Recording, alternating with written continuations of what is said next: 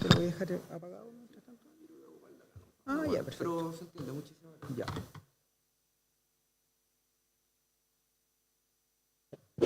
1, 2, 3, 1, 2, 3, sí, aló, sí. 1, 2.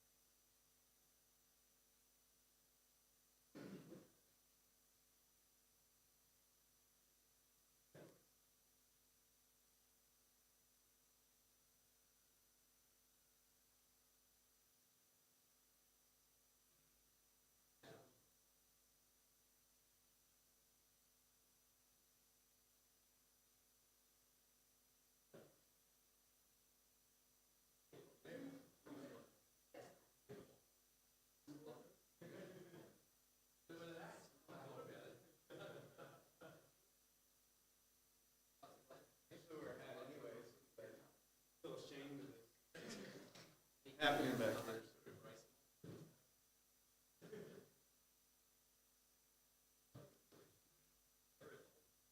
I'm going to introduce you first, then, if you Sure. Okay.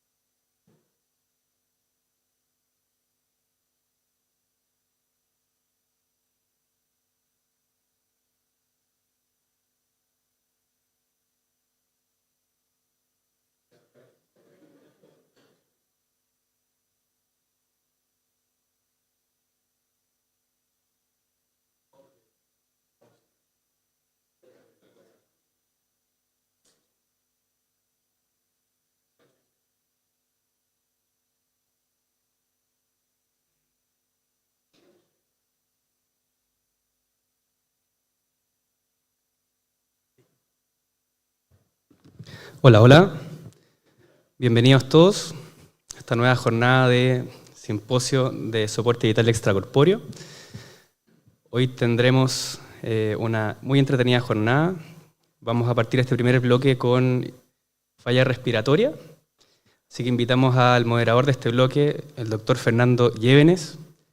Él es anestesista, él es residente de la unidad intensiva del Instituto Nacional del Tórax y también del Hospital Santiago Oriente, doctor Luis Tisné. Así que le damos la bienvenida, doctor.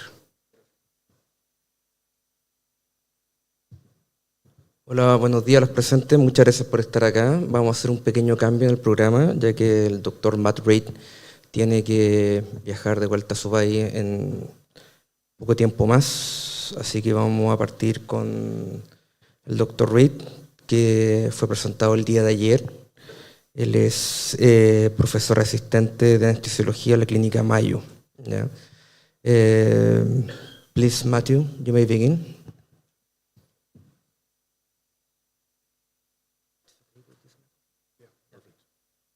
Morning. Thank you again for having me here. Hope everyone had a good night. So we're going to talk about VV ECMO and high cardiac output and low SpO2. Who are we treating?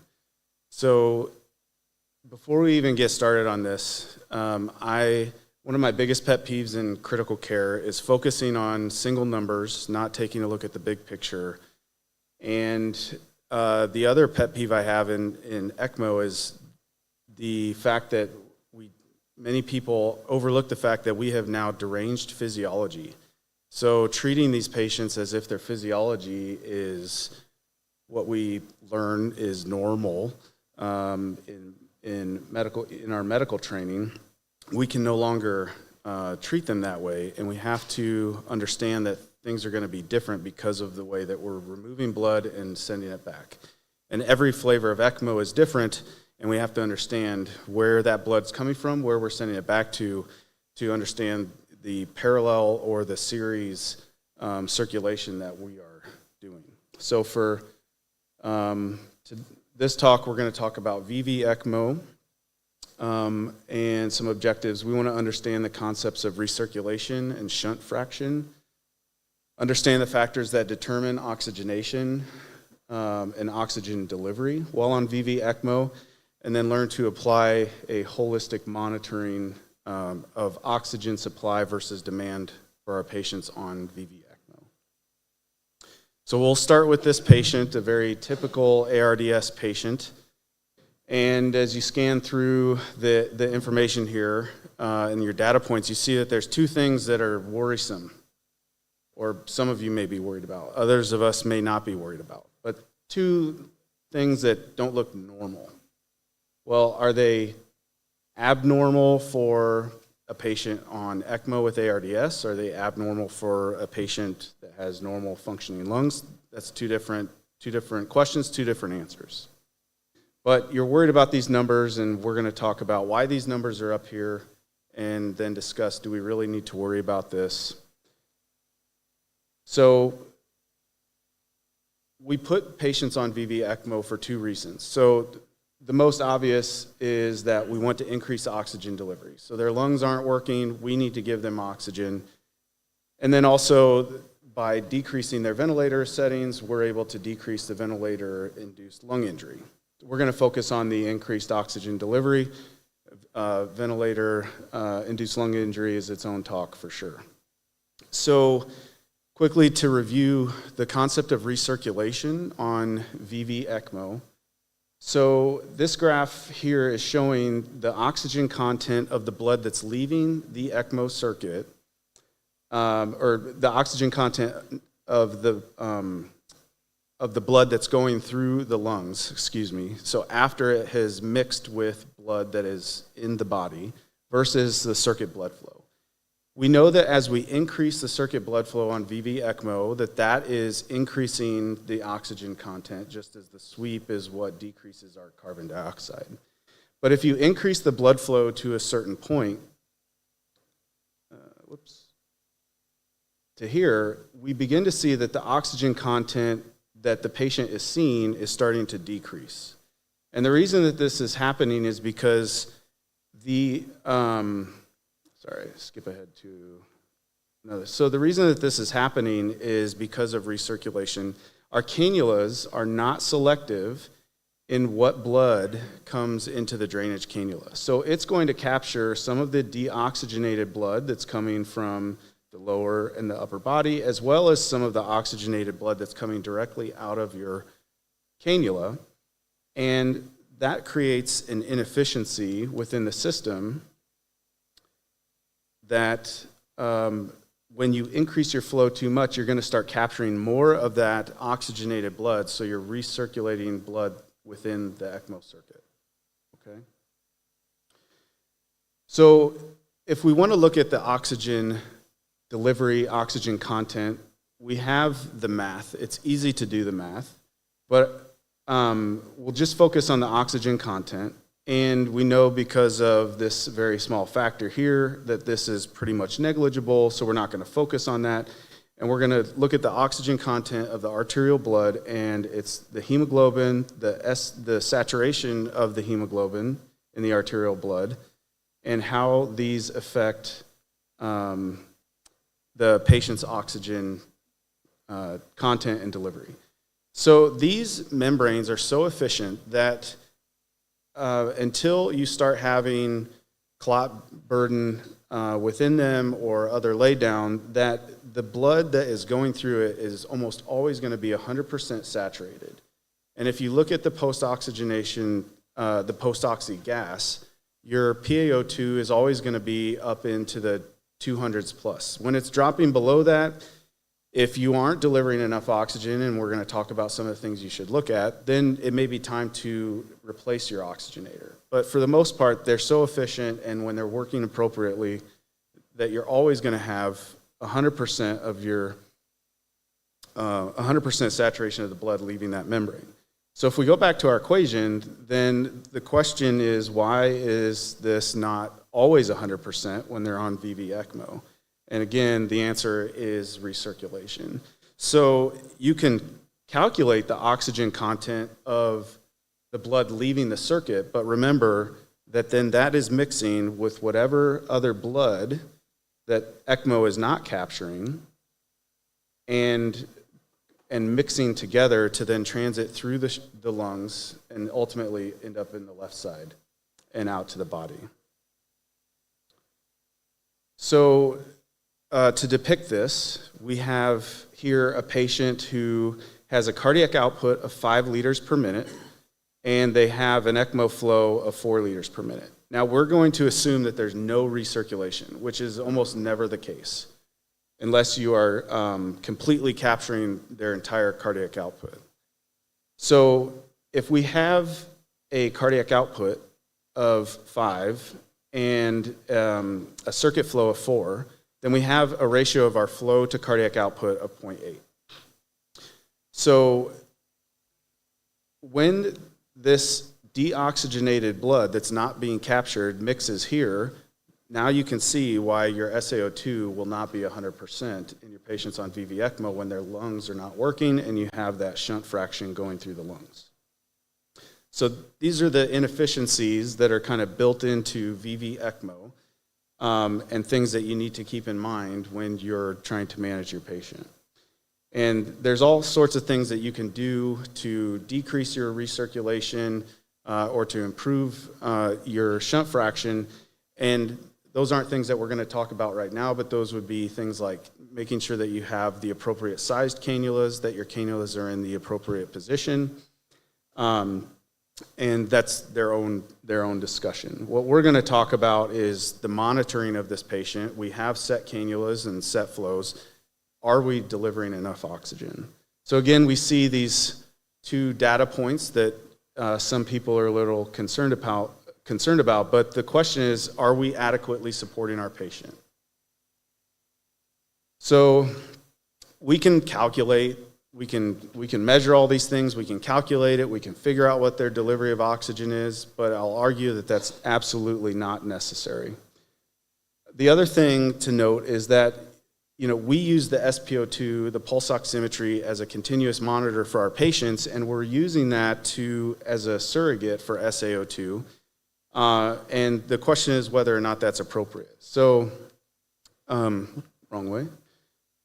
So if you look at the SpO2 and the SaO2, there is some pretty close agreement, but they're not precisely the same thing. So we do have to remember that while the SpO2 may be reading something, our SaO2 may be a little bit different. But again, even in our patient with these two numbers looking abnormal, the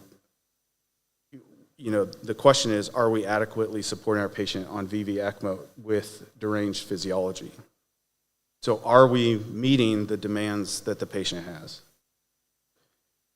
So we have these two worrisome things in red that we're worried about, and then we have all these other data points that are easily found at the bedside or in the chart to suggest that we are meeting the oxygen demands that the patient has. So we have an awake and appropriate patient, their brain's functioning. We know that the brain doesn't work very well when there's oxygen deficit. There's no inotropes or pressors going, meaning the heart is supporting the patient. And then we have normal kidney function, and we have a nice soft abdomen, meaning that our mesentery is well perfused as well.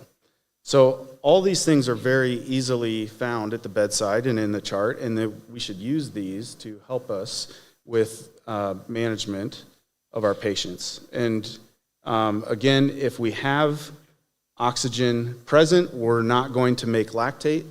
And so lactate is a great measure to see if there is a oxygen deficit for our patient. So and looking at lactate and ARDS, we certainly see that there is increased mortality with an increased lactate. So if you have normal lactates on VV ECMO and ARDS, then your patients do quite well. And then looking at the regional oxygen demand for your patients. So again, this is just pointing to those organ systems that we can assess at bedside that require a lot of oxygen, and if these are functioning normally, then we can be assured that we're meeting demands. So you're still not convinced, and so you went and looked at a paper from the father of ECMO, and he says, well, your SaO2 is always going to be low when you're on VV, but it's always adequate to maintain normal oxygen delivery. You're not convinced, and you think, well, in the math, I can change the hemoglobin, so why don't I do that? And I'll increase the oxygen delivery that way. So if you look at increasing or having a higher versus a lower threshold for transfusion, if you target a transfusion hemoglobin of 8 versus 10, there's no difference in your survival, your vent-free days, use of sedation, vasopressors, etc. You're still not convinced, and we have this patient now that has a high cardiac output at 10 liters per minute. and 4. So we have this huge shunt fraction that's going through the patient. We have a ratio of 0.4, and we have an SaO2 of 85%. But we have all that other data to suggest that we're doing okay for our patient, but you're still, I got to fix this number. So what do? You decide you're going to give beta blockers. So you're going to decrease the cardiac output, and by that, you're then going to decrease the cardiac, the shunt fraction going through the lungs, and then improve your SaO2. So you do it. So now we have decreased our cardiac output to 7. We've decreased our shunt fraction, and we've improved our SaO2. But what have we really done to our patient? So we've changed the cardiac output. What has happened to the delivery? So if we do the math in these two scenarios, we see that with a higher cardiac output of 10, even with an SaO2 of 85%, we're delivering 850 mLs per minute. And if we decrease the shunt fraction, improve our SaO2, despite this higher number, we've actually decreased the amount of oxygen delivery to the patient. So beta blocker to decrease the cardiac output, improving your shunt fraction, is no bueno. So if you look back at this paper that's titled Safety and Efficacy of Beta Blockers to Improve Oxygenation, we see that they only had 33 patients. There was a 4% increase in their PaO2, and that's not a 4% absolute increase. It was 4% from baseline. So if we went from 85 to 88, did we really do much? And almost half of their patients had adverse events of hypotension, need for pressors, bradycardia, increased lactate, etc. So if we think about, the guidelines that we practice by, they too make the statements that arterial saturation is always going to be less than 100%, and it's typically in the 80 to 90% range, and that this is adequate and sufficient to support our patients. So just a quick summary. So using a single parameter to manage these patients is not appropriate. You need to look at their global organs, organ function. The recirculation in uncaptured or shunted blood will lead to relative hypoxemia, but we can still deliver adequate oxygen to these patients in that scenario. And beta blockade to decrease the shunted blood may actually decrease your oxygen delivery and lead to poorer outcomes. That's it.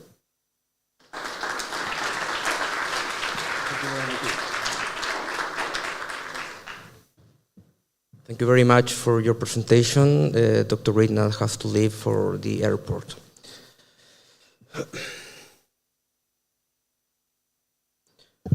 Para la siguiente presentación vamos a llamar al Dr. Arn. Vamos a seguir entonces con, la presentación del Dr. Paul. Paul es un intensivista y director de la unidad de cuidados intensivos del Hospital Alfred, que ya presentó el día de ayer. Tiene trabajo también con respecto a la unidad de cuidados intensivos pediátricos en el Hospital Real de Niños en Melbourne.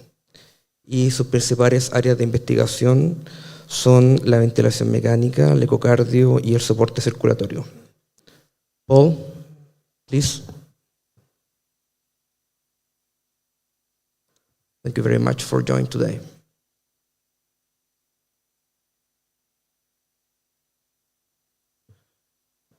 Good morning, everybody, and thanks again for having me up here to talk. I worked out the problem I did with my PowerPoint presentation yesterday, and it was automatically jumping through the slides, which was very annoying. That's not going to happen today. That last talk was fantastic. I've given that lecture at the bedside 150 times to every fellow that wants to beta block VV patients to fix the number. So that was great. That was awesome to go through. We're going to talk about bridge to lung transplantation today. Which is an interesting topic. It's a tricky one. It's very hard decision making.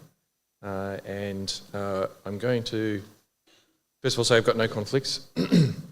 Secondly, just to give a little bit of background, so at the Alfred, we're the main lung transplant centre for the country. We transplant about 100 patients a year. We cover at least three of the states in Australia for their patients that require lung transplantation. And we're also the Australian and New Zealand Paediatric Lung Transplant Centre in an adult hospital, but it works well given that there's only sort of 4 or 5 children that require transplant each year across 2 countries to be done in a centre that does a lot of lung transplants. So that's just the background. I'm going to start with an interesting case from a couple of years ago. It was an 18-year-old female that had a UTI that went to a hospital near us, was diagnosed with a Klebsiella infection, was commenced on treatment, got a bit better, was discharged home with a few weeks' worth of Bactrim treatment, trimethoprim, sulfamethoxazole. Her only past history had been some anorexia nervosa, which she had recovered from and was a relatively healthy weight.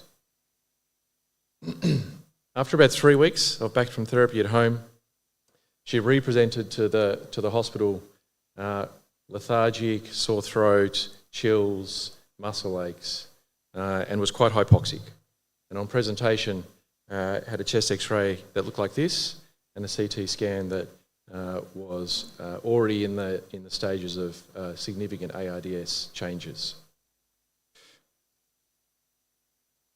She was commenced on broad spectrum antimicrobial cover, went from high flow to BiPAP to intubation relatively quickly, with significantly worsening lung infiltrates, developed type 2 respiratory failure on top of the type 1, had bronchoscopies done, multiple, with no bugs found, and multiple viral study panels done that described no positive PCRs. And on day 5, not surprisingly, she developed some barotrauma, which is when we were called to assist.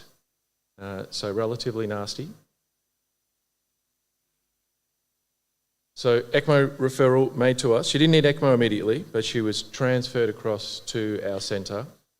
The suspicion was that this was going to be a Bactrim-induced lung disease, fibrotic lung disease. And so we arranged for a relatively quick small thoracotomy and open lung biopsy to be done before we progressed onto ECMO care. And that confirmed, well, as best as you can confirm the diagnosis, the histology was consistent with a Bactrim-induced lung injury. So she was placed on ECMO, and then we all started doing a lot of research around Bactrim-induced lung injury.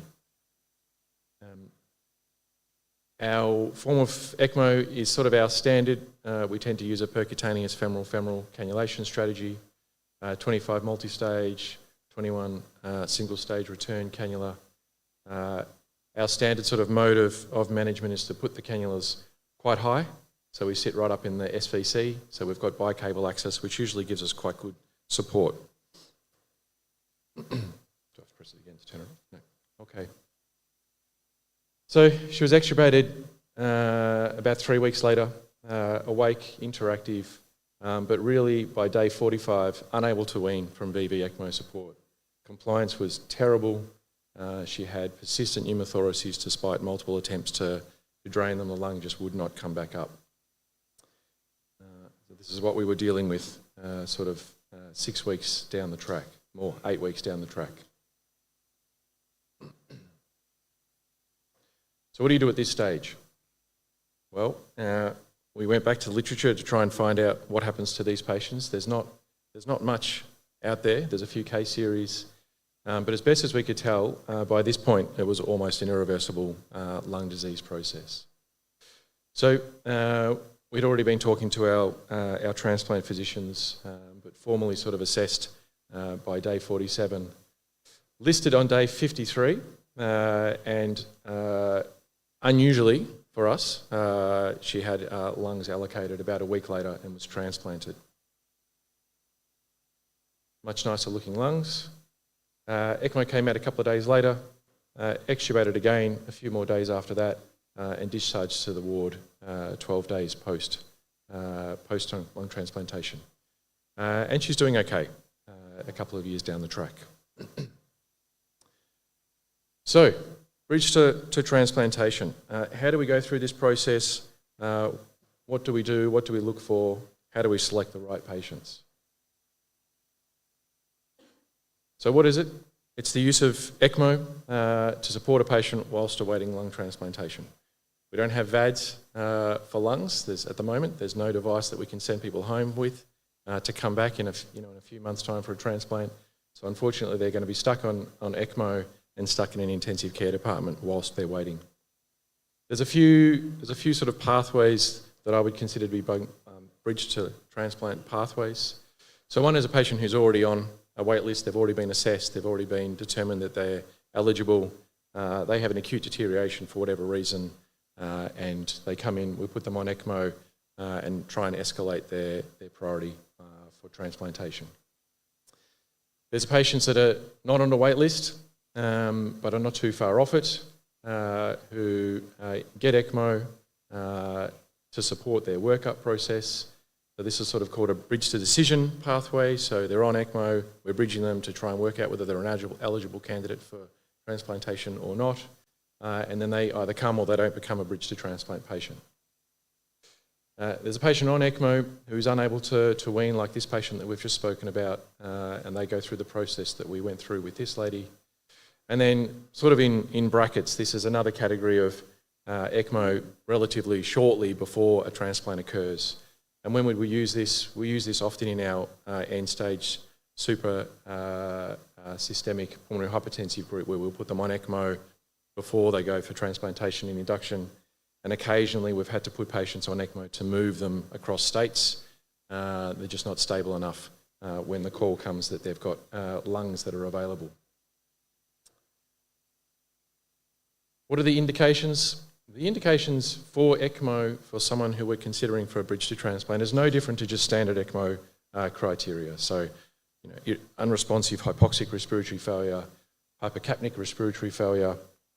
You could consider ECOR in these scenarios. We don't tend to use ECOR in our department, and there's never really been shown to be any significant benefits over standard VV care. Or the other category is patients who develop, again, our pulmonary hypertensive patients that develop RV failure might require ECMO pre-transplant. What are the benefits of using ECMO rather than just continuing on with mechanical ventilation in this patient population? The first thing is it offers us time. A lot of these patients would die on mechanical ventilators whilst awaiting a transplant, and so it gives us time for them to live until the transplant point. It allows us to go through the decision-making process, the workup process, which is not a rapid process to go through. Putting them on ECMO often gives us the chance to be able to extubate somebody, to rehab them, to have them doing either walking or on an exercise bike. They can communicate. For patients that are not at the listing point yet, they can participate themselves in the decision-making, in the consent process, which is very important. It'll avoid some of our ICU complications, particularly those related to prolonged mechanical ventilation, further barotrauma, the use of muscle relaxants. But we do introduce a new set of complications related to ECMO, so bleeding and infection being the sort of two main ones that we see. There have been some consensus documentation. This is the ISHLT guidelines that talk about who you would consider for ECMO bridging.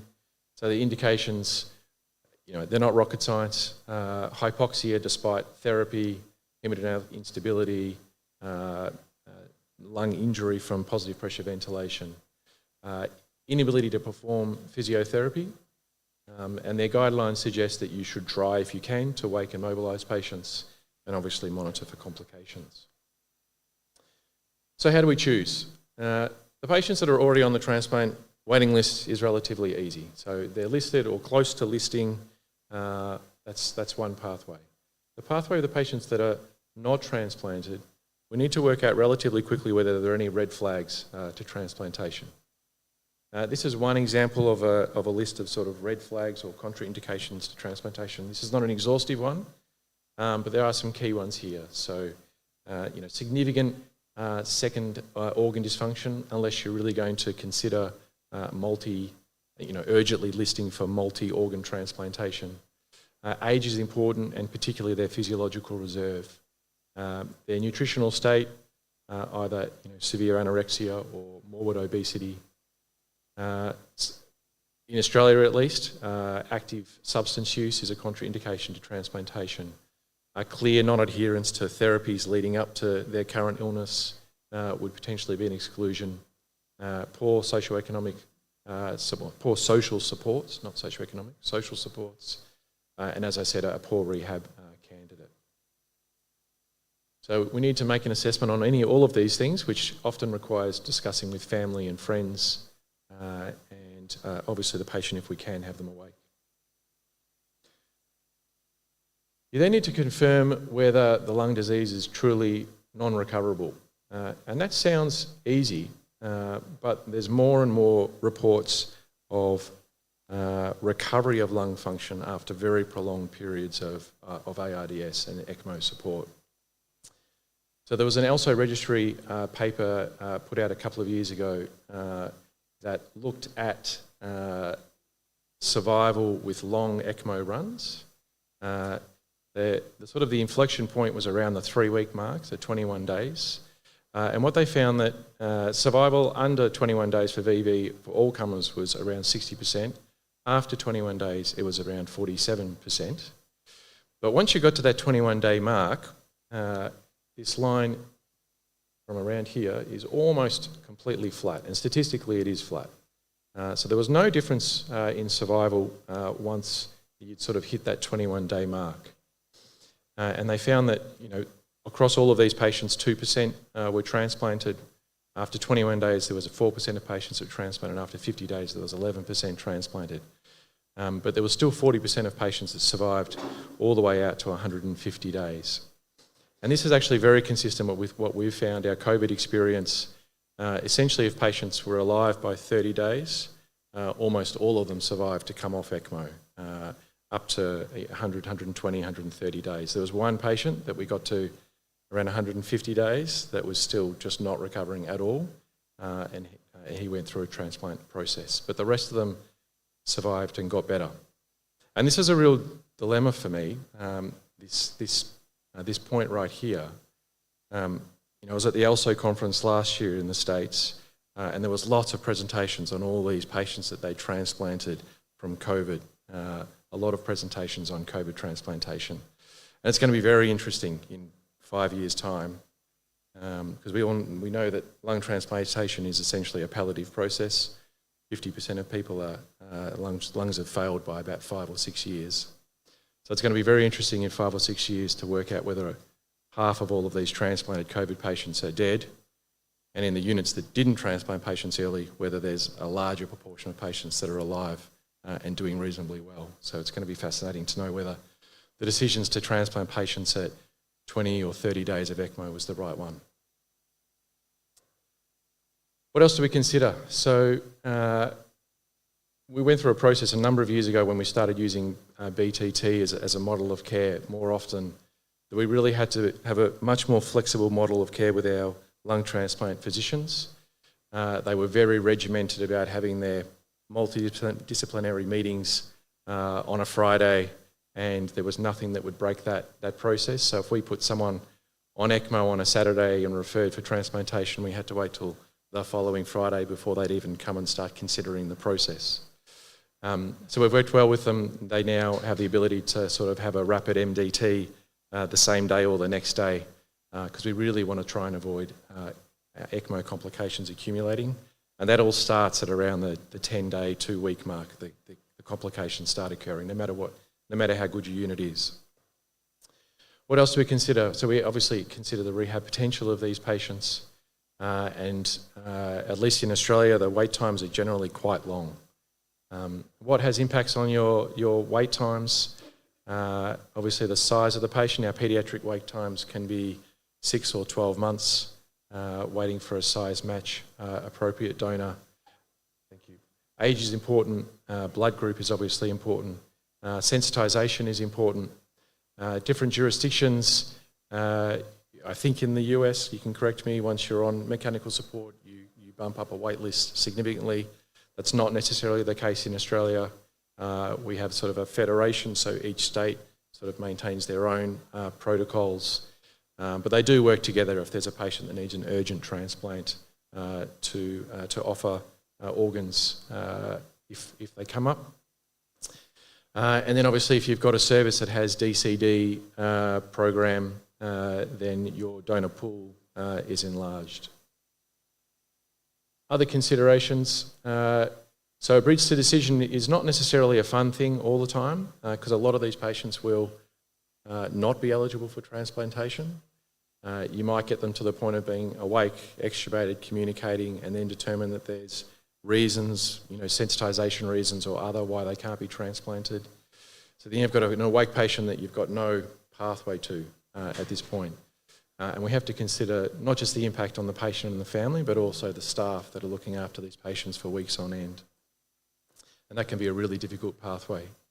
Is there anything that can help guide us to determine whether someone should be a patient that we would consider for bridge to transplant? This is a stable risk score that has been developed. We don't tend to use this ourselves in our department, but essentially it was a data review of 630 patients that were put on ECMO as a bridge to transplant. They determined that there was 6 factors that were significant for determining outcome: age, days on the waiting list, whether or not the patient required dialysis, the volume of the transplant centre, whether they still required mechanical ventilation and the bilirubin. And there's a scoring system, and the more you score between a score of 0 and 24, the higher chance of mortality there is. So there's people doing some work to try and make this process a little bit easier. What configuration do we use? There's no real guidance on where cannulas should go for bridge to transplant. It should be just what your unit does. Obviously, if there's anatomical reasons for doing things, having a patient ambulating with cannulas in the groin and in the neck is more difficult than just having, say, a bicable cannula in the neck or femoral cannulas. But there's no guidance on which one is better from a transplant perspective. Our VA patients, we'll often put them on awake so they don't need to go through an intubation process. Our VVs, we would always intubate because of the high risk of air embolism when you're cannulating. And I've done this myself, it's not fun. You really want to limit blood transfusion exposure to these patients because they might be sitting there on ECMO for 2 months waiting for a transplant, and every unit of blood that you give them is sensitising them and making their donor pool shrink. So be very careful of that. For that reason, we would suggest using a percutaneous mode, avoid cut downs, and certainly avoid T-grafts to vessels that always seem to get complications. So this cannulation strategy here, this cannulation strategy may last 6, 8, 10 weeks and stay infection-free. This kind of cannulation technique in 2 weeks is going to take the patient off the transplant list. They'll get infected, they'll need lots of transfusions, and they will come off the transplant list.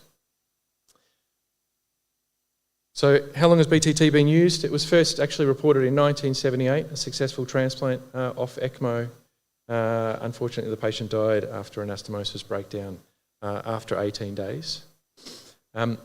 This is a review paper of mortality on a BTT pathway. Pulled 11,500 lung transplants over about a 5-year period, of which about 900 were on ECMO pre-transplant. So it's about 8% of patients worldwide that are now got BTT pathway to lung transplantation. How do they fare? So it was 2016 to 2020 was the time period. And what the researchers found was that they were 24 times more likely to be removed from the wait list compared to patients that weren't on ECMO. So they were either too sick, about half of that group, or they died whilst waiting for transplantation. And at 1 year, the hazard ratio of mortality was also increased relatively significantly at 1.67 for the VA group and 1.45 for the VV group. And you can see that the separation starts quite early. So this is probably separation at the time of ECMO and then immediately after. And how do you explain it? It's probably a sicker cohort of patients going on to ECMO that then get their lung transplant in a more frail state. So we're at time, so I'll finish here. So take-home messages. So it's really best to avoid BTT if we can. How do we do that? We really need to encourage our physicians, our respiratory physicians, to refer patients early. Most of the patients we get referred in extremis had clear markers 3 months earlier that they were going to need a transplant the next time they got a viral infection, and they probably should have been referred back then.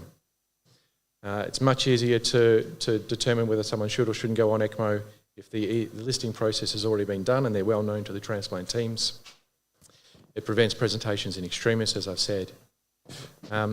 Non-recoverable ARDS is a really hard thing to determine, and I think it's going to be a big piece of research over the next 5 or 10 years to see if we can really have some factors to determine which patients are going to be able to come off ECMO in 12 months and which ones are in 12 weeks and who isn't. And if BTT is considered, we really need to limit the transfusion exposure to these patients and have a process in your hospitals for sort of rapid workup and rapid determining whether or not somebody is a transplant candidate. Thank you very much.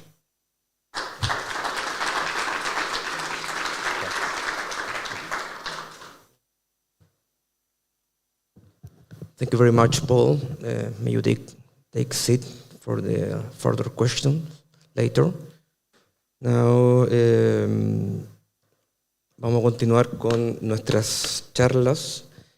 A continuación voy a llamar a Aaron, que es un especialista de cuidados intensivos que actualmente trabaja en Australia, después de haber trabajado en diversos centros, Alemania, Reino Unido y Brasil. Actualmente está en Melbourne y sus áreas de expertise son el cuidado intensivo, la especialidad de urgencias y tiene cursos de posgrado de ecocardiografía.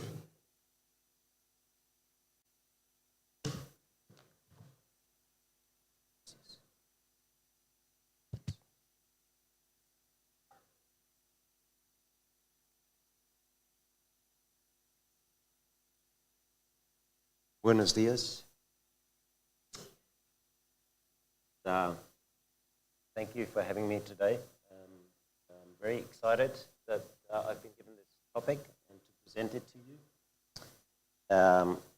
It's one of the most exciting things, I think, to assess the patient, whether we think ECMO is going to help them or not.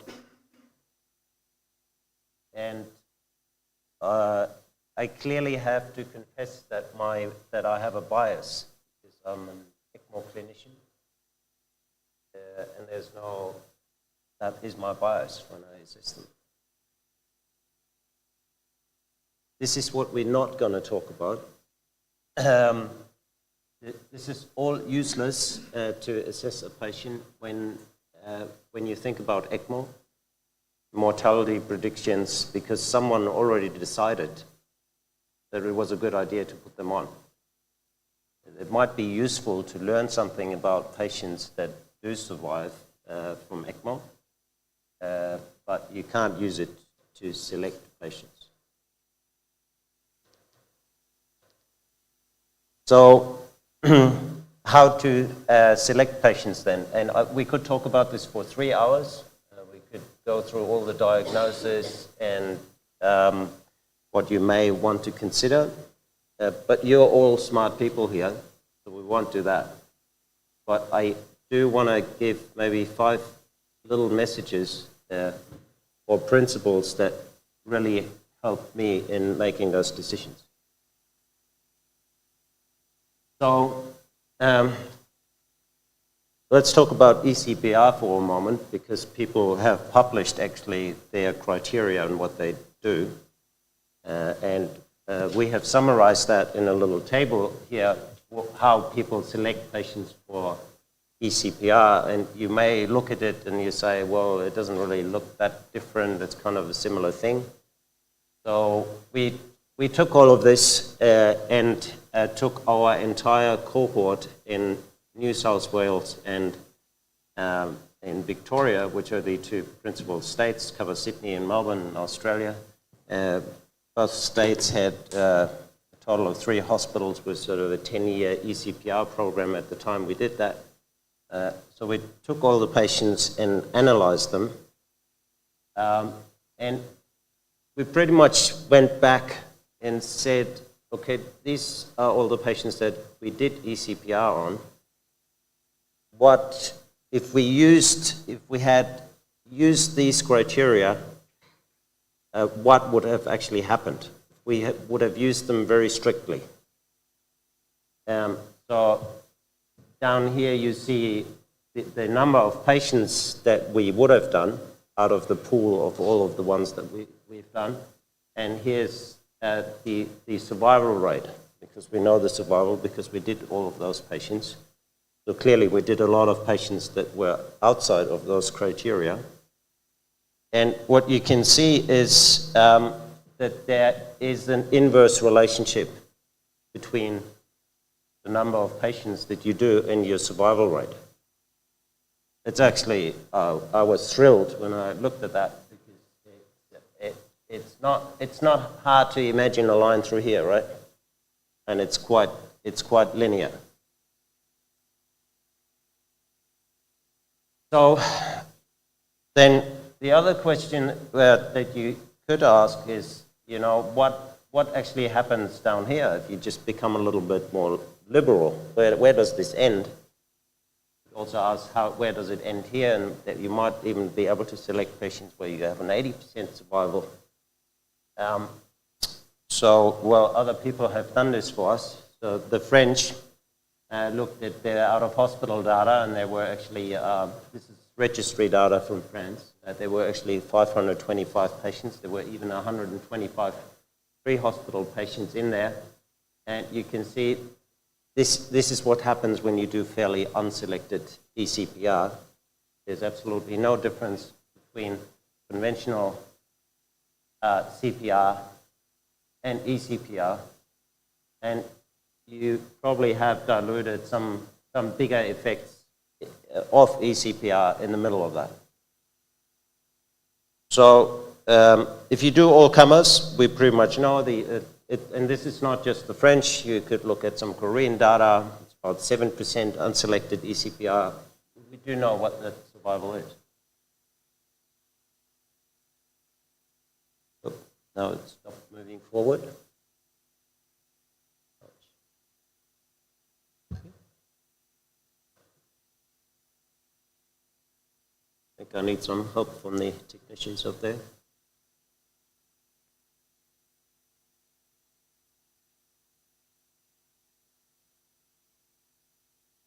Oh, thank you.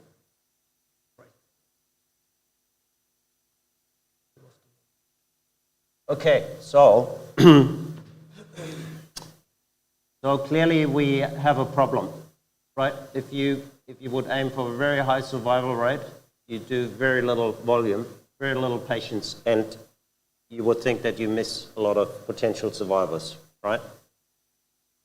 If you go down here and do what the French do, you probably, well, if you just do ECPR on everyone that you come across, then you capture probably all of these survivors. But you have another problem that there's a dilution of the survivors. You do a lot of unnecessary ECMO. And there is another problem. And I'll tell you what that is. You will lose your team, because I would suggest to you that it's rather joyless ECMO if you ask your nurse to look after 15 patients. If you have a 7% survival rate, they will look after 15 patients until they see one survive. And you need this team, because ECMO is team play. If you lose them along the way, you can't deliver the care tomorrow. And you see some fun pictures here. Brooke, Paul, middle of the night, pushing beds. He was on a retrieval up in Darwin. Birthday parties, all of that needed to have a happy team. So what to do then? So we look closer at the data. As I told you, it was already a biased selection, right? Someone thought for our own data it was a good idea to do eCPR, and clearly there were lots of patients that were outside of the criteria. Even if we took our own criteria, you can see this is all the number of patients that we did. And if we had been really strict, we would have only done those, and the blue ones died and the green survived. But we would have missed all of those survivors. So if you analyze it in a way that you allow one of the criteria to be outside, to breach only one of the criteria, if you allowed that, still a clinical decision, still someone has to think it's a good idea to put the patient on ECMO. We're not just the blanket rule. Someone thinks it's a good idea. You see the criteria are pretty much all the same, and you pretty much don't miss any survivors. However, you still need to adjust this for your own system, which I think Brooks showed this yesterday. You need to know what you can deliver and what the survival rate is. There's so much more involved outside of just the strict procedure. There's your pre-hospital, etc. It's a big thing. So you need to look at your own setting. But I want to suggest to you strongly that the survivor pool is not unlimitedly expandable, fairly fixed, in fact. Okay, so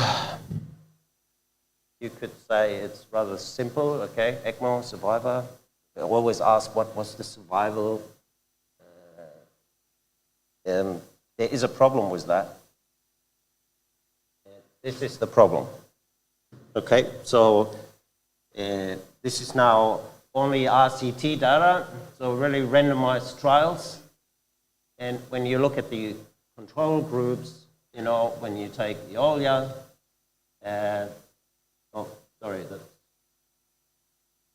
that's wrong here. It's obviously a VV trial. Sorry, that's copied wrong. But the data is correct here. So VV, it compared VV ECMO against conventional ventilation. In the control group, there were 68 patients that survived out of 125.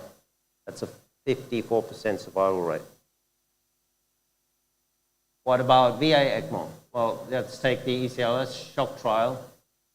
There were 106 out of 208 patients, 51% that survived. So even if you're generous and consider that the crossover patients that actually then got ECMO, you're still ending up with a 45% survival of patients that didn't get any ECMO. Inception trial, eCPR, you still had 70% actually surviving. So I suggest to you that we should talk about the additional survival benefit that ECMO can provide. It also helps me when I decide that the patient, when I assess a patient and I say to myself, I don't think ECMO doesn't offer an additional survival benefit, and I go away and the patient survives. You didn't say that the patient's going to die just because you didn't offer ECMO. You just said, or thought to yourself, that you didn't think there was an additional benefit to the patient.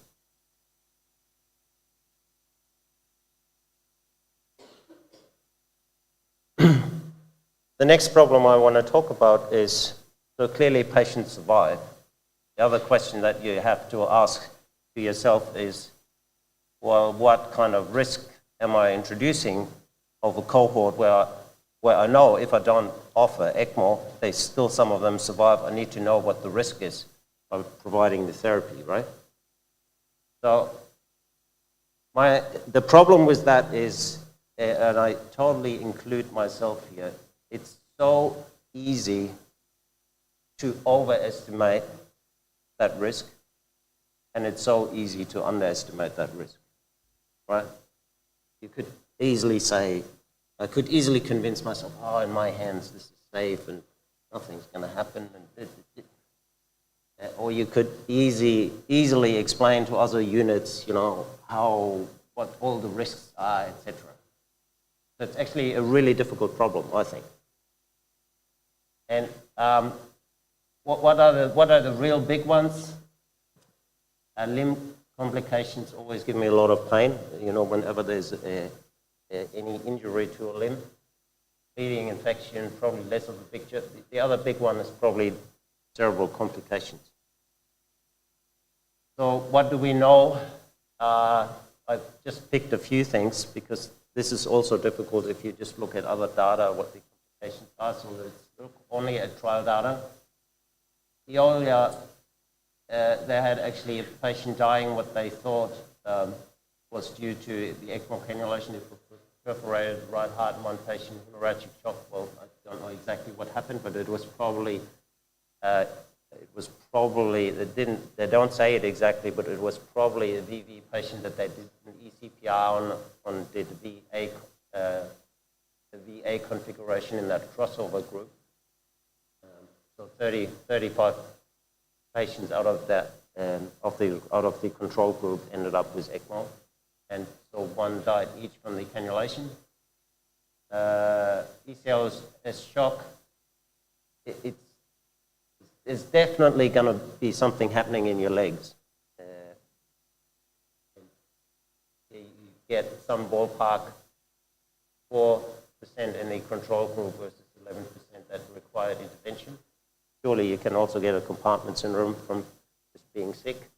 There's no doubt about that. And then the other trial that sort of made me think a lot is the REST trial. And if you recall, the REST trial compared providing extracorporeal CO2 removal, or really a form of VV ECMO, if you so like, to achieve lower tidal volumes versus just conventional ventilation. And the real bummer here is that there were complications, but particularly intracranial hemorrhage rate due to anticoagulation, more infectious complications. You've got to think about that. All right, and then there is the reality check.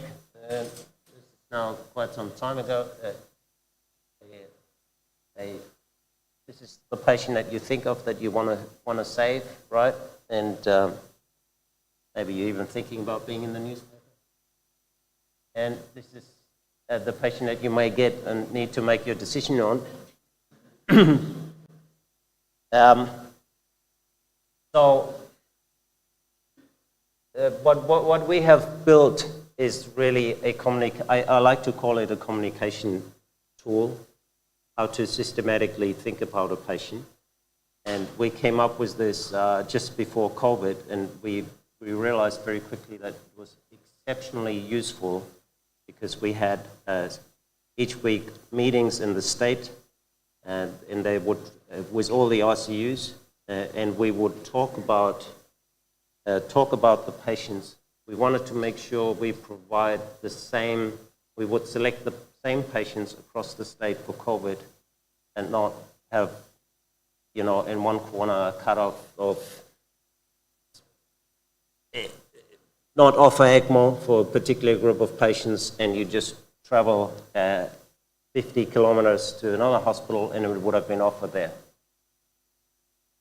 So how the scoring works is they're clearly more favorable, this is for VV ECMO, clearly more favorable diagnosis and less favorable diagnosis. So an invasive aspergillosis is clearly different to a standard community-acquired pneumonia.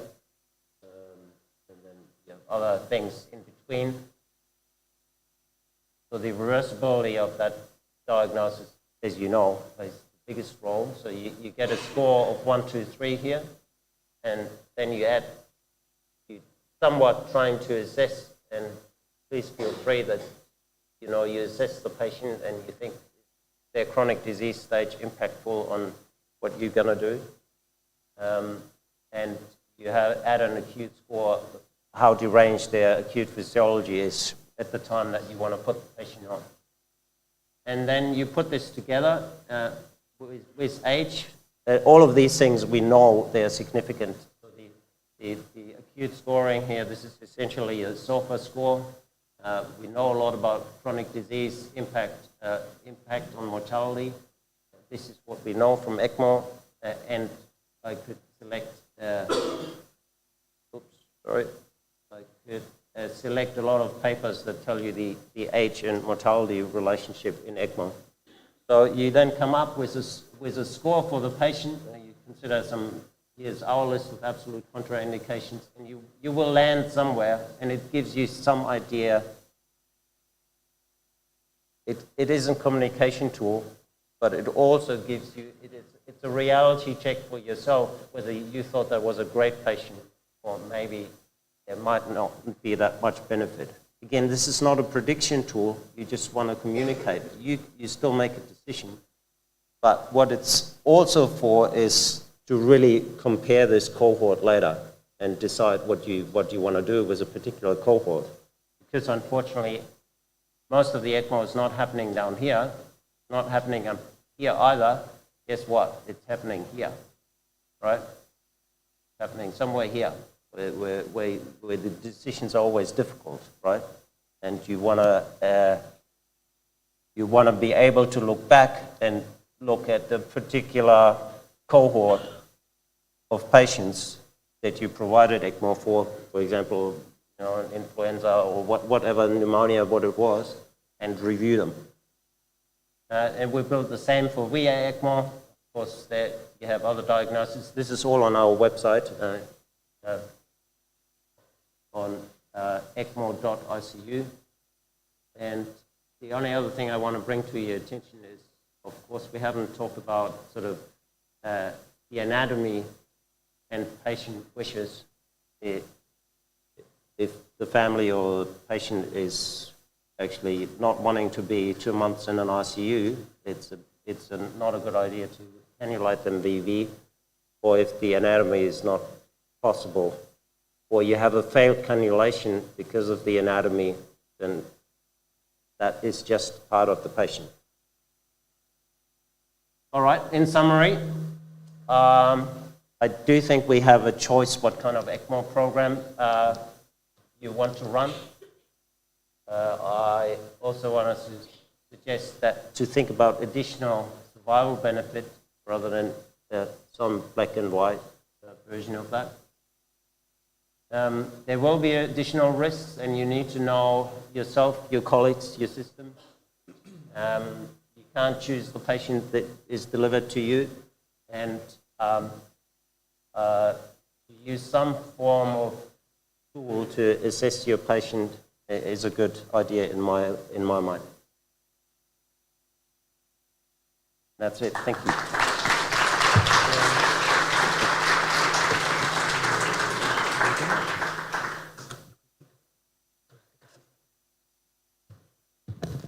Thank you very much, Aaron. I believe the chart is quite useful for the assessment of our patients, both BB and BA ECMO. Muchas gracias.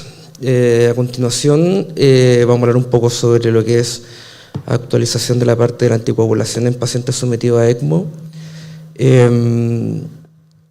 La presentación está en inglés para poder darle un poco de ayuda a nuestros colegas estadounidenses, australianos y alemanes.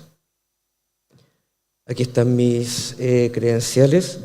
Es difícil hablar un poco sobre el manejo de la anticoagulación en un paciente en ECMO en tan solo 20 minutos, pero vamos a hacer lo posible para poder darle algún tipo de mayor cabalidad a la presentación.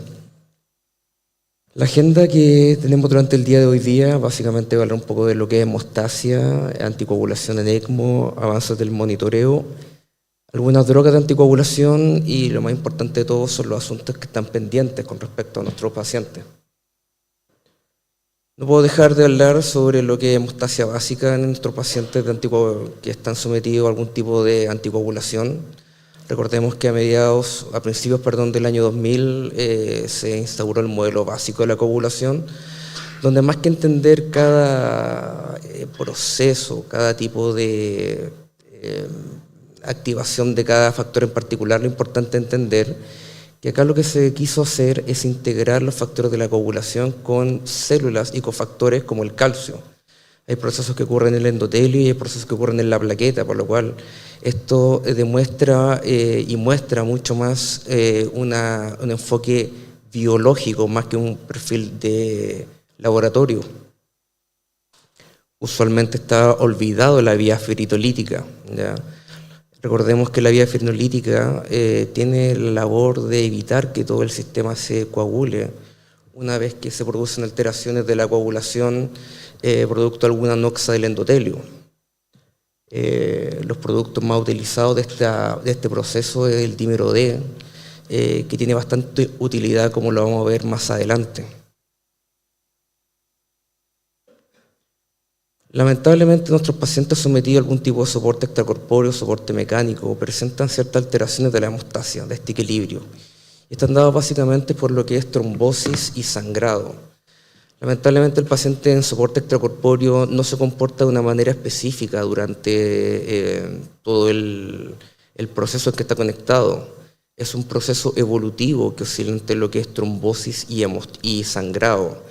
Y lamentablemente podemos tener un perfil en un tipo de paciente y mientras avanzamos podemos tener un perfil de tipo distinto.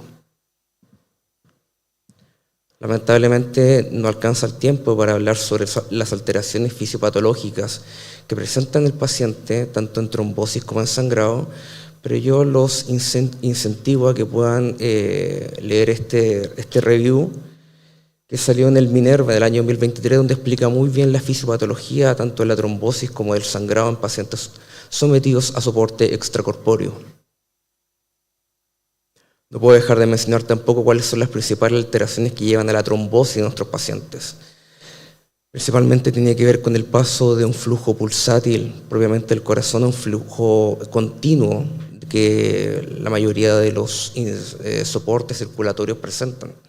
Este flujo continuo más un shear stress aumentado, un ROS aumentado, provoca, entre otras situaciones, alteraciones de proteínas que veremos a continuación.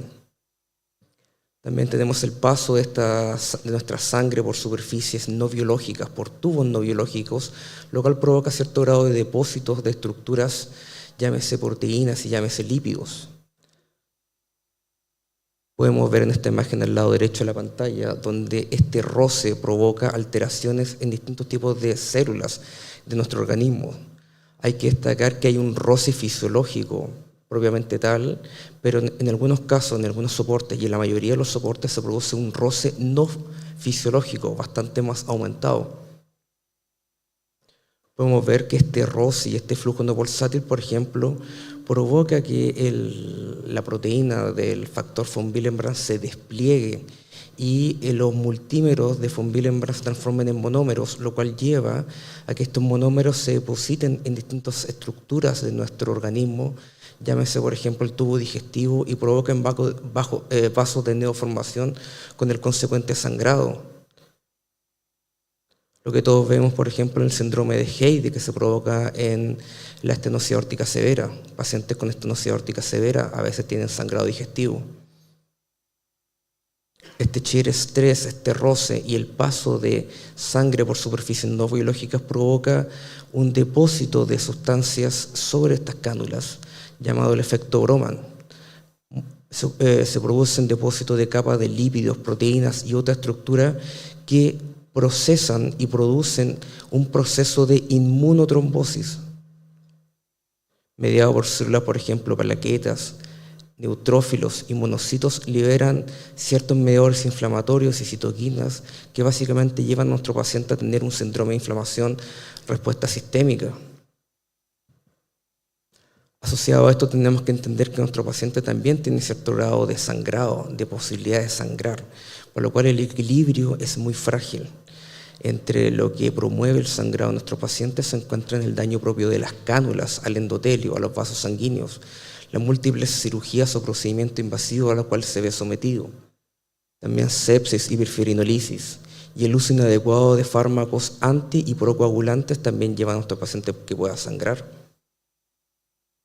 Verán ustedes en esta diapositiva que el equilibrio es muy frágil y patologías que nuestro paciente puede llegar a tener, como por ejemplo COVID y sepsis severa, provocan que haya un desequilibrio, por ejemplo, de la trombosis, por lo que nuestro paciente se recomienda en la mayoría de guías clínicas que debe estar anticoagulado. Si uno quiere hablar de ECMO y anticoagulación, tenemos distintos tipos de guías. Abajo les presento las guías, por ejemplo, la Sociedad de Trombosis y Hemostasia, la Sociedad de Trasplante Pulmonar y Corazón, la Sociedad de Anestesia Cardiovascular Americana y también la Sociedad de la ELSO y la Sociedad de los Cirujanos de Cirugía de Tórax. Ustedes pueden ver que hay distintos tipos de rangos con distintos tipos de test viscoelásticos y test de laboratorio básicos y avanzados. La tendencia últimamente se ha tendido a dejar un poco, evaluar acaso se puede dejar de lado la heparina no fraccionada. Recordemos que la heparina no fraccionada es el fármaco de mayor utilidad en los pacientes sometidos a SLS. Esto por su amplia disponibilidad que se encuentra en el mercado, por su farmacología conocida, por su costo relativamente bajo y por tener un antagonista que es la protamina. Recordemos que la heparina no fraccionada no es un fármaco inocuo, puede presentar algún tipo de alteraciones como resistencia a la heparina y en mayor medida la trombocitopenia inducida por heparina. Por lo tanto, hay que saber el correcto uso de este fármaco y asociado a esto, poder tener estrategias con otros fármacos para poder no ocupar heparina. También tengo que mencionar que en algunos casos se puede no anticoagular a nuestro paciente con alguna razón que lo amerite. ¿Se tienen que anticoagular a nuestros pacientes? Bueno, como dije previamente, la mayoría de las guías lo recomienda, a menos de que haya alguna razón específica por la cual no se deba anticoagular. Patologías de base que nuestro paciente que llevan a nuestro paciente a que esté conectado a soporte extracorpóreo, como la coagulación intraocular diseminada, la coagulación inducida por sepsis, el COVID-19, son factores protrombóticos que ameritan que nuestro paciente deba estar anticoagulado. No existe una anticoagulación que sea extraordinaria o que sea única, pero sí debe cumplir este objetivo: reducir la trombosis con un efecto mínimo sobre los cambios de la hemostasia. En esta diapositiva les quiero mostrar básicamente por qué es hasta cierto punto necesaria la anticoagulación. Si tenemos una formación continua de trombos, como muestra esta diapositiva, vamos a tener de alguna manera decirlo, un estímulo positivo, un feedback positivo para la formación, la generación, activación y consumo de los factores de la coagulación. Esto lleva a aumentar el riesgo de sangrado. Con nuestra heparina no fraccionada en rangos terapéuticos también podemos tener riesgo aumentado de sangrado. Y esto básicamente se produce por una inhibición completa de los factores de la coagulación.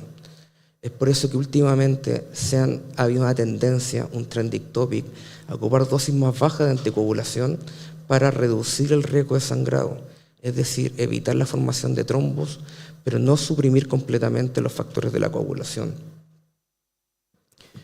Habiendo dicho que la anticoagulación con heparina no fraccionada es el principal fármaco en el cual se utiliza para anticoagular a nuestros pacientes en soporte extracorpóreo, no puedo dejar de mencionar otro tipo de fármacos que se pueden utilizar, por ejemplo, en caso de que no se pueda anticoagular con heparina no fraccionada. Acá en Chile les tengo que destacar a los colegas que tenemos principalmente la bilirrudina. La bilirrudina es un fármaco que inhibe directamente la trombina y se salta el mecanismo de anticoagulación por antitrombina 3.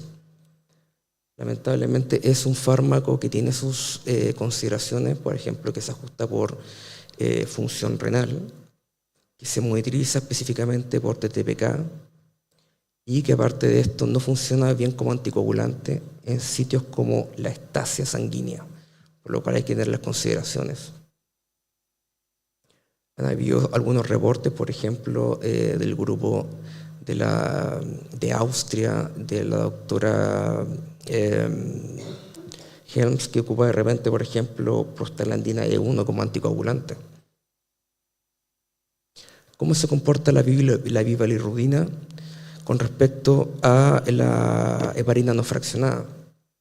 Han habido una serie de metaanálisis que muestran que aparentemente el uso de bilirrudina versus heparina no fraccionada tendría un mayor rango terapéutico, una mayor velocidad para llegar a anticoagulación, especialmente en población adulta. En este metaanálisis que les muestro, que salió hace poco tiempo atrás, hecho en septiembre de este año, se estudiaron 25 estudios con bilirrudina específicamente y 3 con argatroban, y que muestran principalmente los efectos que yo les estoy mostrando y que les estoy escribiendo en la pantalla. Un metaanálisis del año 2022 también demostró que la bilirrudina tendría menor mortalidad, menor efecto de trombosis en la bomba, menor sangrado y menor trombosis con respecto a los pacientes que se encuentran anticoagulados con heparina no fraccionada. Pero insisto, hay que tener consideración con respecto a estos estudios, ya que usualmente son estudios de NN un poco bajo cuando son prospectivos, y la mayoría de estos son retrospectivos, por lo cual hay que tener las consideraciones previas del fármaco que mencioné. ¿Se puede no anticoagular un paciente? Efectivamente, se puede no anticoagular un paciente si la condición lo amerita. Aquí les dejo una serie de metaanálisis, trabajos prospectivos y retrospectivos que aparentemente muestran que la no anticoagulación en pacientes con ECMO sería posible. Hay que considerar también que el sangrado es una complicación importante, por lo tanto hay pacientes que ameritan no estar anticoagulados, pero es difícil poder tener algún tipo de guía o estructura rígida para recomendarlo o no recomendarlo, porque los pacientes son distintos. Aquí yo les quiero mostrar las recomendaciones de la Sociedad de Anestesia Cardiovascular Americana, que en el año 2019 mostró cuáles son los pacientes que tienen alto riesgo de trombosis, por lo cual estos pacientes requerirían ser anticoagulados. Acá destaco el tiempo en ECMO, el flujo del circuito, flujos bajos, factores procoagulantes, por ejemplo, infección antigua, trombocitopenia inducida por heparina, y algunas preexistencias tromboembólicas. Lamentablemente, nuestros pacientes a veces presentan patologías asociadas al soporte extracorpóreo, como la coagulación inducida por sepsis. Recordemos que estos estados son altamente protrombóticos. ¿Se puede dosificar la anticoagulación cuando ocupamos heparina no fraccionada? Por supuesto que sí. Primero que todo, hay que considerar que el objetivo de la anticoagulación no es one size fits all, no es una medida para todos, sino que tiene que ser individualizada. Recordemos que los trombos pueden tener algún tipo de daño a nuestro paciente cuando son sobre todo venoarteriales. Pueden comprometer nuestro sistema del paciente, pueden embolizar a nuestro paciente.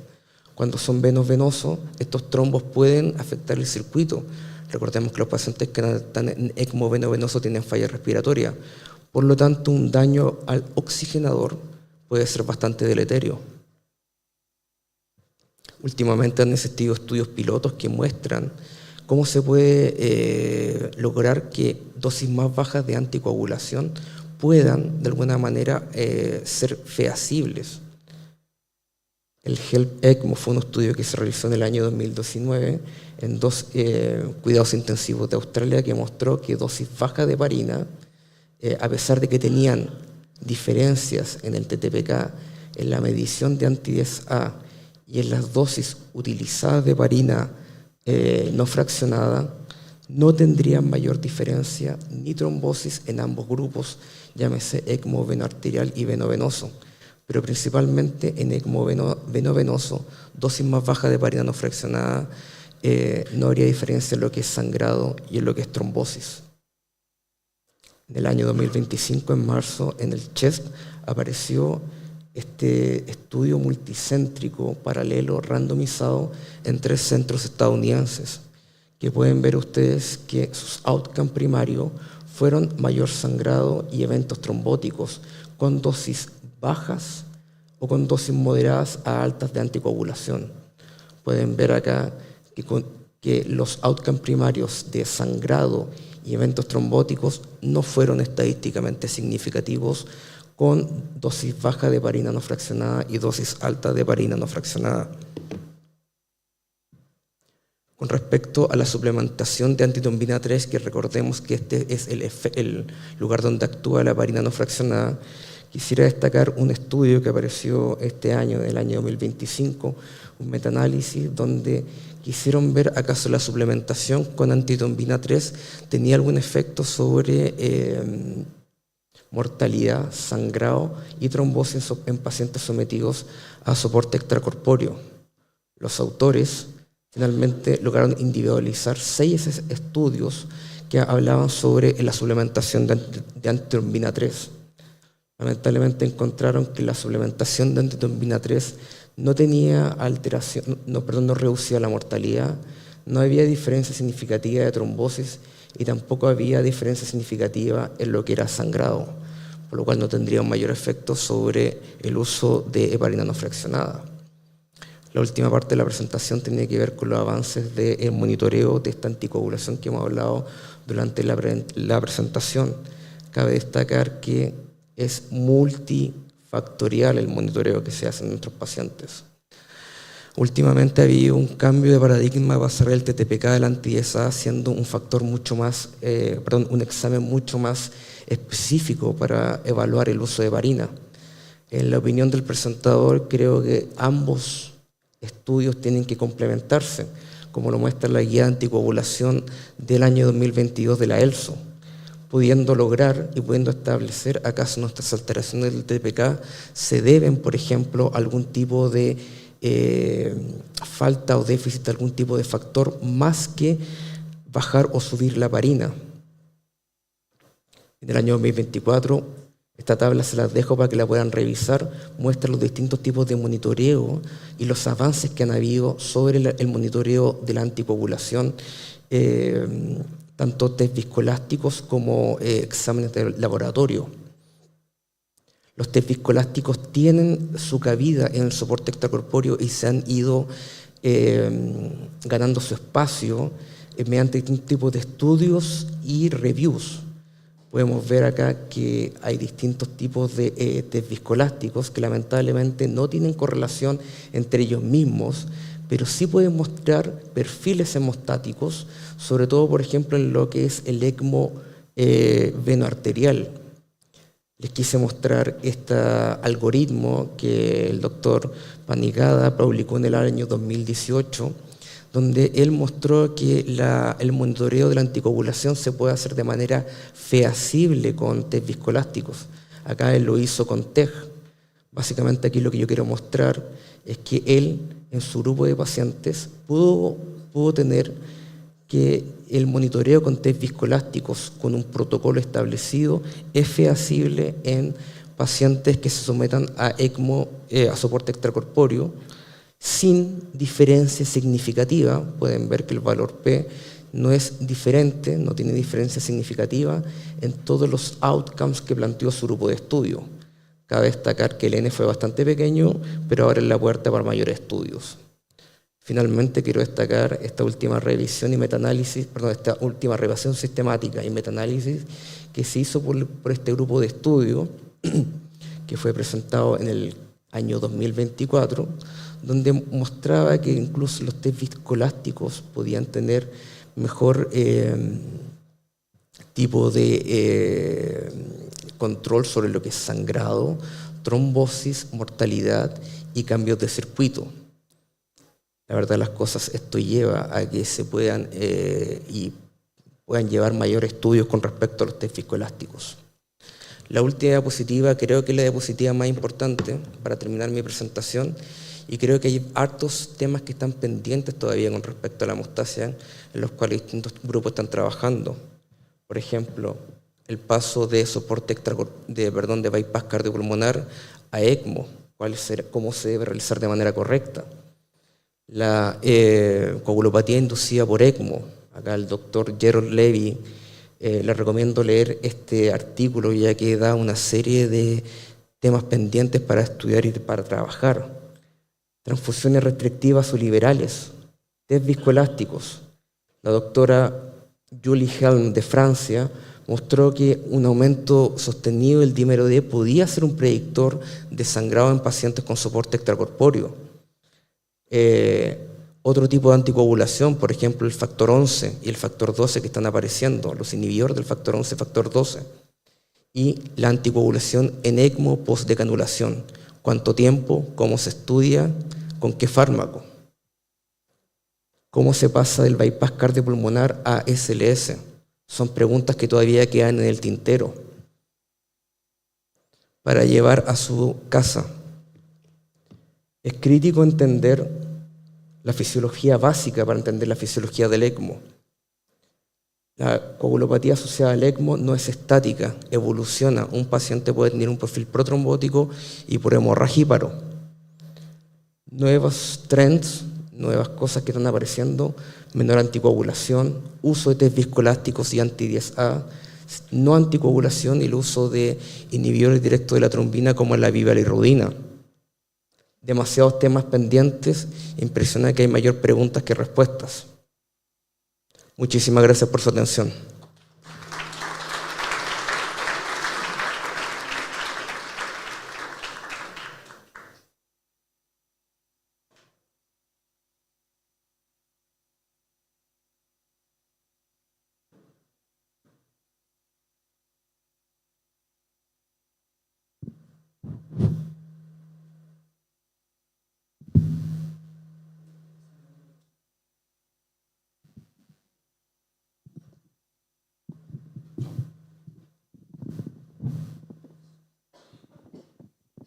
Vamos a tener 5 a 10 minutos para preguntas del público, después pasamos al café. Voy a partir yo. Vamos para allá. ¿Nos pueden aclarar, Isapol, Arne, mencionaste que su configuración habitual es fémoro-femoral, en otros lados puede ser fémoro-yugular para partir. ¿En qué momento y con qué criterios ustedes deciden pasarse a una cánula única yugular, una Avalon, doble lumen? Y la segunda pregunta es un poco sobre el puente a decisión. Y cuando la decisión es no hay nada más que hacer. Mencionaste que es una situación muy difícil. ¿Podrías quizá guiarnos un poco sobre cuál es el proceso que ustedes siguen en esos casos? Si tienen un protocolo, ¿cómo lo hacen en la práctica? Eso.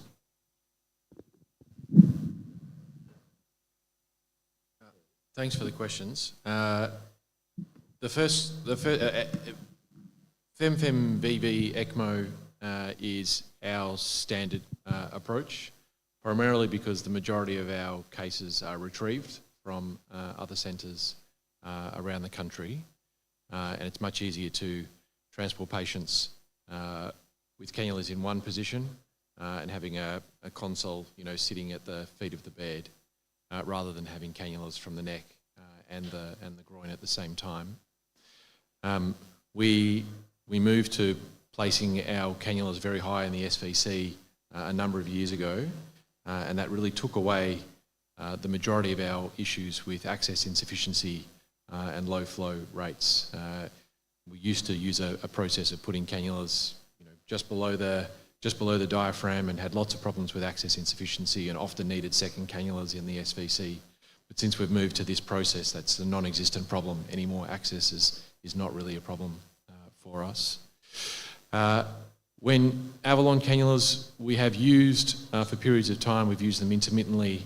There's a few problems with the single dual lumen single access cannulas that we find. The first is you can't get the same flows. So early on in a run of someone needing ECMO, particularly for hypoxic respiratory failure and high cardiac output states, we don't find that the Avalon cannulas are satisfactory. We can't get the flows that we require through those. We try to have our patients awake as early as possible, as long as their ventilation is safe, and rotation of the neck with an Avalon cannula often causes rotation of the cannula and a significant increase in recirculation problems. So although we've tried it, we don't find it very useful in the early stages of a sick VV run. When we do use it is in the weaning phases. If we have to change cannulas, we may go to an Avalon in the weaning phases, particularly when the major problem is ventilation rather than oxygenation. And so for CO2 clearance, it's a fantastic device. Recirculation is not a problem, and flows can be much more modest. So that was your first question. The second question of the patient that you bridge to decision making and is then determined not eligible for ECMO, for lung transplantation, is tricky. It's complex. Usually we've had the patient for a period of time, a number of weeks. We've got to know the family. Sometimes the patient's awake, and they're not. They're unable to come off ECMO, but also there's no destination for them. It's probably not any different to any other chronic patient that you have in your unit that is reached the end of your options for them, and so it's really a pathway of multiple discussions, multiple family meetings, and heading towards a palliation process, and also sort of needing to sort of support particularly our nursing staff through that process. We have a lot of nursing staff in our department, but a lot of nurses will look after the same patient whenever they're working, and so some of them form very strong bonds with the patients and families. So supporting the nursing staff is also a big part of the process of palliation for these patients.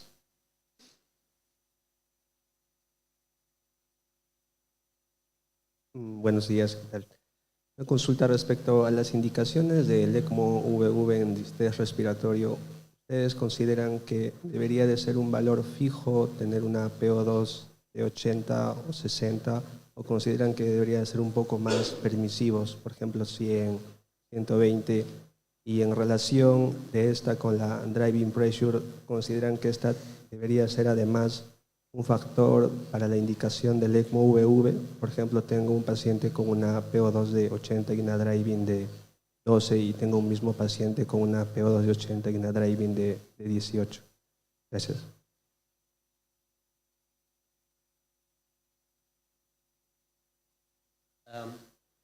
Okay, I'm not sure whether I understood all of the question, but I think that the principle is whenever there's sign of an injurious ventilation, I mean, the whole purpose of VV ECMO is to try and to take that away. Then if you think it's injurious ventilation, and we know what that is once the driving pressure goes beyond 14, or there's signs of barotrauma, that's injurious lung ventilation. I think the numbers I worry less about, to be honest. But when you look at all the indications, whether that's in Veolia or COVID or any of the COVID trials, or we looked at our own data, it's usually always the same. Like there's mostly a combination of respiratory failures, the PF ratio fairly similar, the CO2 will sit somewhere around 70 often when patients go on.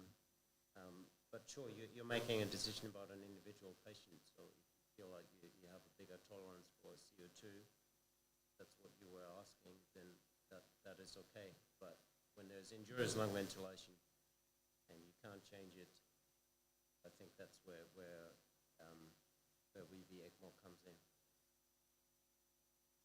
If you're asking what we are using, it still would be fairly similar to the indications that were used in the earlier trial. I might just add a little bit. I think the trajectory is also important. So single numbers are not useful in ICU most of the time, I don't think, but the trajectory of the patient is important. So if you've got a patient that's, rapidly dropping their PF ratio or oxygenation index or whatever you want to use, despite all of your therapies, proning, optimal ventilation, fluid removal, etc., you don't need to wait for PF ratios to get to 60. The problem in the earlier trial was a lot of patients arrested by that point. They waited, and then they arrested. So I think you can predict some of those patients moving forward. And what was the second part? Did we answer your question? I'm not sure the translation was exactly what you were asking. And the other thing we're doing at the moment is we're running a trial, multi-centre trial, looking at the earlier institution of ECMO with higher PF ratios. So a REDEEM trial is currently underway where we're using more liberal markers to determine whether, the same as with our cardiogenic shock spiral that we spoke about yesterday, if we get in a little bit earlier, not too early, but a little bit earlier, and try and prevent barotrauma and oxidative stress to the lungs, can we shorten the run of ECMO and maybe improve mortality as well. So I think you're absolutely right. We're still trying to find that point. Where is that point that ECMO is better than the ventilator? And I don't think we exactly know that yet. It might also differ in individual patients.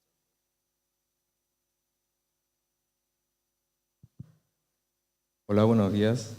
Mi nombre es Cristian Ramírez, enfermero, y tengo dos preguntas. Con los conocimientos que manejo, sé que disponemos de SCORE, por ejemplo, Respiratory, ECMO, Survival Prediction, y cómo recomendarías aplicarlos sin caer en decisiones automáticas y si existen otros SCORE. Y mi otra pregunta va enfocado a con el avance de las pruebas viscoelásticas, como por ejemplo el TEC y el ROTEM. ¿Qué rol cree que tomarán frente a los protocolos clásicos, como por ejemplo el tiempo de coagulación activado, el TTPK, en los próximos años en Chile, y si se realizan estos test en su institución? Eso. Gracias.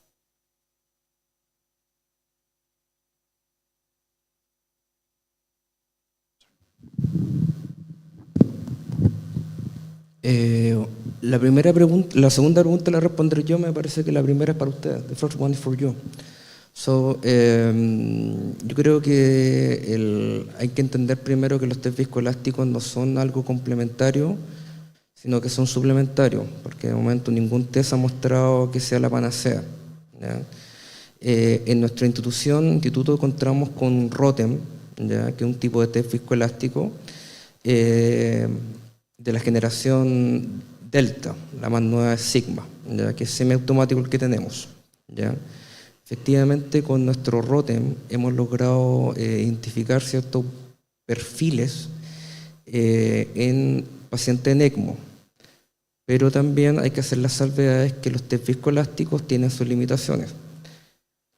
Hay una publicación de Marco Ranucci en el cual él habla sobre que los test viscoelásticos tienen un valor predictivo positivo bien bajo, 10%, y un valor predictivo negativo bastante alto, 90%. En términos simples, esto significa que no sirven de screening, no son test de screening, sino que son test para ver por qué el paciente sangra o por qué está protrombótico. Nosotros utilizamos los test viscoelásticos básicamente para ver acaso nuestros pacientes están de alguna manera sangrando por déficit de fibrinógeno, plaquetas, factor de la coagulación, ¿ya? Pero en contexto con sospecha clínica fundamentada o con clínica evidente, nunca de manera rutinaria, porque finalmente si uno le hace un test viscoelástico a cualquiera de nosotros, sin coagulopatías puede ser alterado.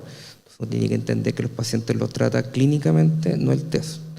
El paciente está sangrando, por ejemplo, de múltiples sitios, uno puede aplicarlo para hilar más fino, es decir, por ejemplo, para aplicar algún tipo de reposición de factor de coagulación, plaquetas fibrinogenos, ¿ya?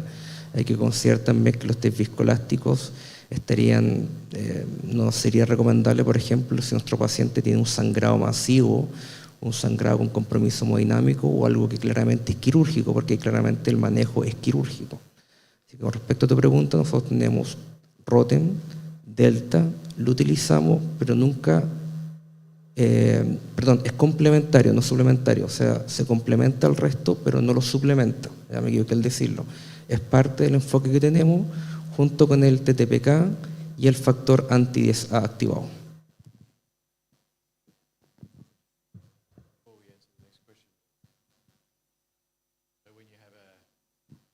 Anti-10A level that says turn up the heparin, an APTT level that says turn down the heparin, and a Rotem that says do something else, what do you do?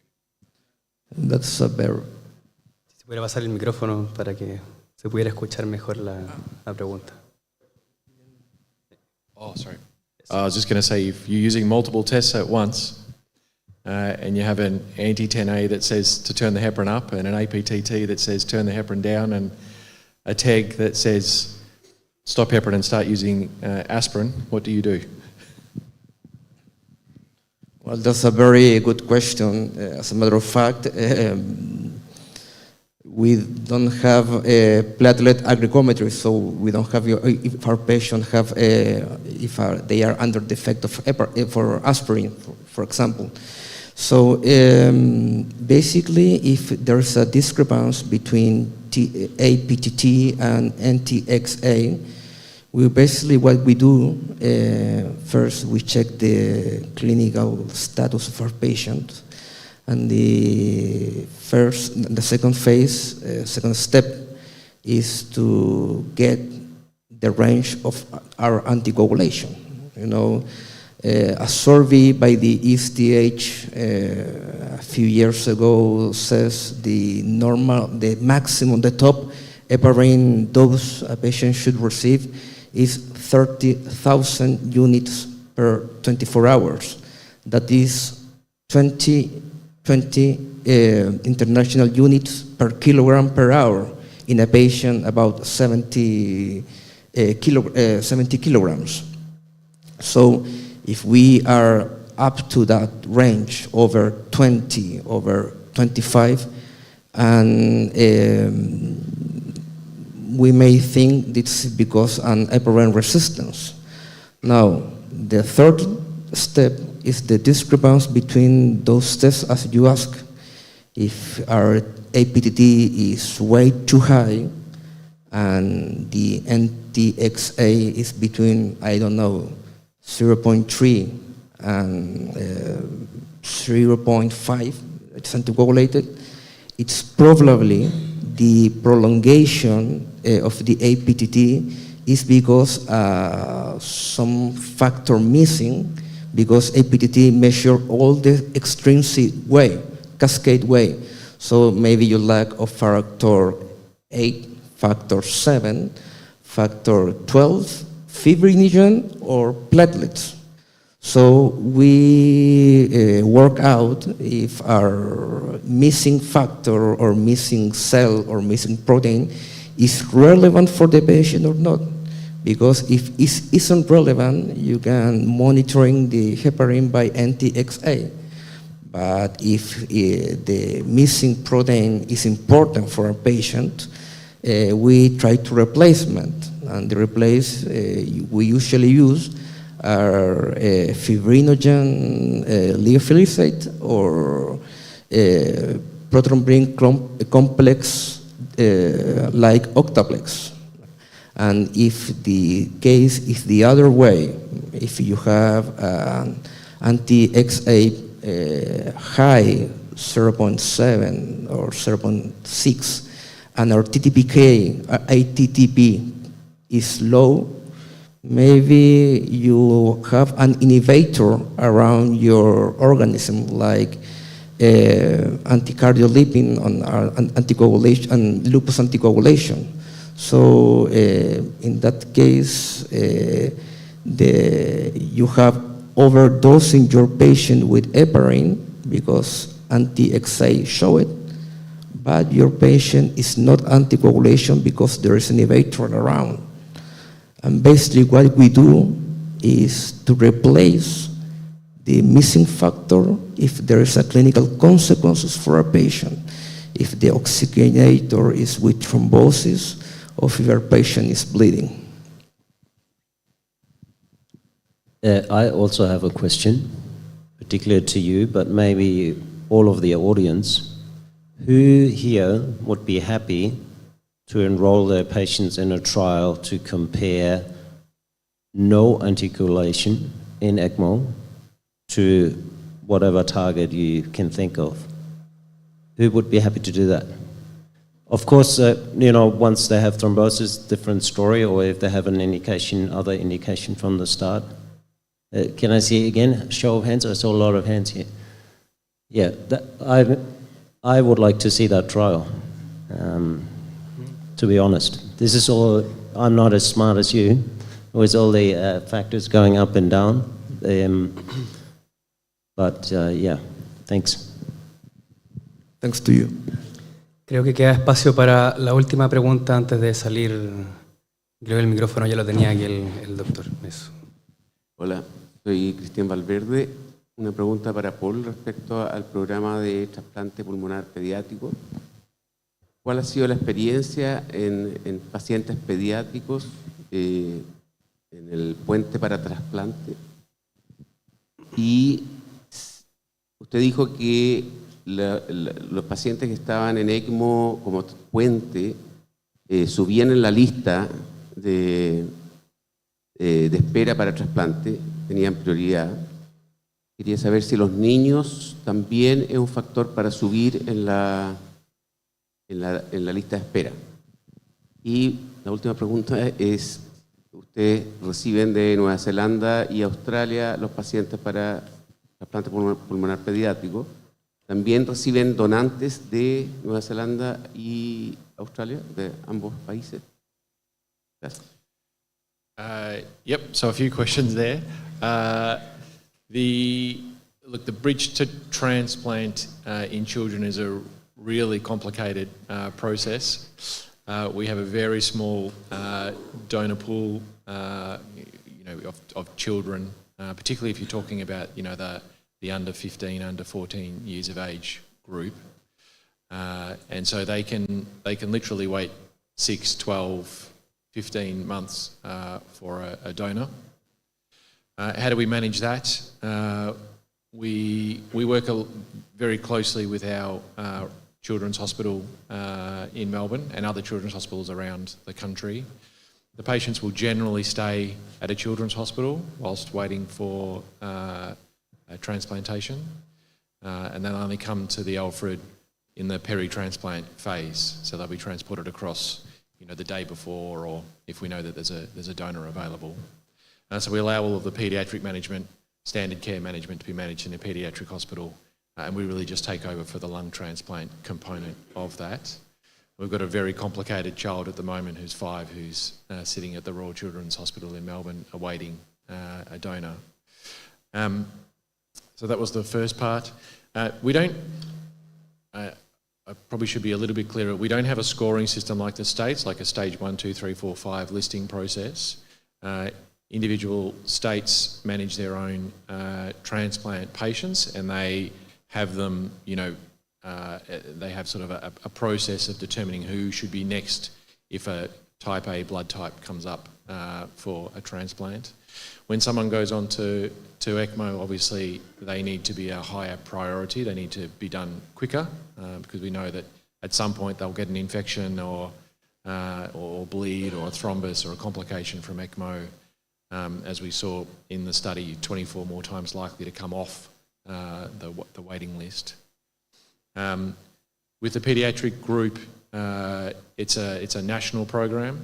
So once a child is on ECMO, there's a discussion with all of the paediatric transplant physicians around the country, and the first child that becomes a donor will go straight to the paediatric transplant physicians to determine whether it's an eligible organ or not.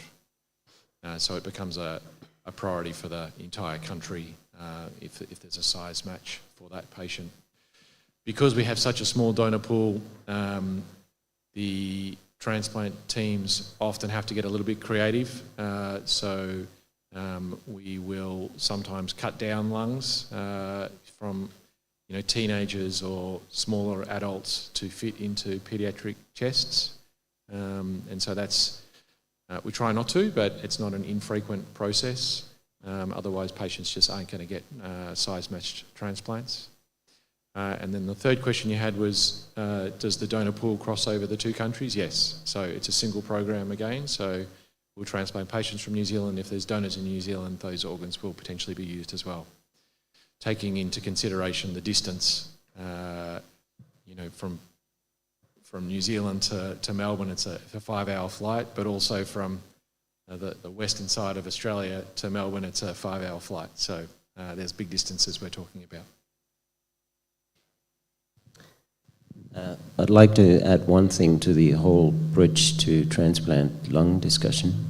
I think, Paul, you showed a study and it was 8% of all the lung transplants. Last time I looked back, ours is even lower, so we're trying to avoid that scenario. In children, you saw the low numbers. It's exceptionally rare, really, using ECMO as a bridge to transplant. So if we do 100, it's definitely in the single low percentage of the whole transplants, even in adults. So I want to make sure everyone goes here away. It's not a common thing. Ok, damos muchas gracias a nuestros presentadores y por esta maravillosa primer bloque de la mañana. Un par de avisos antes de que salgamos al café. A la hora de almuerzo, aquí mismo va a haber una charla que va a dar el doctor Stefan Vive sobre terapias hemoabsortivas en ECMO.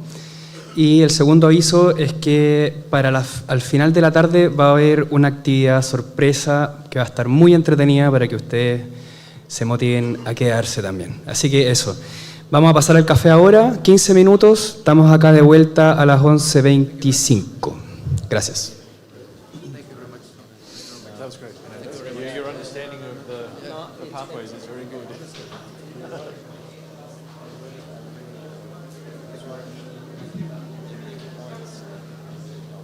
We don't know, and there's no silver bullet. Yeah, that was good. They're online, free.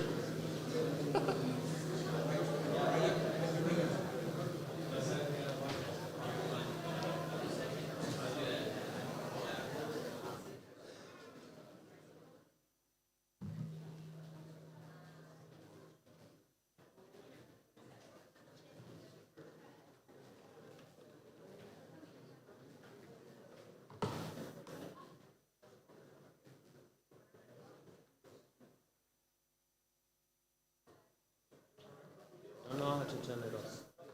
Okay.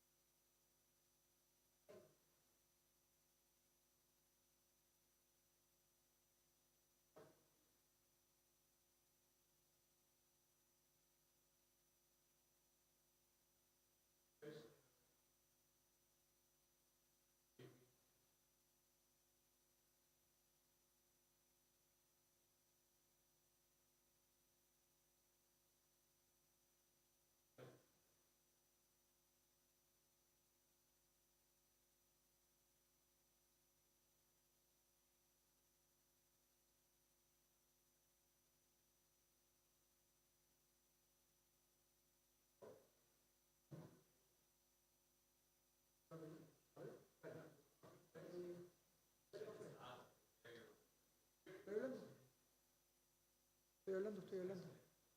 Pa, pa, pa, pa, pa. Pa, pa, pa, pa, pa.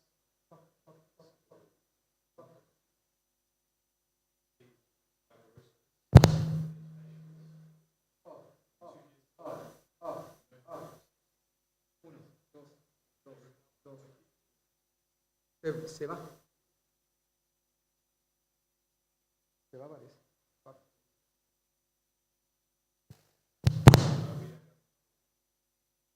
No. Ya lo voy a apagar. No.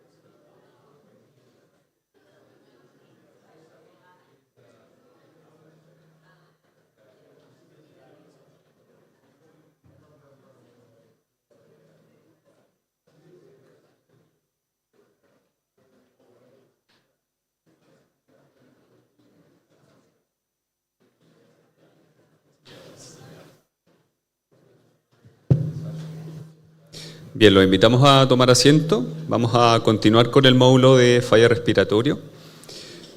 Para el próximo módulo y las siguientes 4 charlas, el módulo va a ser moderado por la doctora Brooke Riley. Ella es intensivista en el Alfred ICU, Australia. Además es fellow de ECMO de la misma institución y también forma parte del equipo académico de los talleres de ECMO del Alfred ICU.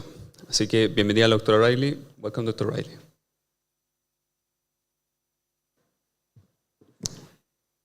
Good morning. So for the next session, we're going to move into a few other talks on MCS, prolonged ECMO, awake ECMO, and VSD. So for our first speaker, talking about renaissance in MCS, from swan glands to intra-aortic balloon pump, I'm going to introduce Bill. Bill Melman is a cardiac anesthesiologist with 20 years of experience in the field of cardiac anesthesia, and he's currently the division chair for the cardiovascular anesthesia at Mayo Clinic.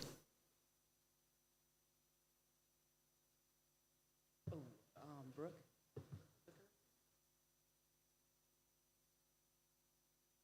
I don't think I have the clicker.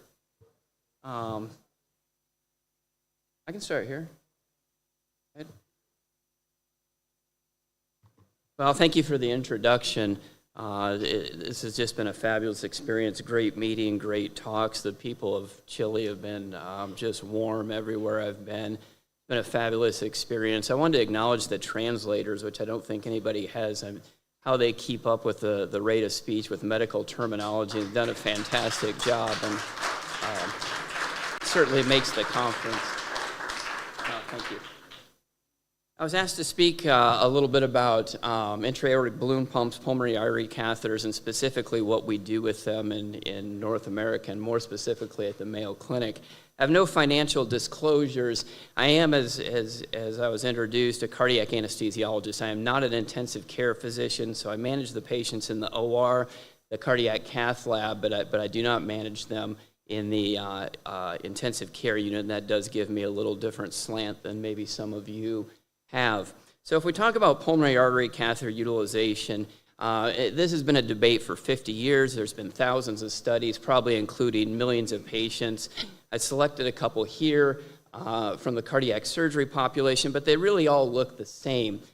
This is a high-volume center, University of Pittsburgh, so this is 12,000 patients, about 3,500 of them had pulmonary artery catheters, so somewhat of a selective utilization in their practice.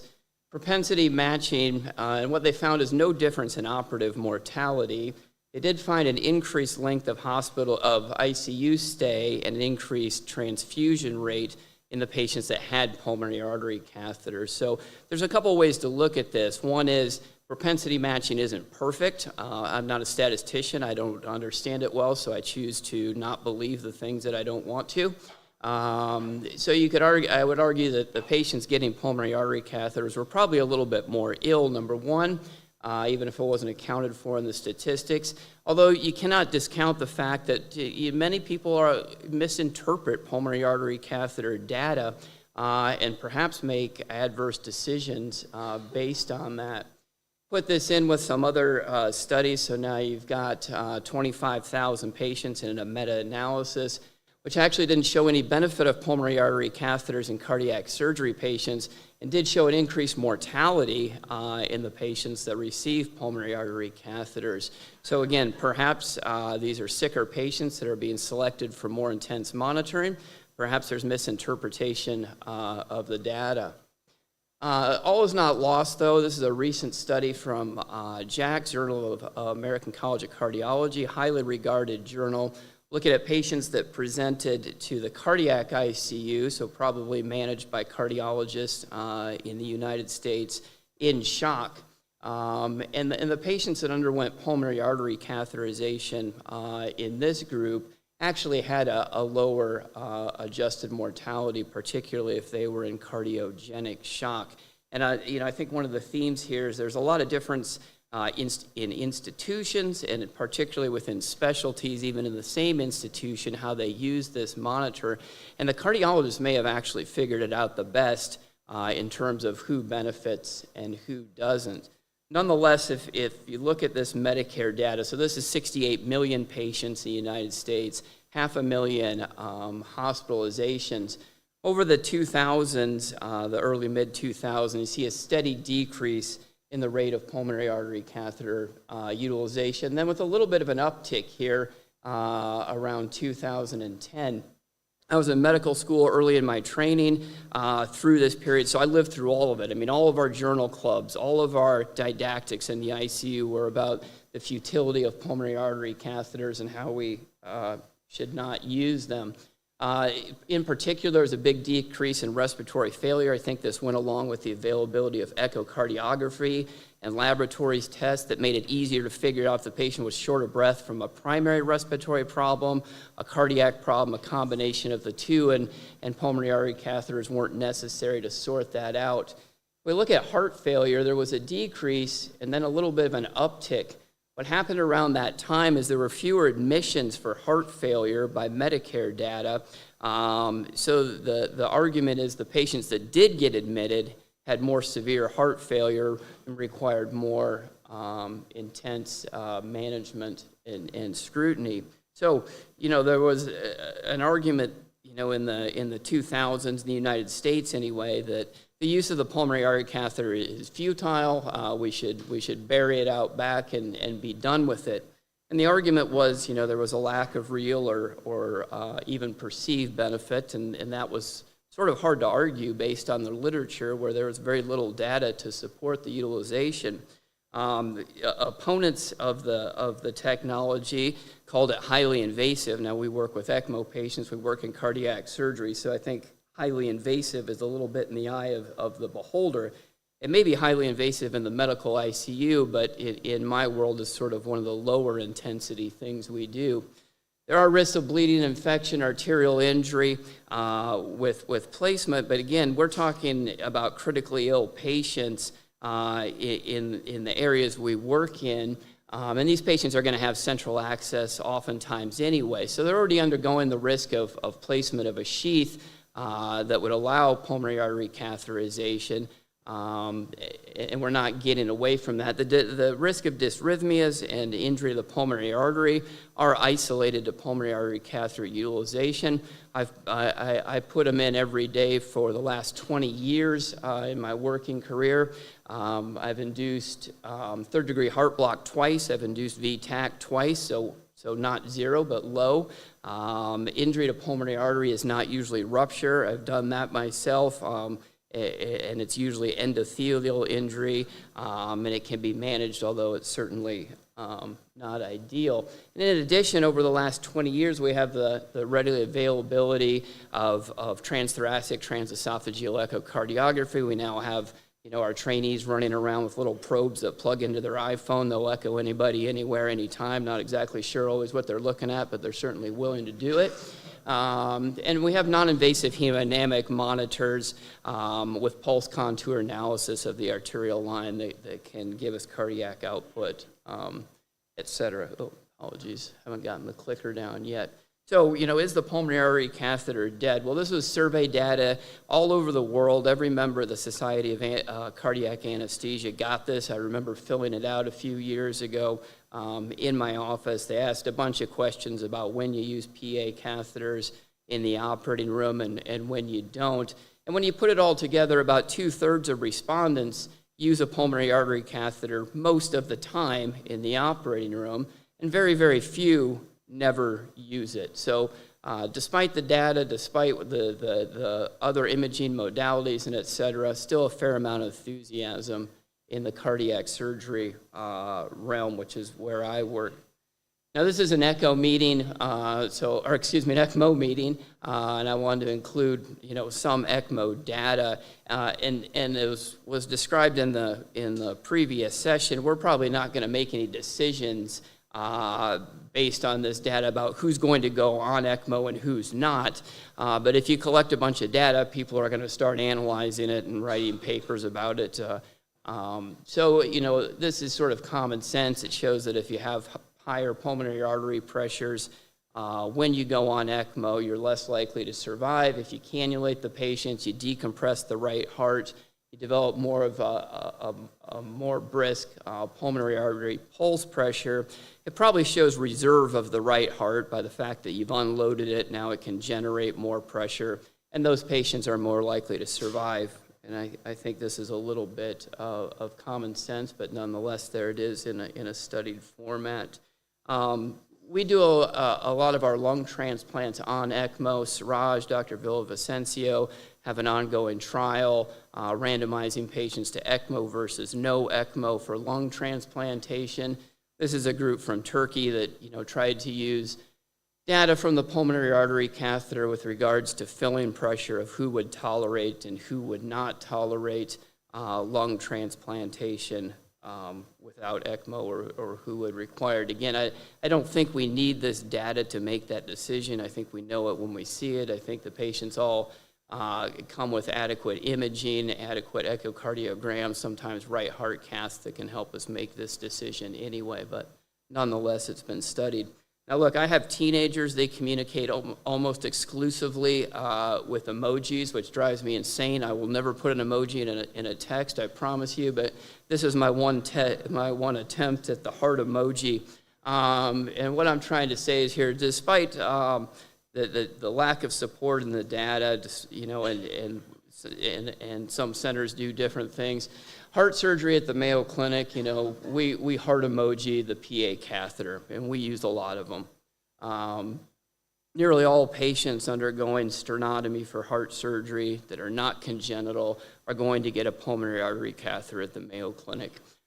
We don't use it for our minimally invasive mitral valves. We don't use it much for our congenital surgery because, for a variety of reasons. But certainly the adult having a sternotomy, a reduced sternotomy, undergoing cardiothoracic transplant, arch surgery, decreased ejection fraction, they're going to get a PA catheter unless we can't do it. We do have, and we're a tertiary care center. We take care of a lot of patients that other centers can't or won't take care of. We do plenty of straightforward cardiac surgery as well, but we have huge teams. We have hundreds of people involved in cardiac surgery. And we don't want to treat the patients like an assembly line car manufacturing plant, but there is some utility into doing things sort of the same way every time. And I think we heard this earlier, it's not yesterday, it's not necessarily important what your center does, it's that they do it reproducibly well. We always use transesophageal echocardiography. I don't think it's either or. I think they complement each other. I think they both provide data. Calculating cardiac output and pulmonary artery systolic pressure in the OR with TEE is cumbersome, and you don't have all the windows always necessary to make those determinants. So how do we use this in ECMO? How do we use pulmonary artery catheters? Well, for VV ECMO, we don't. I don't think they add anything. Oftentimes, these patients don't even need central access, and so we don't use them in that scenario. What about the patient with mechanical support as a bridge to transplant, whether this is VA ECMO or whether it is an Impella device? Well, I really don't think it adds anything in that scenario. Now, sometimes if the patient has come sort of urgently on the transplant pathway, there hasn't been a right heart cath formally done in the cardiac catheterization lab, Dr. Villavicencio or one of his colleagues will ask us to put in a PA catheter so we can get some early diagnostic data and get them moving forward with the transplant evaluation. What I would say and what I would ask the intensivists is when these patients come for that reason to the ICU, we really ought to get that stuff out if it's no longer necessary. Obviously, there's an infection risk, but we see a lot of thrombus in the central veins. And these things here, these little things here in the internal jugular vein are not a deal breaker. I can work around those even at 2 o'clock in the morning when we're doing the transplant. But the patient population is getting more and more complicated. And as we start to lose vasculature from previous interventions, from ECMO cannulas, or from thrombosis, from lines that are left in, it can really get to be a problem in terms of getting these patients prepared for a safe operation when they come. So if it's not needed, we ought to get it out. The bridge to recovery patient is where I think the pulmonary artery catheter is important. And no amount of literature will ever convince me otherwise. Yes, we have readily available echocardiography. but we can't use it all the time. You can't leave a TE probe down forever in the unit.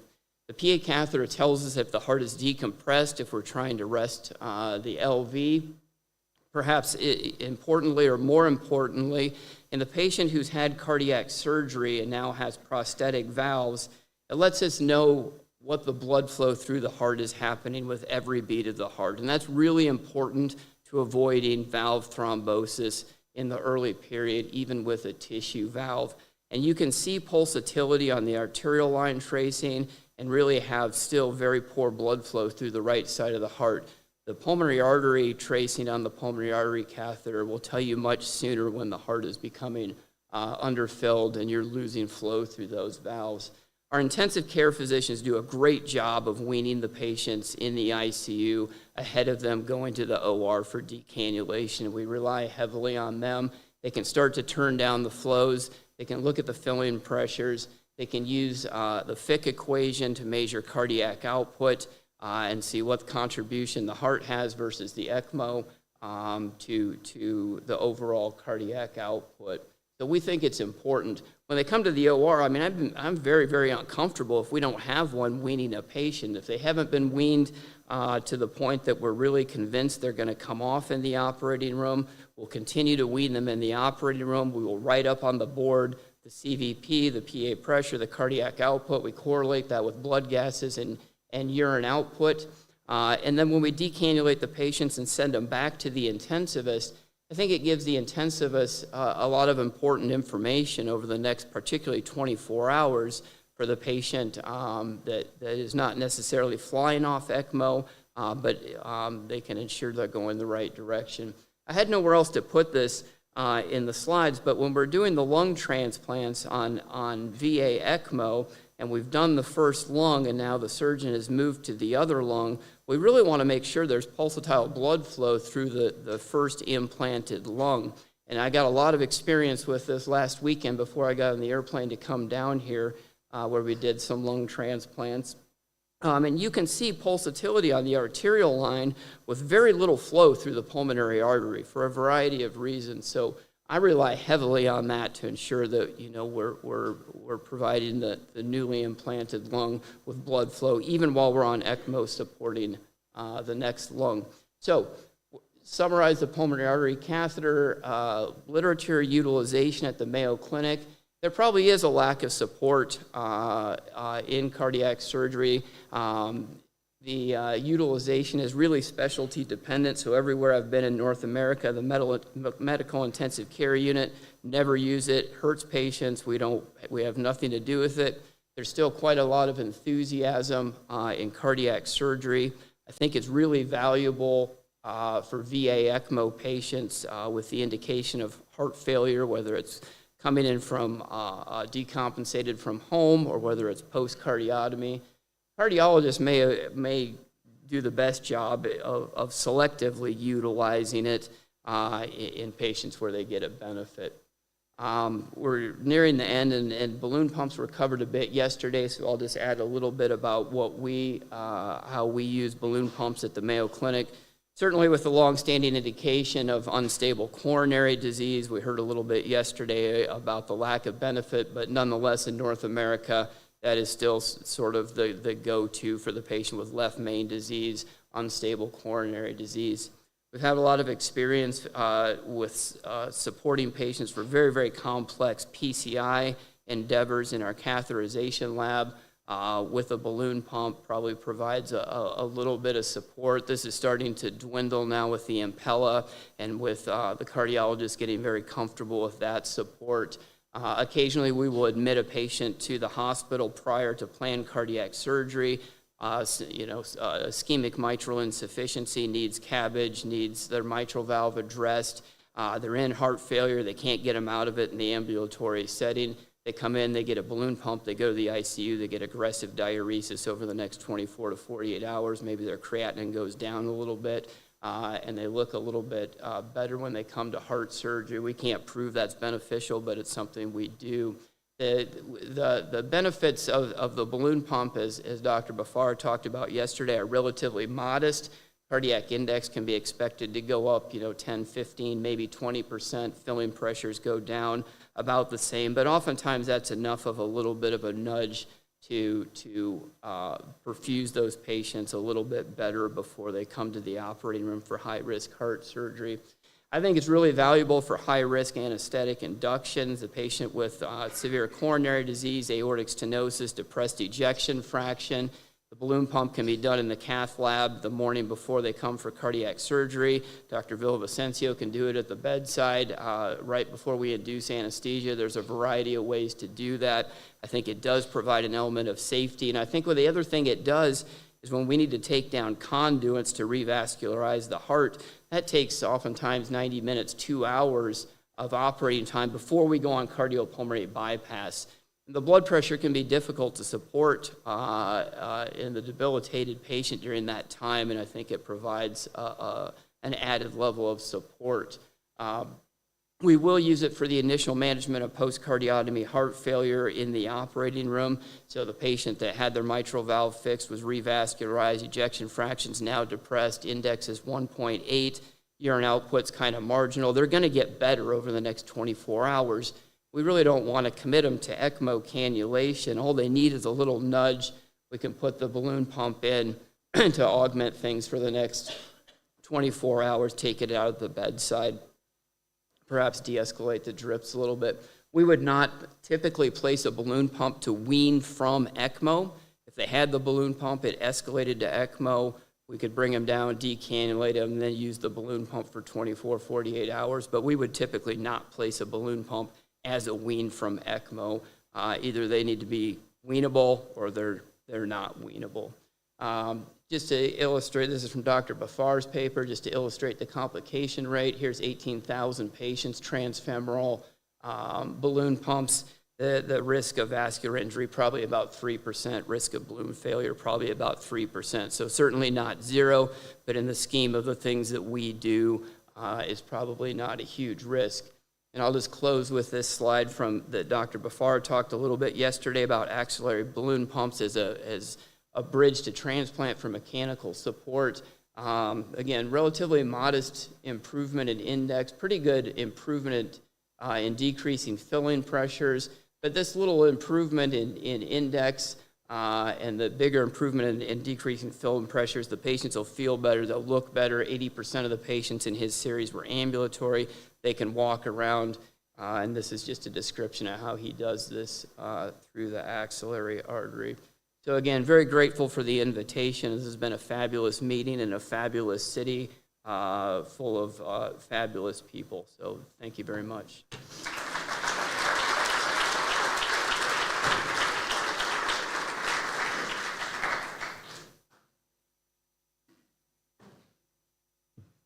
Thanks, Bill. So I will introduce our next speaker, which the topic is challenges in prolonged ECMO. When is enough enough? So I'd like to welcome to the stage Dr. Chris Mason, who's one of the intensivists from the Alfred.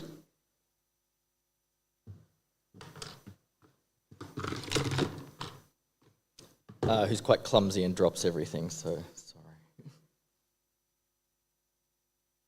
Okay.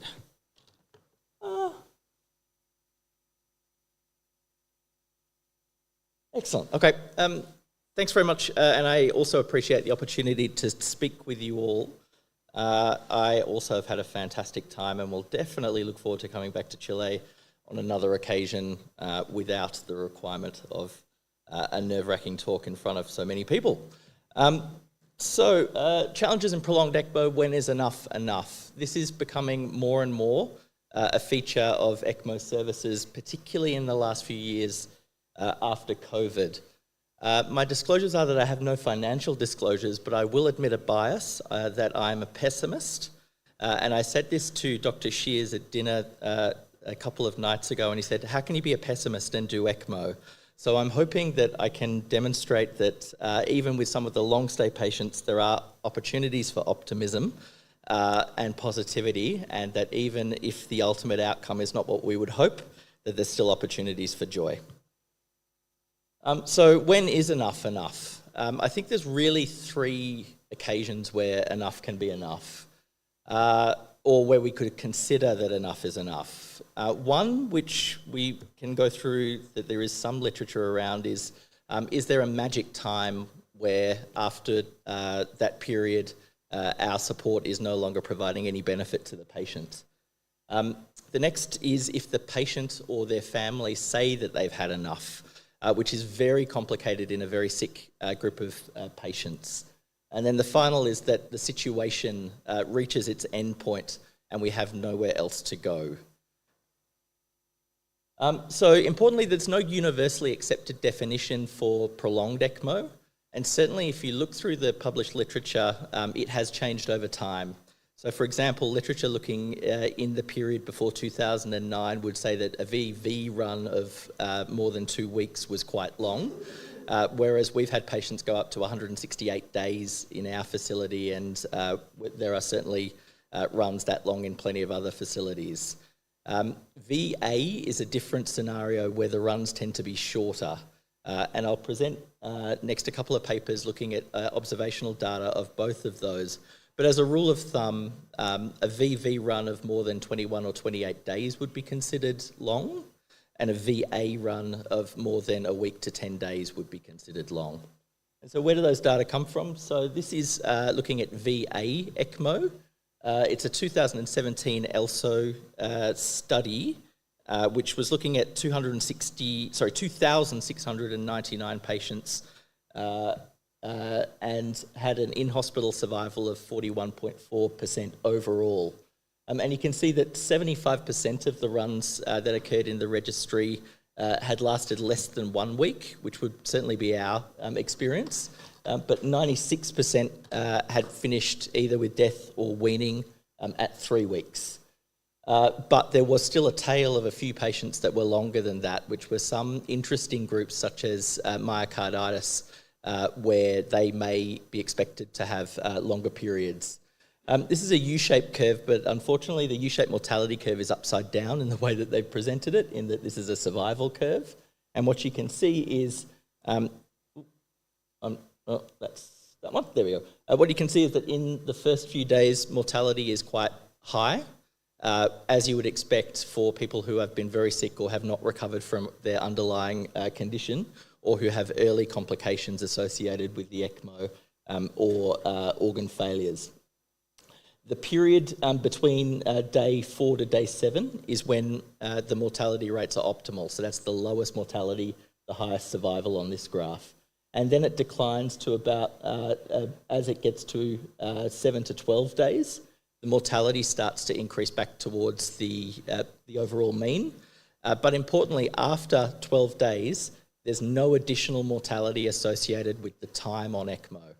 And so the mortality, certainly you can see the confidence intervals have broadened quite a lot because of the lower numbers. But I've frozen. But the additional mortality was more associated with features of the patients that were not associated with the ECMO, such as their age or their pre-existing conditions, or conditions such as worsening organ failures or family decisions to come off support. So there's no magic time for VA ECMO. I'm sorry, I've completely frozen. Unfortunately, I missed the karaoke last night, so if I'm left for too long, I may do some.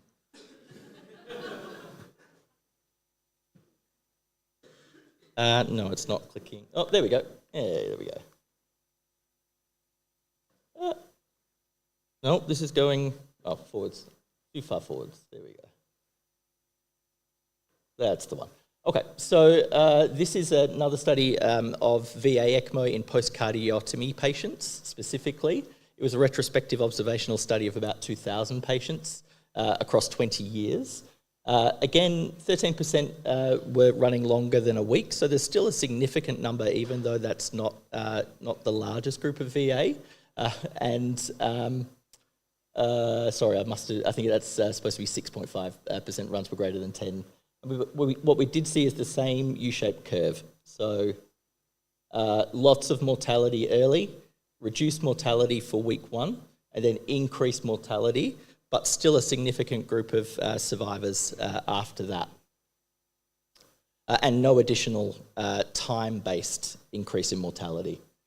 When they looked at these patients with their longer run outcomes for patients who had this information available, you can see that out to 10 years there was no increased mortality after they had come off the ECMO and gone home.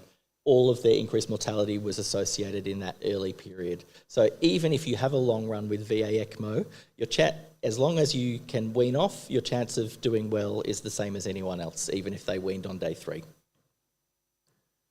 And this is an individual patient data pooled analysis from a number of studies with about 1,200 patients. And again, you can see the U-shaped curve and no change in adjusted risk of mortality, and these went out to 20 days.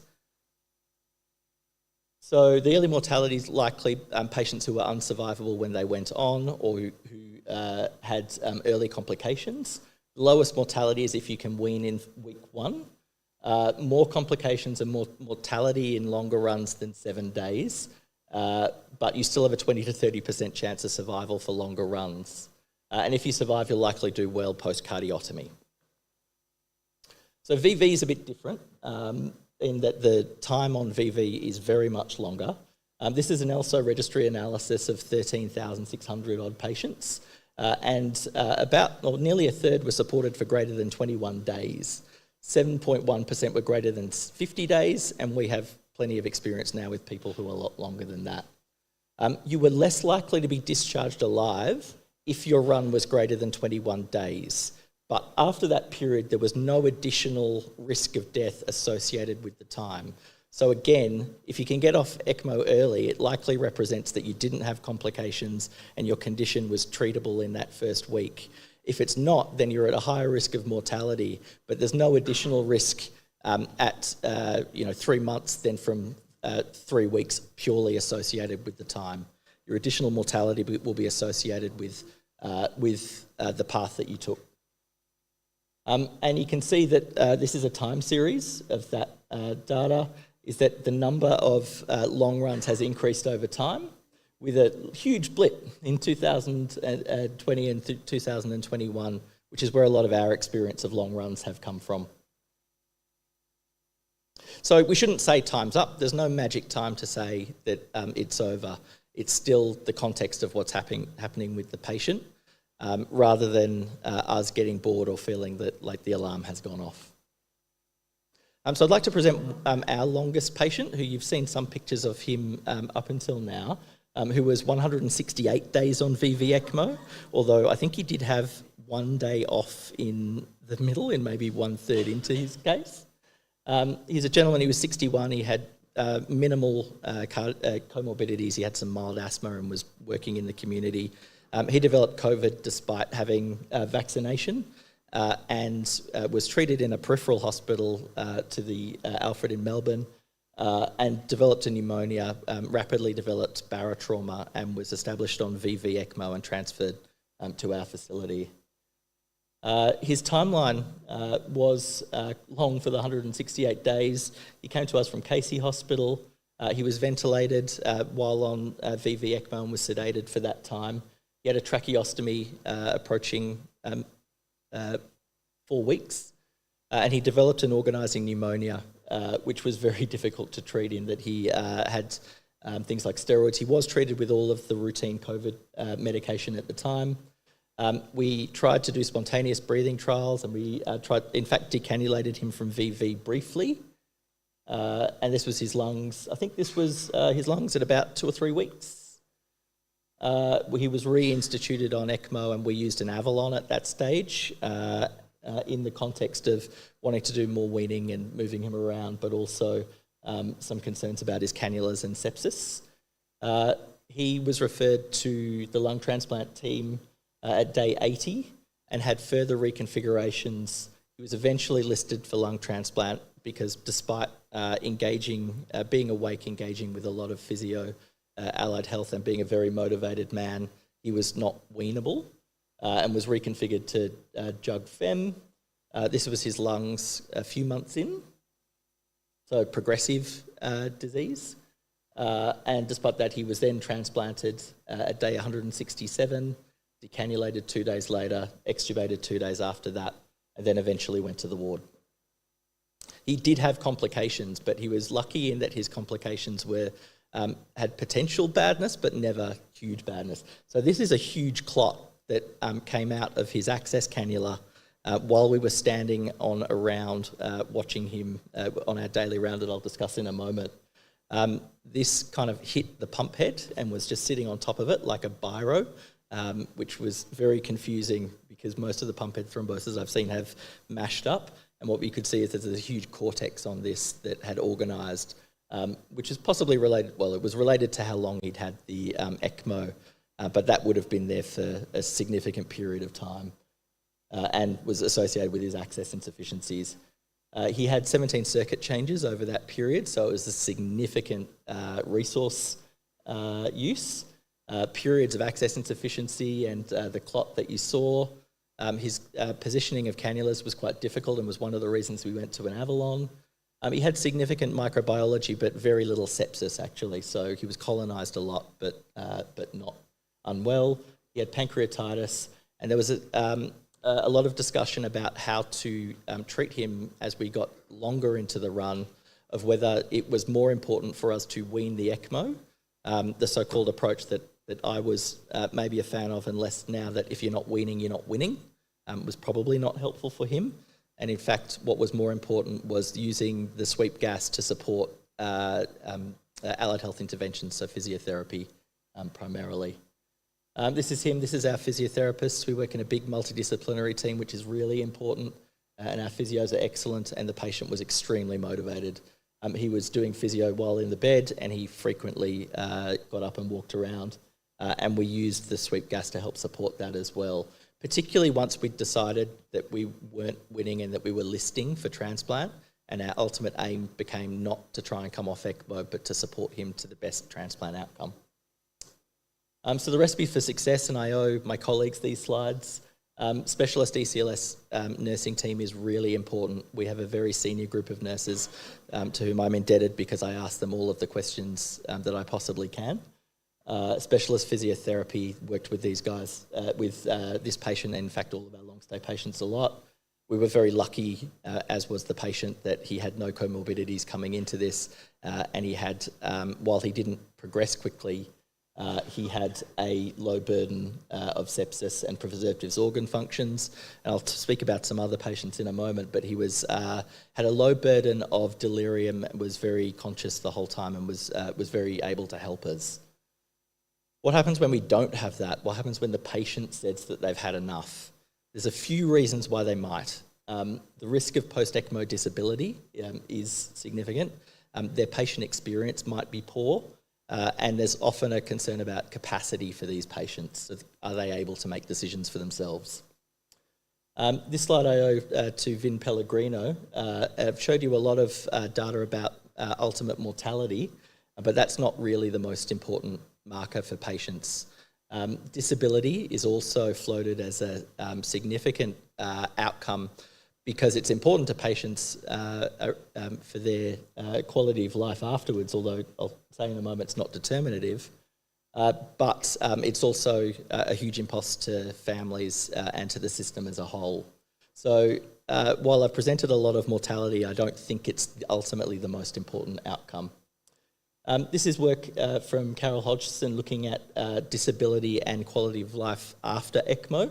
This is not looking at long stay patients. This is all ECMOs in a 1 year period in our Australian database, so about 390 patients. What you can see, so the all-comers are in the top left, then VA, VV and ECPR patients.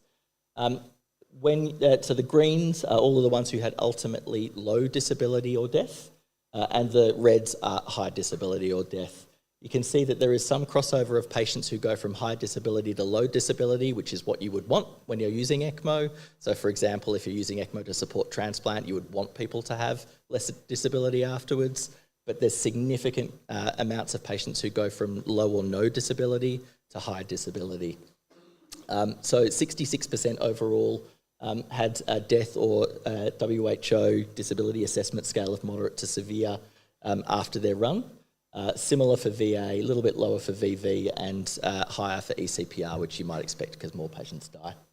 But the interesting part and the disquieting part for me is that despite this level of disability, when they do follow-up surveys with patients, their EQ VAS score, so a measure of their subjective quality of life, was unchanged.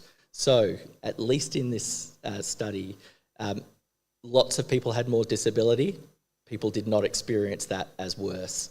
And in an environment such as ours in Australia, in Victoria, we have the use of surrogate decision makers a lot with our Medical Treatment Decision Maker Act.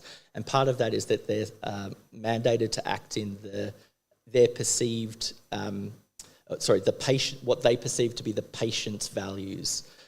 And if they have done an advanced care directive, we often have a values directive which discusses what level of disability they would accept. It is very hard to determine what level of disability you would accept until you're living with that disability. And so I am becoming progressively more disquieted reading this kind of paper, that the perspective of someone when they were perfectly healthy versus when they have a level of disability that hasn't settled, that we should be making huge decisions around that. And it gets harder when patients are having a bad experience. I'm sorry if I traumatise anyone remembering the never-ending story. For the long-stay patients, I experienced it with them, that there's this period of the swamps of sadness where you're not as ill as you were in the first month. You're starting to come out of your sedation.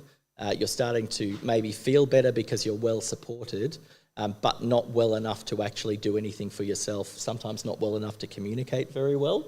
And the term that we use for a combination of delirium, agitation and aggression is behaviours of concern. And we see that a lot in these patients for a number of reasons, some organic, some psychological, and some related to drug use, as in medical drug use, iatrogenic, and the withdrawal of some of those drugs. And so if we went and asked people in the middle of their run, you are likely to have 60% likely to have a level of disability, without saying, but you might be able to live with that. And we ask at a period where you are feeling at your worst, then I think it's really important to interrogate that decision if we then say, do you want us to stop? So the recipe for success, because the staff all end up in the swamps of sadness as well, it's very hard to come in day after day and look at a patient who is not progressing at the speed you would wish. It's also really hard when you have a very large team such as ours. We have, I think, about 15 or 20 ECMO consultants, as well as 45 consultants, as well as maybe 80 trainees and hundreds of nurses looking after these patients. And our shift structure is such that we change the consultant every 4 days. And so there is a high risk of changing things with a new person for no clinical benefit. And getting consistency of approach for these patients, particularly in COVID, where they didn't behave the same as the ARDS patients that we'd experienced before, was a challenge, but was, I think, ultimately the most rewarding. I found that that early on we had kind of a battle of 1 week we wanted to wean the ECMO and keep the ventilator, and the next week we would want to wean the ventilator and keep the ECMO. And so we didn't actually progress anything and everyone got very frustrated. These also tend to happen. This is Melbourne in wintertime, which can be a little depressing. It's not truly cold, but it is a little grey. And in fact, even worse, when you see Melbourne in spring, is that everyone else is having a great time when you're in there looking after these patients.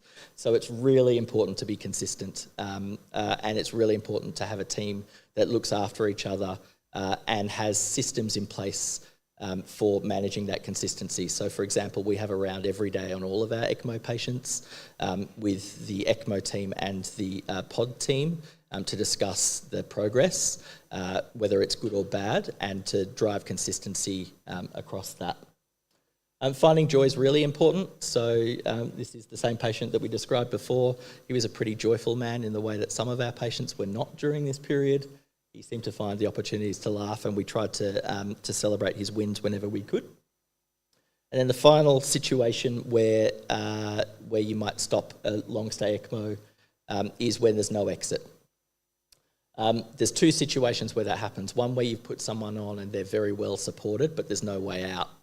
This was a patient that I looked after 2 years ago who was 35, who had had a heart transplant a couple of years earlier for a familial cardiomyopathy, and she developed severe antibody-mediated rejection. She'd had a bone marrow ablation with chemotherapeutic agents and had developed progressive heart failure. She was put onto VA ECMO because we were hoping that the ablation of the bone marrow would reduce the rejection, but in fact the heart failure progressed, and after 3 weeks it was determined that she was not suitable either for a VAD or for a retransplantation. Incredibly sad, because while she'd had periods of sepsis, at the end of the 21 days she was wide awake and able to speak to us, and was able to kind of express her distress and what she wanted. That said, she was an absolute delight. And so here's my pessimist hat. I thought that was going to be one of the worst experiences of my clinical life, and it was one of the best. We worked very hard to see if we could get her home on ECMO, but couldn't find a way to do it safely without causing huge bleeding in the community. And when we presented that to her, she said, okay, well, here's what I want to do. She arranged for a religious service in our chapel with all of her family and friends. We arranged for her cats, Mischief and Mayhem, to attend.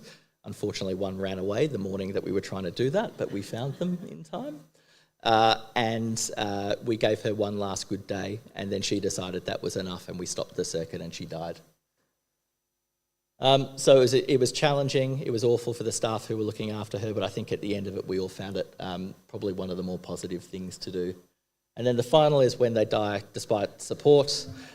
Death is inevitable. We can't save everyone, but it is awful, tragic, and confronting for people who have invested a lot of their time, and particularly nursing staff who look after patients day after day, when we don't get the outcome that we want.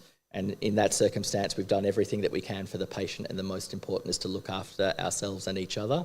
And I think it's really important to debrief and do morbidity, mortality discussions, and be satisfied as much as we can that we did the right thing for that patient. So again, no evidence of a time limit. Disability is common, but it doesn't necessarily mean bad quality of life. And if someone wants to stop based purely on disability, I think we need to interrogate that. Patient experience is a challenge, staff experience is a challenge. We need to maintain humility that we can't save everyone, but seek joy even for the ones who don't ultimately survive.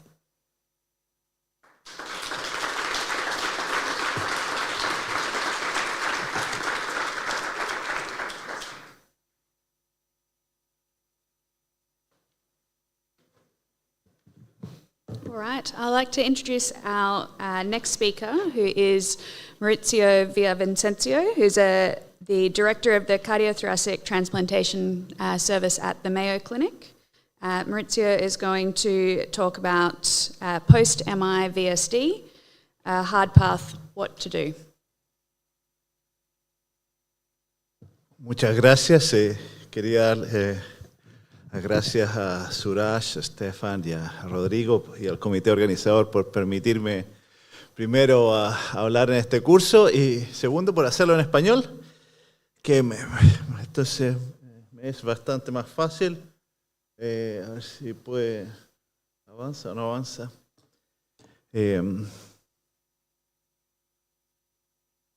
¿No? Ahí viene. Ahí estamos. Entonces, bueno, aquí está el problema. ¿Qué hacer con la post-VSD? Y si ustedes le preguntan a un cirujano qué hacer con la VSD, bueno, el cirujano le va a decir, se opera. No hay otra alternativa, es más lo que pasa y puede dar entonces urticaria porque los resultados históricamente no han sido muy buenos. Entonces, vamos a hablar un poco... cuál es el riesgo de mortalidad, cómo podemos hacer VA ECMO, el Impella, el soporte biventricular y el uso de los dispositivos percutáneos, cómo hacemos la terapia quirúrgica y cómo podemos hacer un bridge to recovery o trasplante. Entonces este es un estudio que es bastante reciente, del 2025, que mostró lo que muchos de nosotros ya sabemos, que encontraron en este estudio multicéntrico que los pacientes que se habían operado bastante más tardíamente tenían mejores resultados, se morían menos. De tal manera que dice que protege hacer una reparación tardía, pero favorece la mortalidad, vendría siendo la edad, el sexo femenino y el VA ECMO. No podría estar de acuerdo con ninguna de esas cosas, la verdad, porque, bueno, a mí me parece que esto es lo que pasa generalmente con los VSD. Es la teoría de la selección natural. Entonces, si usted deja al paciente ahí que tiene una VSD con compromiso hemodinámico significativo, bueno, solamente los que tengan una VSD pequeña con poco disfunción ventricular y con poco shunt son los que van a sobrevivir y que se van a poder operar más adelante. De tal manera que hay algunas maneras que vamos a conversar, porque si usted, ahora me toca a mí estudiar para los boards americanos, que yo soy chileno acá, entonces en el capítulo del board lo que dice es que la VSD se opera y se opera urgente, pero bueno, vamos a ver qué es lo que hay de data con esto. Entonces, ¿qué es lo que hicieron aquí en un registro? ¿Qué es lo que pasa con los VSD en los estados de Estados Unidos? Y nuevamente si hay cirugía de más de 7 días, entonces un factor de mortalidad. Y bueno, aquí como ustedes ven, porque es un poco lo obvio, porque si es que ustedes necesitan poner al paciente en ECMO, tienen emergencia, tienen cirugía de emergencia, el paciente tiene renal failure, tiene cardiogenic shock, entonces va a tener más mortalidad después en una comunicación interventricular por infarto. Es un poco obvio. Entonces, ¿qué es primero, el huevo o la gallina? Aquí. Entonces, ¿cuál es nuestra... lo que se nos ha enseñado clásicamente en cirugía, que la mortalidad de las comunicaciones interventriculares inferiores tiene una mortalidad más alta porque hay disfunción ventricular derecha, de tal manera que eso contribuye a la mortalidad más alta y porque puede estar involucrada la válvula mitral. Pero la verdad que en los últimos papers que pude revisar no encontré ningún dato con respecto a esto. Entonces, bueno, hay que ver, como comentamos, existen alternativas, puede ser manejo quirúrgico, puede ser el tratamiento percutáneo, y este es el registro del Reino Unido, en el que fueron 131 pacientes a tratamiento percutáneo y 231 a operatorio, y que esencialmente el tratamiento percutáneo es un aplazer muscular para cerrar la comunicación interventricular. Y la verdad es que cuando a mí, los que me he tocado operar, cuando uno ve esta destrucción del tabique interventricular serpiginoso, es bastante difícil pensar cómo eso se puede cerrar. Pero bueno, esto es, y lo que se mostró que la mortalidad hospitalaria era mejor en la parte quirúrgica, pero que la sobrevida a largo plazo era más o menos parecida. El problema de todas estas cosas es que el registro es que hubo crossover desde la parte percutánea quirúrgica. 18 pacientes después del tratamiento percutáneo terminaron operándose. Entonces es difícil sacar una conclusión qué es lo que debemos hacer. Entonces, bueno, aquí está un poco lo que les dije, que hubo 416 y que los pacientes que se cruzaron de un lado para otro, de percutáneo a cirugía y también hacia el otro lado. Entonces, en general, nosotros en la clínica Mayo no recomendaríamos tratamiento percutáneo a no ser que el paciente no sea un candidato quirúrgico. Entonces, algunas cosas de la presentación. Esto no hay ningún estudio randomizado que le diga que las guidelines... Hay unas guidelines que les voy a mostrar, pero de nuevo les voy a decir que no estoy muy de acuerdo con esas guidelines. Pero si el paciente se presenta en shock cardiogénico con falla orgánica múltiple, yo no lo llevaría al quirófano de inmediato. Preferiría conectarlo a ECMO, eventualmente ventearlo con una impela y esperar que el paciente se recupere, pero no creo que sea bueno si el paciente se presenta así, ir directamente al quirófano y darle un run de bypass cardiopulmonar en esa circunstancia, de tal manera que hay que tener cuidado.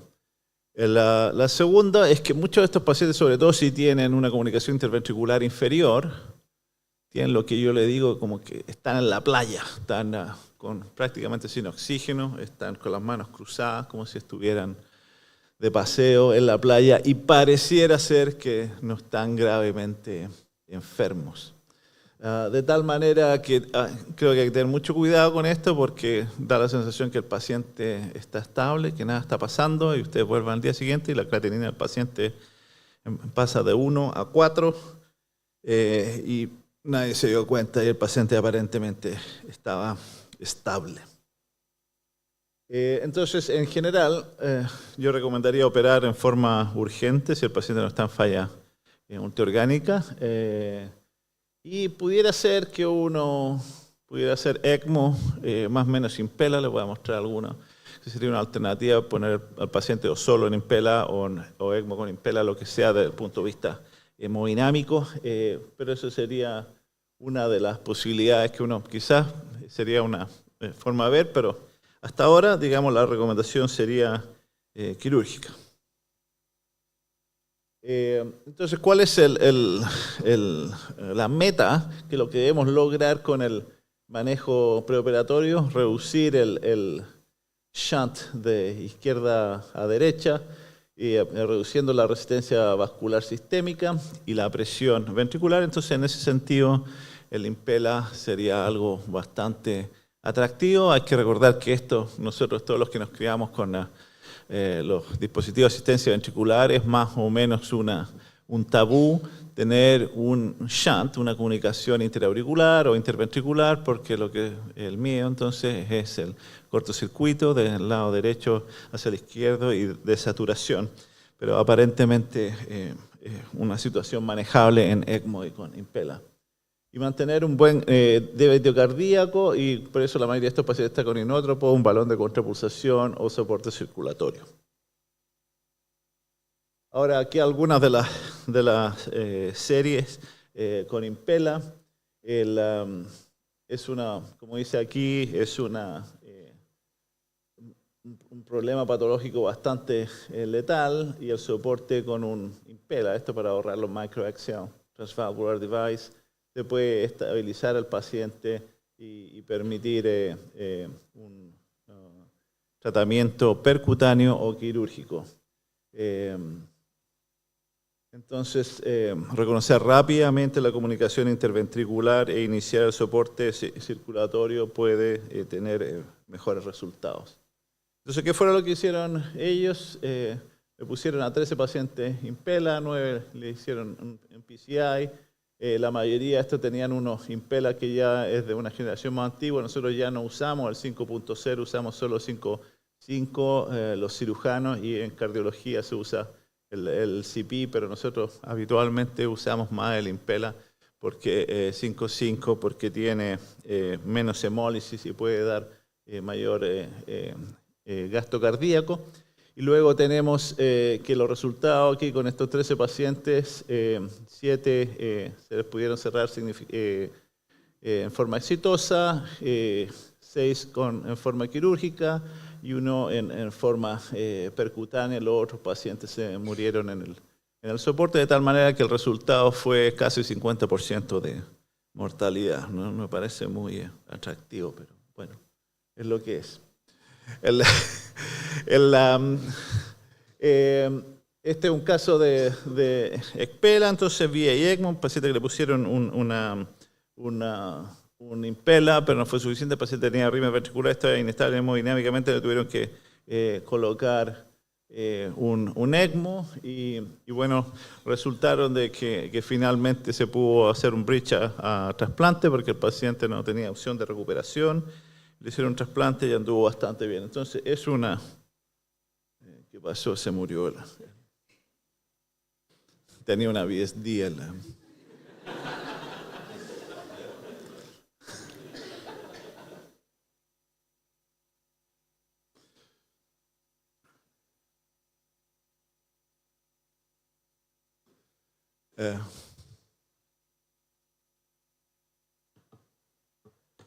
Bueno, y entonces vienen hay un grupo aquí que viene en la siguiente diapositiva, que en el fondo hicieron unas guidelines y que tiene el problema un poco que le digo, porque ellos recomiendan si el paciente está estable, entonces hay que vigilarlo.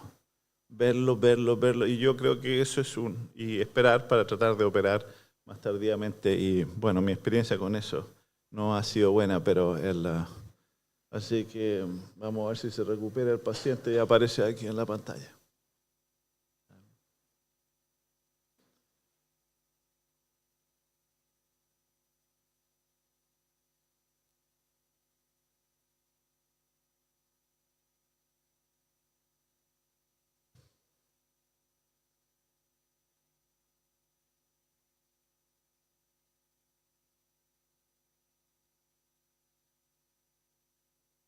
Ahí viene. Ahí está. Entonces aquí está el grupo de las guidelines que les comentaba. Y un poco aquí vieron cuáles eran todos los trabajos que hay. Y de hecho aquí la serie más grande es la serie japonesa, con cerca de 1.400 pacientes, y la gran mayoría de estos eran quirúrgicos, sobre 90%, creo que eran 95%. Y tuvieron una mortalidad de 30% con el tratamiento quirúrgico. Esto es lo que pasa si ustedes se ponen el tratamiento conservador, mirar, cerca de 100% de mortalidad, y los transcatéteres están por aquí entre medio.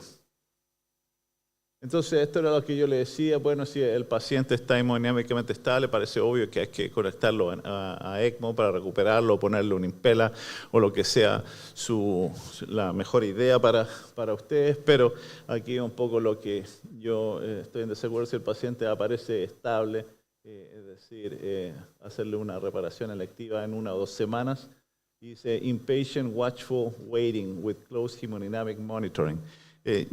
Mi experiencia, eso es bastante difícil de hacer, y tampoco estoy muy seguro de los 1 o 2 semanas, porque para que el VSD esté realmente organizado y sea fácil poder hacer la operación, entonces en ese caso generalmente debería pasar más tiempo, 3 o 4 semanas, pero la mayoría de las veces de las series que hay es sobre 1 semana para poder operarla.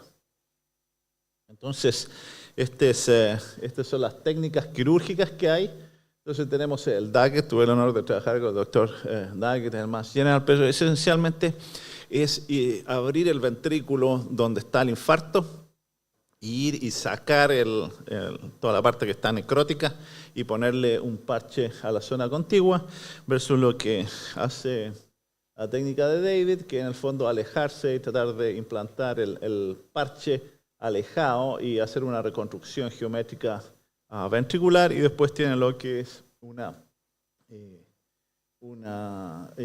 si se puede amputar el ápex del corazón en el caso que tengan una VSD distal en el ápex. Entonces lo que me ha tocado más a mí es que, como les dije, yo prefiero, si es que el paciente tiene una VSD grande y está con hiperflujo pulmonar, prefiero llevarlo al pabellón, hacer la reparación, y uno cuando ve ahí inmediatamente al paciente le va quedando más o menos claro si la masa miocárdica perdida es muy grande, uno no va a tener mucho que hacer. Entonces me han tocado varios pacientes de que le he hecho la reparación. Y le quiero un poco comentar los errores que he cometido con esto, porque el error principal es que el paciente ha tenido una inferior y ha sido predominantemente derecha, o ha tenido una anterior y ha sido predominantemente izquierda, y en un par de pacientes le he puesto asistencia ventricular a un lado nomás. Entonces, uno de esos pacientes se fue al cuidado intensivo, pasaron unas pocas horas y ya estaba en anurias, que tuve que venir, correr, ponerle el otro lado, mejoró todo, pero al final el paciente tuvo falla renal y está extubado, despierto, caminando, listo para el trasplante, pero dijo, no, yo no quiero tener diálisis, cortó las cosas, withdrawal of care, muerte. Y otro, no sé si eso fue lo que pasó. Para mí bastante traumático como chileno, porque ustedes saben que en Estados Unidos es bastante fácil que le llegan y la cortan la cosa, pero si alguien que está despierto conversando contigo, está extubado y se ve bastante bien, joven, y dice, no, yo no quiero diálisis, córteme esto, se corta, se muere de una. Por lo menos para mí es traumático. Y otro paciente que le puse, creo, no me acuerdo si era el lado derecho o izquierdo, pero el paciente, y mi anestesiólogo cardiovascular ya después de 20 o 30 minutos me dijo que lo estaba con los inótropos en el cielo, entonces bueno, yo ahí fui y le puse en el otro lado. De tal manera que es una cirugía muy grande, cirugía en agudo, sangramiento, el paciente generalmente está muy comprometido, entonces si quiere le puede poner ECMO, tiene que comprimir, eso sí, el lado izquierdo, de alguna forma con el ECMO, o le puede poner asistencia ventricular, pero póngale soporte a los dos lados cuando lo opere en forma aguda, no un solo lado. Entonces para terminar le vamos a dar un caso, es una paciente, y como ven ustedes la radiografía no se ve muy comprometida, pero ven ahí la puntita del balón de contrapulsación y se quedó pegado. Esta paciente no se murió, así que queremos seguir.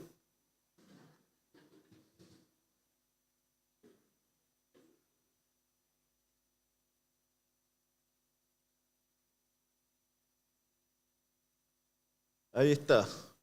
Entonces, esta es una paciente de 63 años con diabética, hipertensa, lo clásico, mal controlada la diabetes.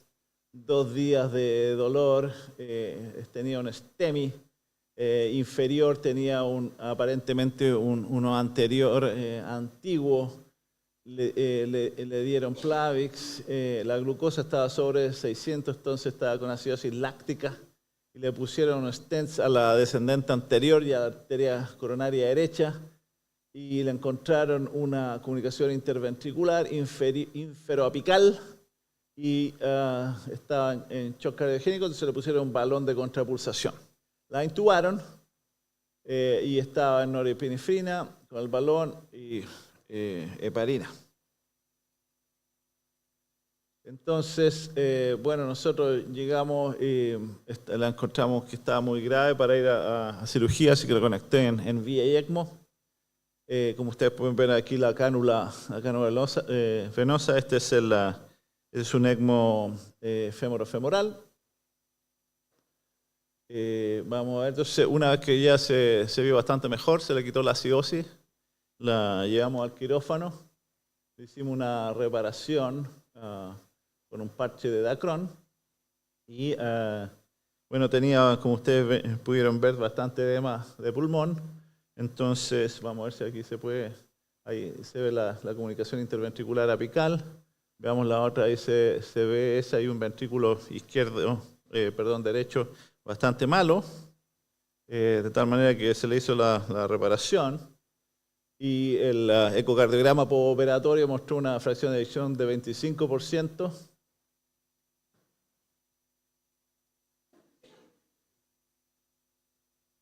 Estaba mejorando.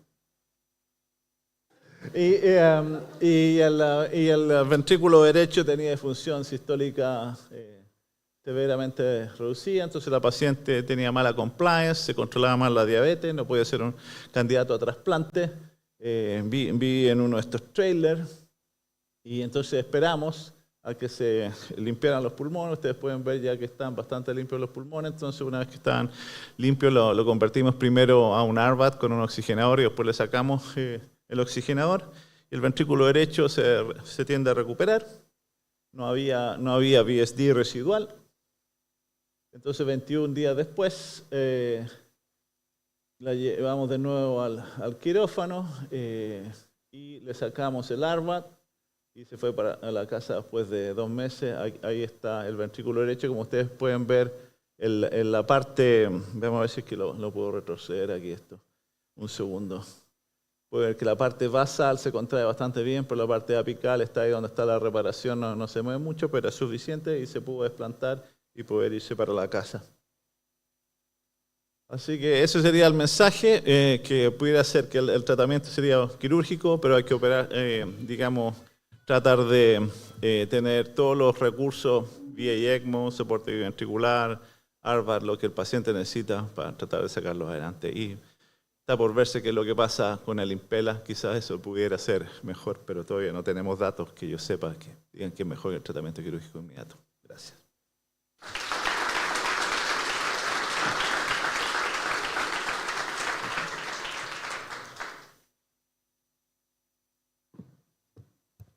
Thank you. So our final speaker of the session really needs no introduction, but is Rodrigo Diaz, who is a cardiovascular anesthesiologist here in Santiago, who's going to be talking to us about awake ECMO. Gracias. Bueno, Mauricio es el culpable por el motivo por el cual estamos todos acá, ¿no? Él hizo el contacto y se le ocurrió traer esto de ECMO Australia, New Zealand, Mayo Clinic acá, así que se agradece, Mauricio. ¿Podemos proyectar?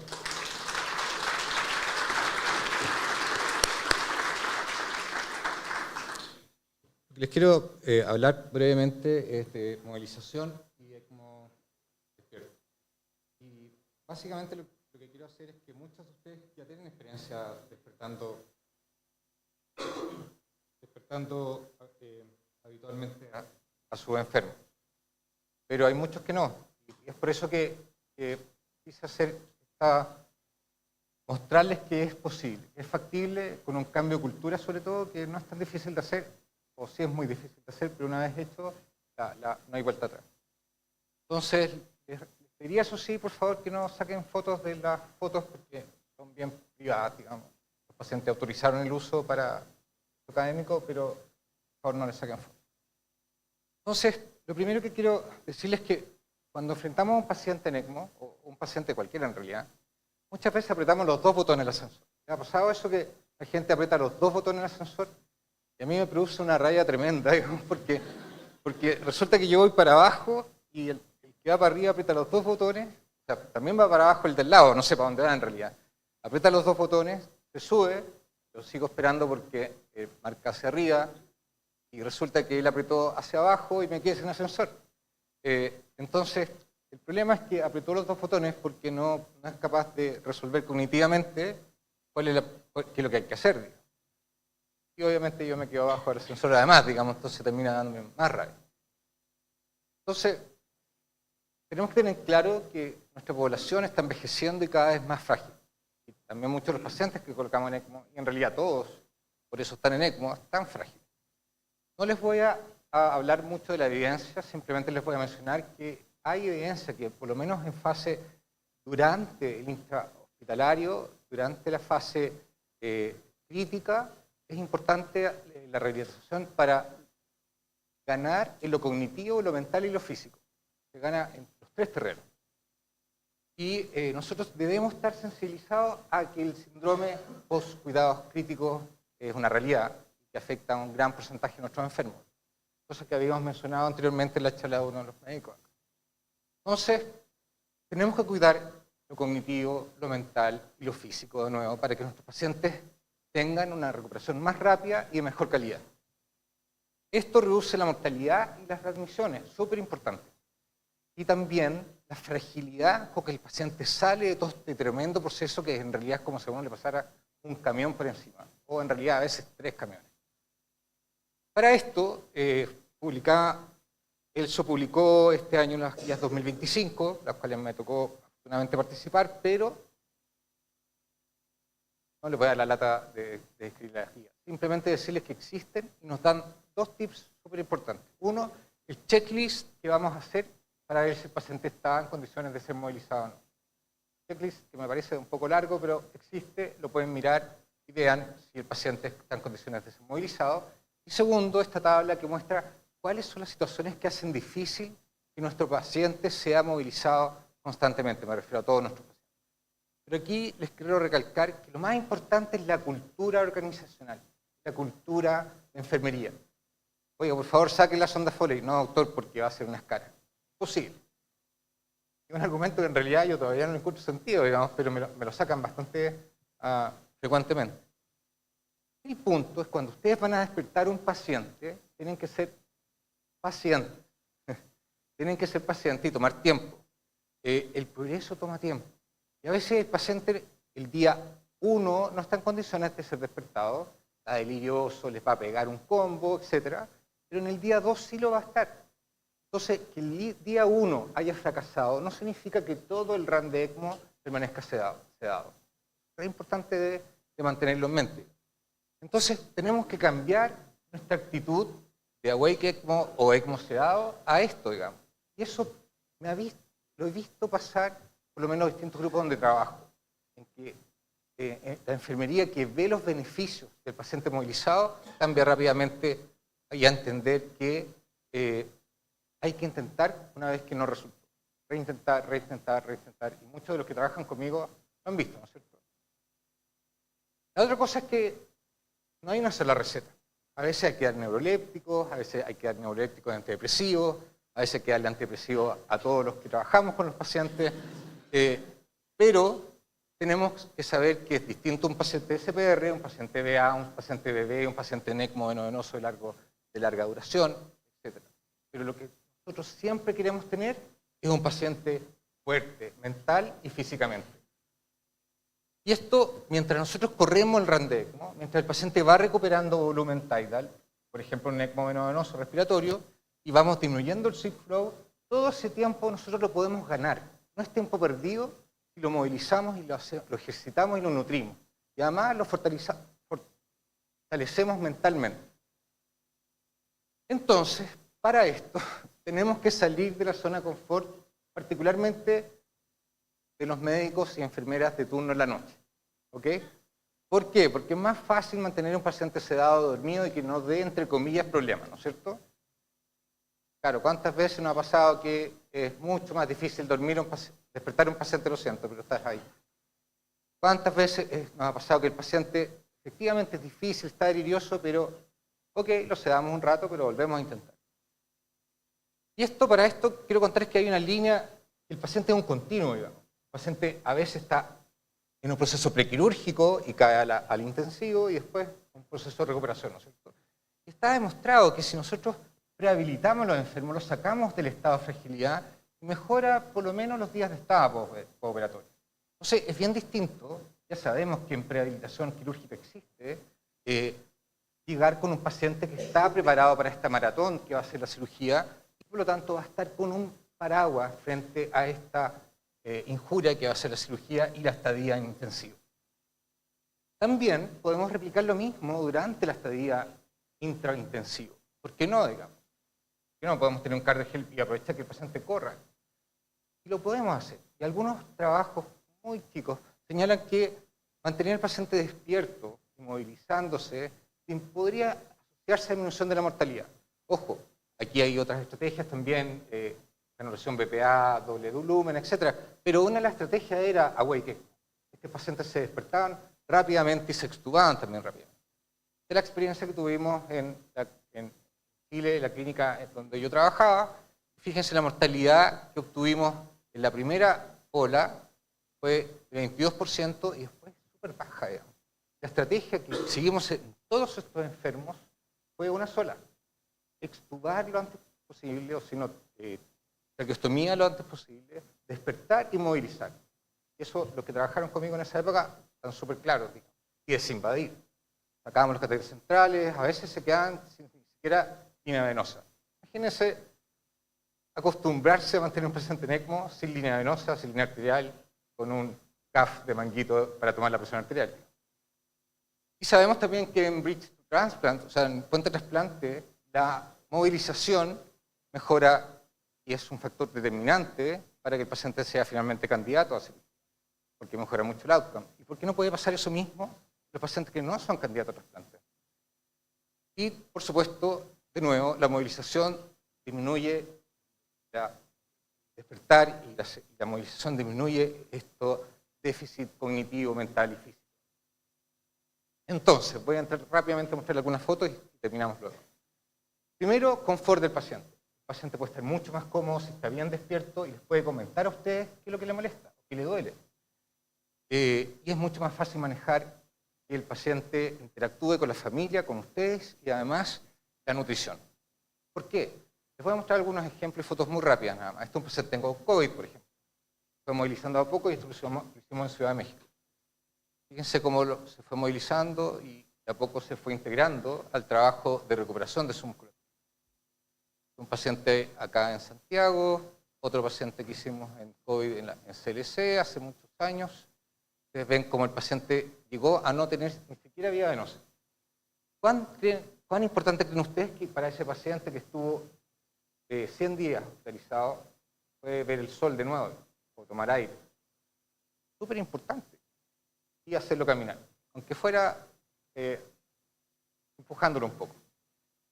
Lo mismo este paciente. Fíjense cómo su evolución. Lo vamos despertando de a poco, primero en sillón, después sentado, de a poco, recupera primero musculatura cervical, después tronco, eventualmente los bípedes estamos. Miren cómo está de diferente aquí a cómo estaba hace una semana atrás. Ahí está tomando sol. Y esta foto está en la 5ª edición del libro Elso en la parte de atrás. Y es una foto que tomamos nosotros con un paciente nuestro. Y ese es el paciente algunos meses después ya de vuelta a su casa. Otra paciente con una falla cardiogénica, otro paciente con una falla cardiogénica ahí movilizándose. Ese es un paciente del año 2010. Obeso y H1N1. Extubado y manejado con una Dorelu en esa época. Una paciente con una miocarditis. Paciente con COVID que llegó en esa condición. Fíjense cómo vamos progresando, despertándola primero, apoyo emocional, movilizándola a poco, marido siempre con ella, después bipedestando, movilizándola a poco, ya después caminando más.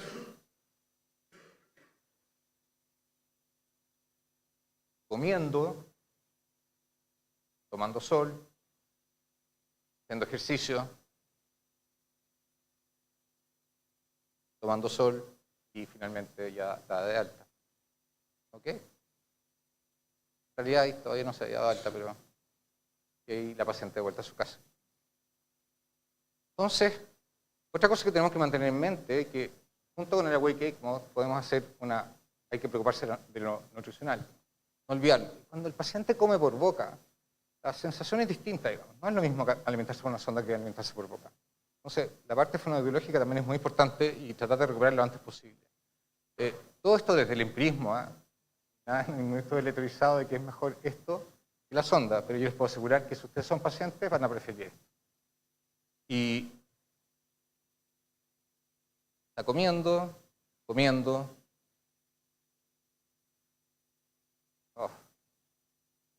Aquí había un video, pero la paciente estaba comiendo.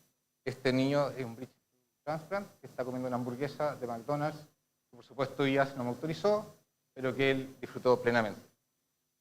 Y así es como subió de peso. Subió 7 kilos de peso ante su trasplante y bajó 8 post trasplante.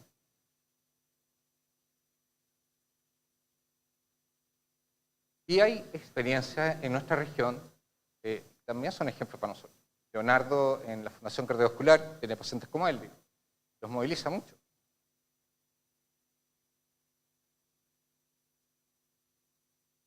Esta paciente es una paciente cuenta trasplante que está haciendo play.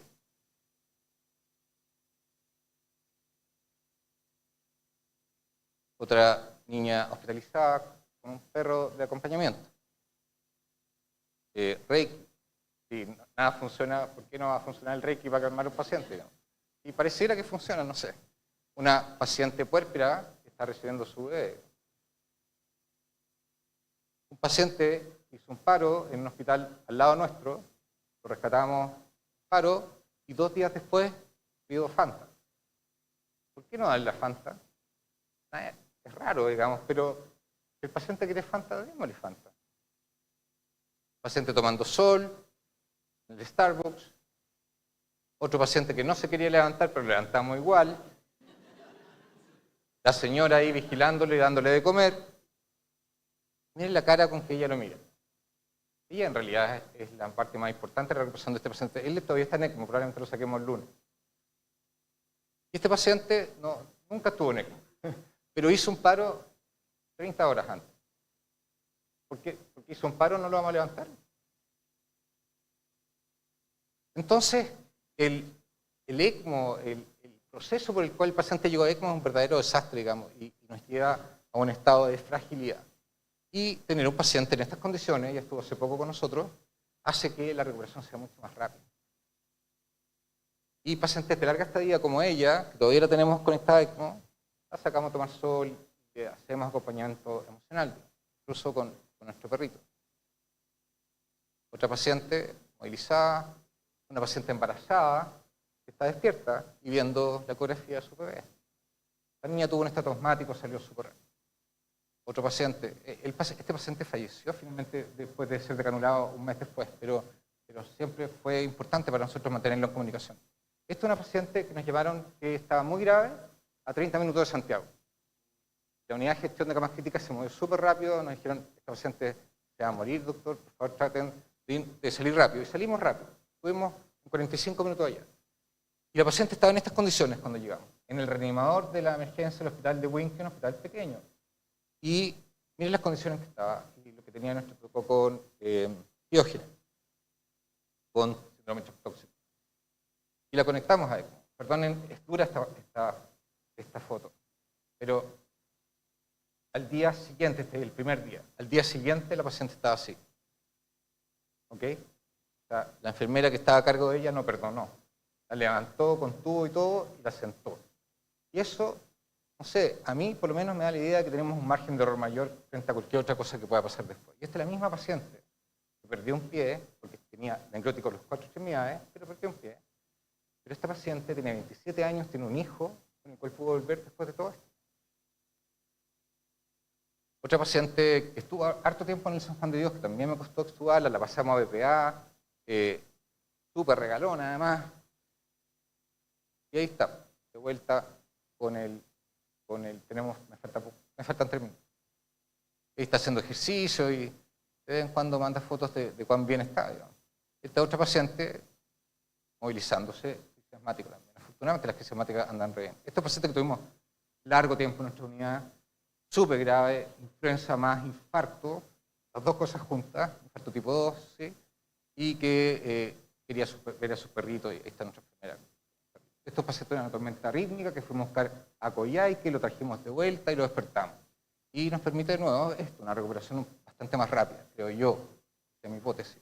Paciente que finalmente se trasladó a un centro hiperespecializado para trasplantarse al hospital del tórax, pero que nosotros canulamos porque tenía miocardiopatía dilatada en fase terminal.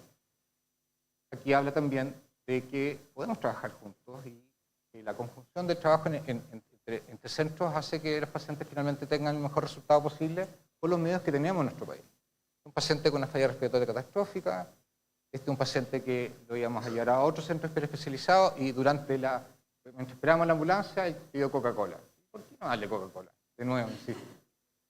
Este otro paciente con una crisis asmática, otro paciente con una neumonía, este es un paciente de 200 kilos que canulamos en la puerta central, le llamamos San Juan de Dios, y imagínense lo que es levantar a un paciente de 200 kilos a caminar, que lo hicimos. Y este paciente tuvo 2 circuitos conectados en paralelo, después pasamos a BPA, fue bastante difícil, pero salió adelante y salió vivo. Este otro paciente en el Hospital San Juan de Dios. Este es otro paciente del Hospital San Juan de Dios que estuvo muy deteriorado nutricionalmente. Albúmina 1.5, IMC muy bajo, un estrepto piógenes después de un H1N1. Y ahí estamos, sacándolo, lo sacamos al sol también, y ahí está el paciente después de irse, después de 2 meses conectado ahí. Y haciendo ejercicios, no solamente nos preocupamos de la fase 1 de recuperación física, sino que también de la fase 2 o post-rehabilitación. Otra paciente despierta, y de nuevo hay ejemplos regionales como México, Colombia, en Callayo, también no solamente la Fundación Cardiovascular. Acá hay otra paciente de Colombia también de Chayo, y en el fondo decirle que esto es absolutamente lograble con nuestros medios. Este es un paciente que fuimos a rescatar con un tumor megastínico gigante en Chiloé. Y nos pidieron trasladarlo al hospital del tórax y no había cama en ese minuto, así que lo fuimos a buscar y lo trajimos nosotros y estuvimos un día o pocas horas y después se trasladó al tórax y anduvo muy bien. Perdón, pero ¿ahí se podrá ver ese video? No. Bueno. Y ahí el paciente, lo que se veía en el video anterior es que el paciente se pasa a la cama solo. ¿Ya? Lo que anulamos vigil, se pasa a la cama del solo. Y después, no se puede reproducir, ¿no? Ok, no importa. Y ahí está el paciente comiendo papas fritas antes del viaje de vuelta. Porque había estado en ayuno un montón de rato porque nos tuvo que esperar y lo dejaron en ayunas como 18 horas. Y quería papas fritas, está bien. Entonces, finalmente, no olviden que nosotros tenemos que ser empáticos con nuestros enfermos y con la familia, por supuesto. A veces resulta, a veces no, pero hay que tratarlo, tratar al menos. Ser buenas personas con nuestros pacientes es más importante a veces que lo técnico, ¿cierto? Cuidar al paciente empáticamente es un valor agregado tremendo. Nos podemos equivocar en lo técnico, muchas veces. Pero de nuevo, lo otro, el levantarse a las 3 de la mañana, que te están llamando, levantarse y subirse a las 5 de la mañana al avión, saber que vas a volver en 24 horas, es mucho más importante que estar sentado en un sillón diciendo lo bien que uno lo hace. Mejor levantarse, ir a buscar al paciente y hacer todo lo posible por él. Y, de nuevo, por último, mi equipo, en general, mi equipo es mucho mejor de lo que yo puedo hacer. Somos todos, en realidad, en conjunto, lo que logramos hacer este trabajo. Y logramos despertar a los enfermos, movilizarlos. Como último mensaje, mi hipótesis de trabajo es que la movilización precoz del enfermo, la nutrición, ojalá por vía oral, nos aumenta el margen de error durante su permanencia en el RAN de ECMO. Si el paciente sufre una sobreinfección o sufre otra injuria, el margen de error que tenemos de respuesta es mayor. Es una hipótesis de trabajo, no tengo ninguna evidencia que me apoye, pero sí el empirismo completo de lo que hemos vivido con nuestros enfermos. Así que marque el botón correcto para saber a dónde va y eso sería todo. Muchas gracias.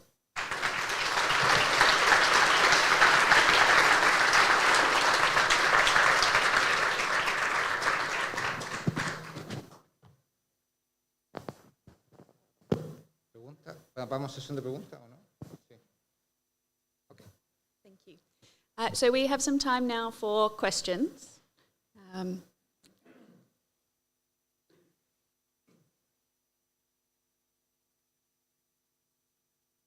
Hello.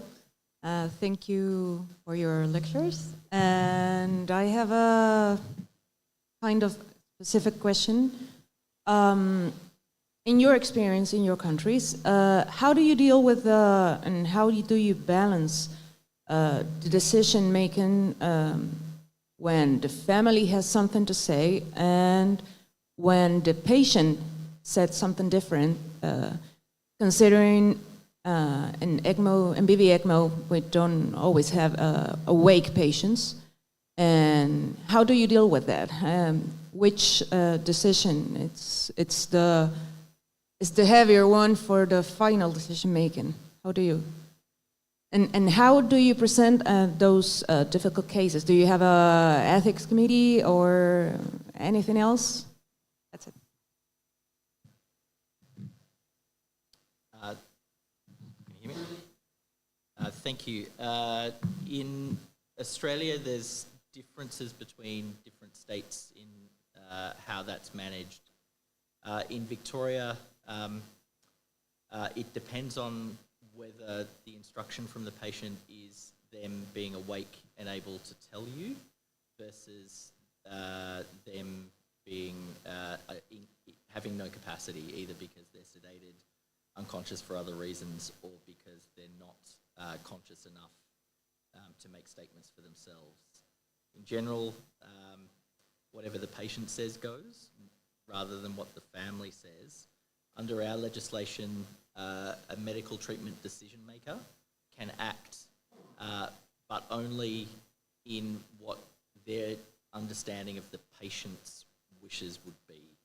So, for example, if a patient had said, I would be happy being in a coma and being fed through a tube for the rest of my life, and they'd said that to multiple people, and the medical treatment decision maker said, nah, that's enough, we should stop, then they are not necessarily acting in the interest of what the patient had said previously, and so we would have to interrogate that a little more.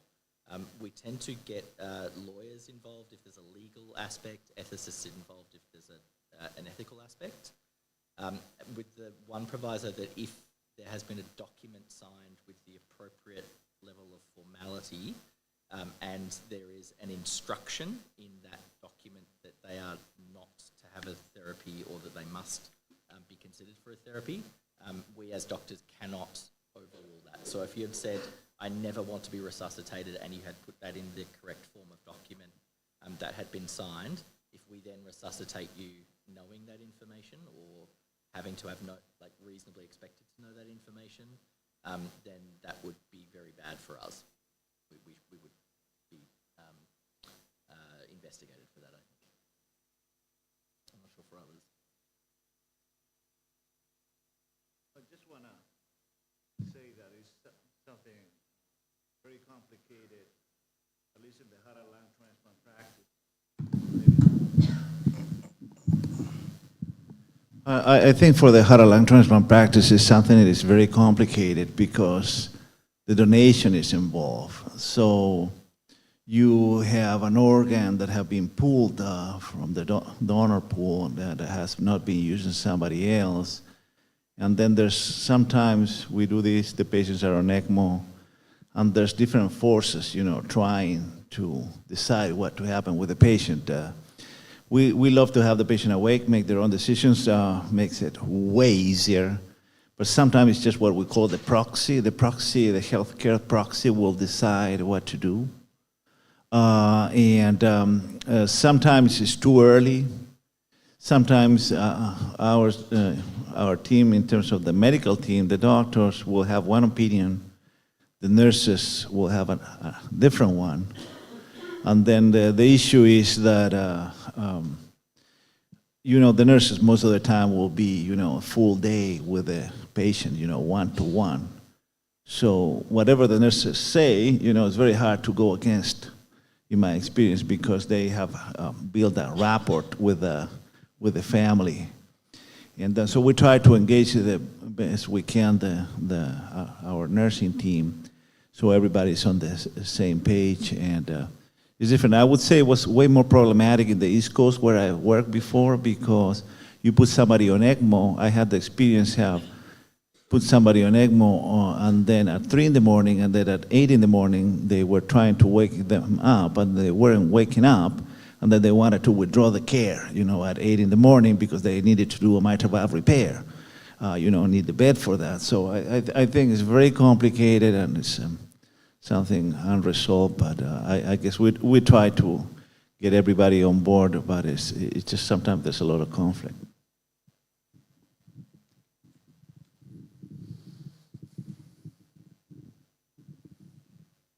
Thanks. Excellent talk. Thank you so much. Am I allowed to ask 2 questions? I actually have 2 questions for Rodrigo. 3 now. Touché. Rodrigo, there are a lot of people who are worried about awake ECMO.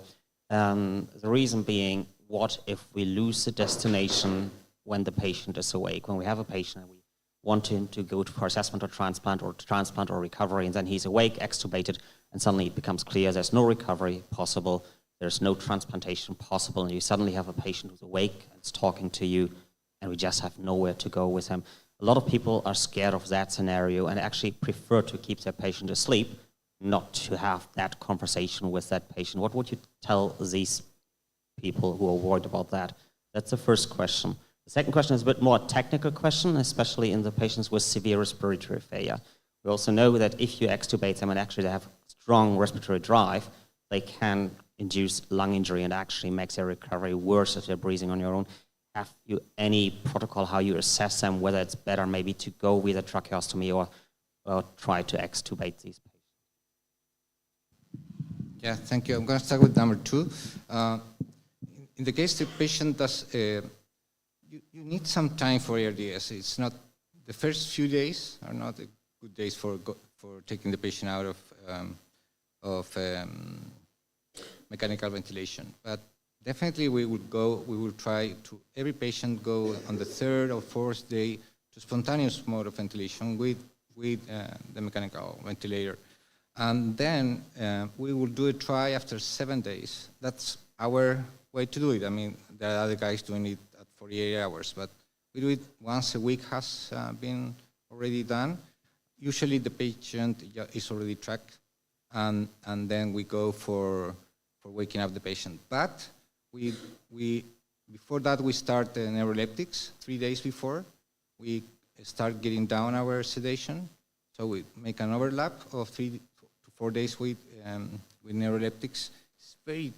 I've seen it's very tough to do this period without neuroleptics. And then you start waking up the patients, and if it fails, if the patient is breathing too bad, okay, you go back for 1 day, rest the patient during the night, and then try again the next day.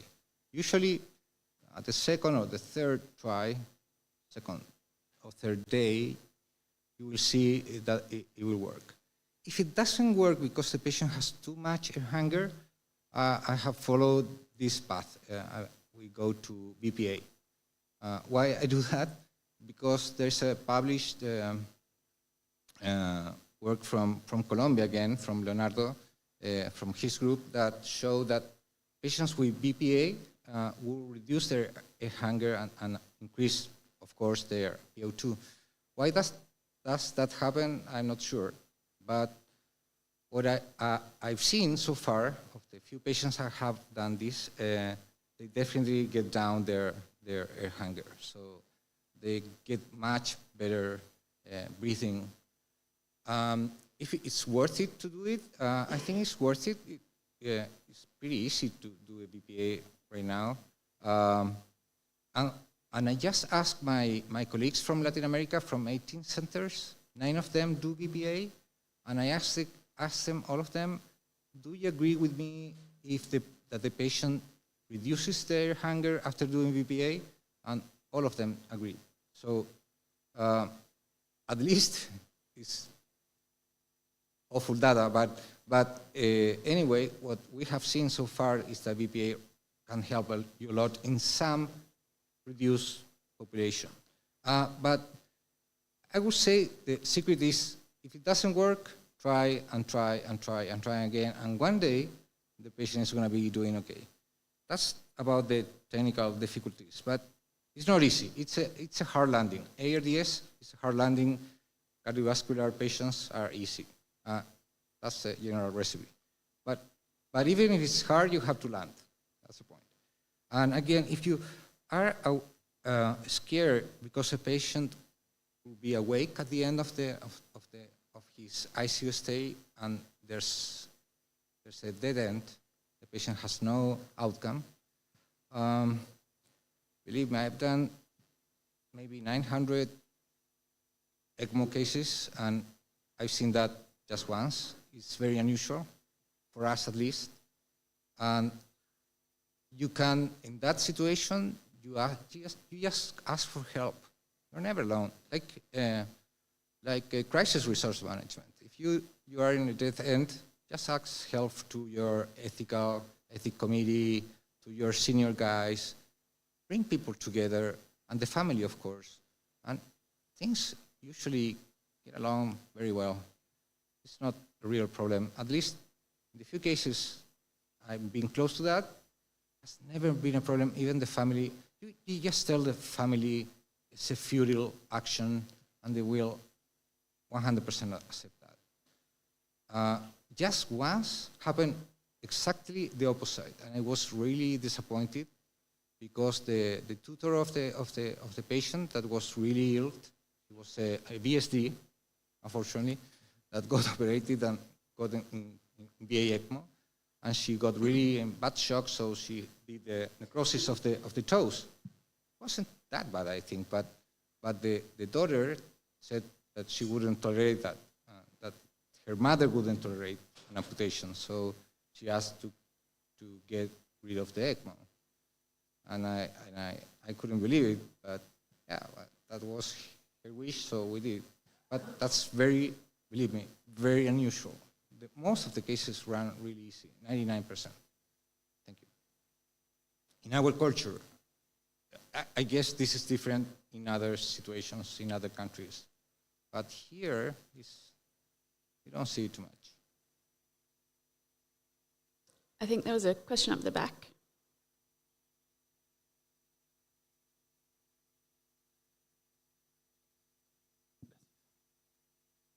Agradecer a Mauricio y Vicencio por su presentación, un tema muy interesante.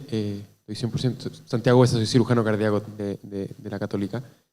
100% de acuerdo con la presentación. Es un tema muy interesante, muy difícil, porque es muy infrecuente, pero tenemos la sensación, no tenemos números reales, de que en Chile, post pandemia, hay dos patologías que han aumentado mucho, que son la endocarditis y la infarto. Hemos tenido muchos casos. Nuestra conducta está siendo esa, conectar a los pacientes en ECMO, verlos más estables y dejarlos de hecho en ECMO un tiempo después.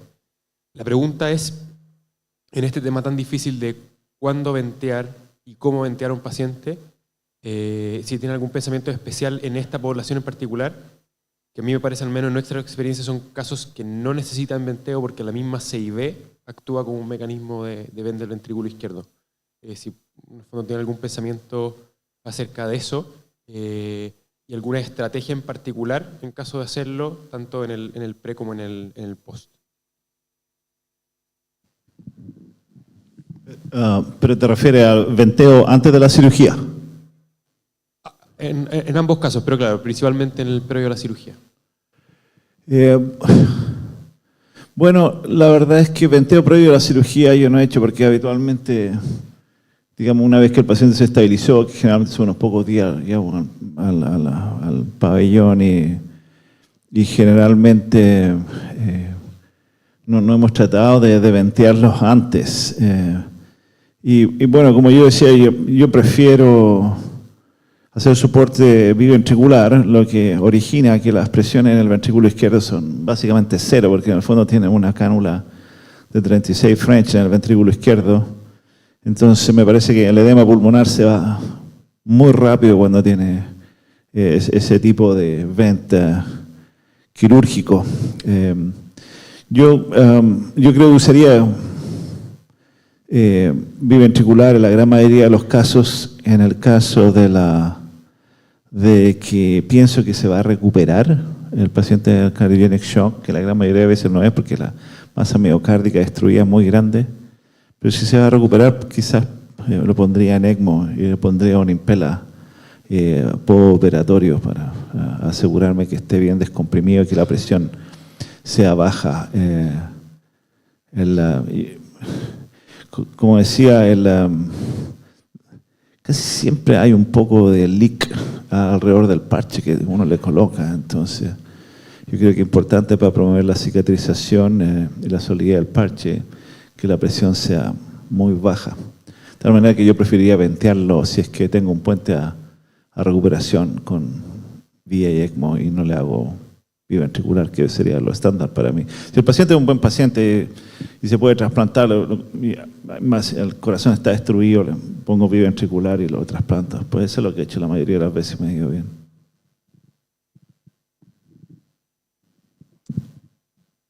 All right, up the back.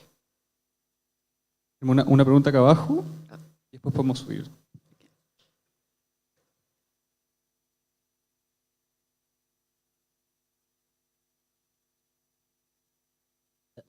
Thanks so much, Rodrigo, for the inspiring talk. To just try again. It's a fantastic reminder. Move the patients forward. My specific question is also regarding the VSD, and maybe people in the room can help me here as well. People talk about using an impeller beforehand, and there are a lot of conditions we don't know whether an impeller or ECMO may be better or not. But in my mind, the left ventricle is decompressed. Why, particularly in this condition? We're talking about pre. I hear your point about afterwards. Why would people even think the impeller is better in this condition? No, I would say, well, I'm not, a fan of the impeller, to tell you the truth, but some of my friends are really good fans. And I would tell you that the impeller is way more gentle than ECMO. So you could use impeller alone or impeller as ECMO, but we think the complications that the patient have with the impeller are less in terms of circulatory support. And then, before the surgery, I think it reduces the shunt, and that is something critical to probably not to see what I have seen most of the time, that the patient doesn't get any therapy, and then all of a sudden, you go home and you come back in the morning, and the patient is in shock with multi-organ failure. So, I think it remains to be seen, but there's several groups doing this, and then I think they have a good point of using the impeller. I don't think we should disregard it.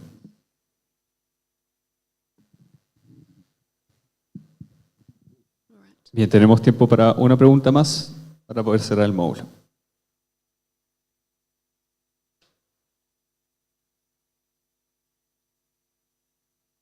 Muy buenas tardes a todos, gracias por sus excelentes presentaciones. Y tengo una pregunta para el doctor Rodrigo Díaz. Rodrigo, como sabe, el mundo del intensivo muchas veces nos gustan los parámetros, es verdad que a veces eso nos da una visión de túnel, ¿cierto? Y tú nos has mostrado hay que contrarrestarla con el bienestar del paciente, que al final es el objetivo de nuestro trabajo. Pero a veces nos cuesta cuando queremos un poco innovar y decir hagamos ECMO despierto, y la gente pregunta, pero bueno, ¿contra qué parámetro? Y un poco si tú nos podías dar alguna recomendación al respecto. Muchas veces, por ejemplo, en el ECMO veno-venoso empezamos a bajar la FiO2, ¿cierto? Cuando tenemos una PaO2 sobre 60. Pero ¿qué otros parámetros? Es difícil evaluar la mecánica pulmonar, ¿cierto? En un paciente en el que además le estamos dando ventilación ultraprotectora con volumen corriente muy, muy bajito, incluso muchas veces bajo el espacio muerto, con PIB bajo, con frecuencia respiratoria baja. Pero ¿en qué nos fijamos? Un poco, ¿qué nos podrías recomendar al respecto? ¿Algún parámetro que uno podría decir, bueno, después de esto, animémoslos, en el fondo no hay razón para no hacerlo? Sí, o sea, es verdad que uno tiene que estar consciente del CILI, digamos, y es nuestra gran preocupación cuando despertamos a los enfermos. Por eso hay que hacerlo probablemente gradualmente y con delicadeza y paciencia. Pero en general es así, como te digo, hay experiencias de gente que estuvo COVID a los 48 horas, como el grupo de Monterrey, por ejemplo, o el grupo de Chicago. Yo no lo viví así, era más bien, de hecho los COVID hasta la segunda semana, y ahí lo empezaba a despertar. Pero con todo este proceso de traslape de sedación, harto neuroléptico, eso hace que el paciente esté mucho más tranquilo y sin tanto airhanger, y en general funcionaba bien. De nuevo, siempre hay pacientes que se escapan de esa ruta. Por ejemplo, este paciente que les mostré ahora, la familia negaba que tuviese problemas de consumo, y al final tenía problemas de consumo de drogas tremendo, y eso explicaba también la gran cantidad de drogas que teníamos que usar para dormirlo. Era como un paciente COVID, que no, hacía tiempo que no había tal cantidad de fentanil y midazolam usándose. Entonces lo que decidimos ahí es un poco lo que se hace en la visita diaria, un poco el tailor-made, o sea, el cuidado específico para ese enfermo, y lo que hicimos fue un reseteo con sevoflurano, que esperábamos y cruzamos los dedos que funcionara, y funcionó. O sea, de usar una cantidad de fenta monstruoso y midazolam, dosis monstruosas, más Dex, más Propofol y todo en dosis monstruosa, pasamos a 0,2 de dexmedetomidina después de las 48 horas de cura de sevoflurano. Es bien, o sea, ahora no hay anaconda, no está disponible en el país, pero sí lo hicimos con una máquina de anestesia y chao nomás, así que, y resultó bien. Y después lo hicimos con otro paciente y también anduvo bien. Creo que al final uno trata de que los pacientes lleguen a despertar para que puedan recuperar eso que es la comunicación con la familia, con el equipo médico, que te explique qué es lo que le pase y también aumentar la capacidad muscular y física nutricional del enfermo. Se logra siempre, lo que pasa es que en algunos enfermos los puede hacer súper rápido y en otros te vas a demorar más, y eso es parte del juego nomás. Eso, yo creo que el secreto es no frustrarse. El secreto es no frustrarse porque el paciente, como te digo, agarró a combo a las enfermeras. Bueno, eso puede ser bueno en algunas circunstancias, pero malo en otras, digamos. Entonces, es mejor si el paciente no está en condiciones ese día, no importa, lo duermes, descansas, todos descansamos, pero el día siguiente, a las 8 de la mañana o a las 6 de la mañana, le tienes que cortar la sedación y a las 8 lo estás trabajando de nuevo. Es interesante, es hacerse la experiencia, ¿no? La cultura, etc. Pero es súper factible hacer eso. Eso es lo impresionante. Digamos.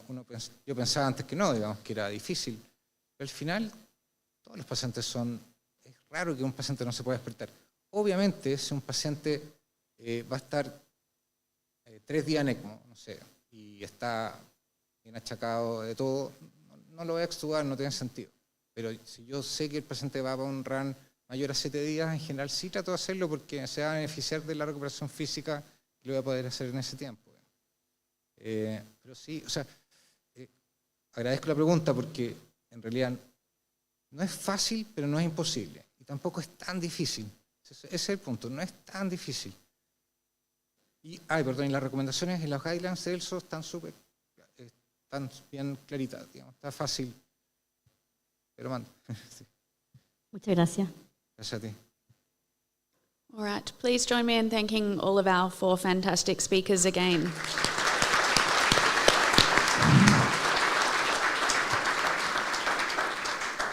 Bien, le damos las gracias a todos los presentadores y a la doctora Riley por haber moderado el módulo. Hay 2 anuncios importantes. El primero de ellos es que ahora va a venir una charla para los que les interese sobre hemoabsorción en ECMO.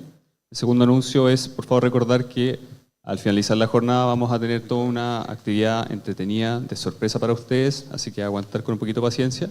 Y el almuerzo va a ser ahora, volvemos a las 2:30 de la tarde.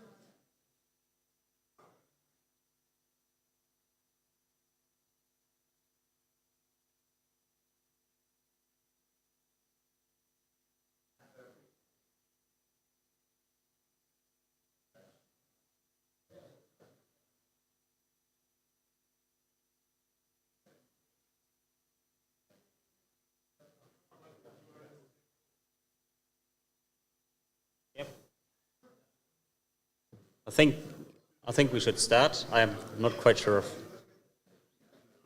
if people just don't know that it was just a lunch break. I thought it's the end, but if you can just maybe get the first slides up.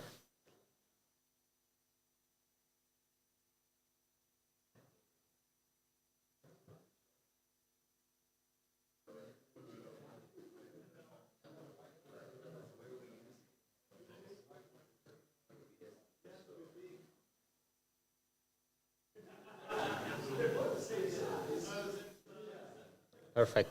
Well, thanks for coming back. For those few who did come back, I guess some people are still having their lunch, but we're running a bit late, so we just crack on right now. There's a little bit of a change of the program.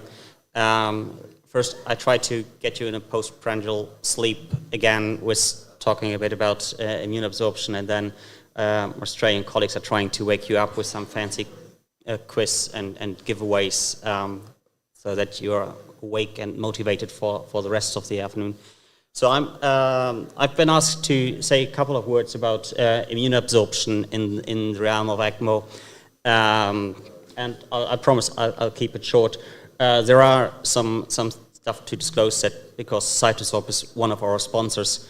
However, they had no influence on what I'm saying here, and I'm trying to remain as objective as possible. Although I have to admit they've been quite helpful, and I feel personally quite grateful for all the support they've been giving for all of our ECMO education events so far. However, I'll tell the truth, there are a couple of things in my talk that they probably won't like hearing so much.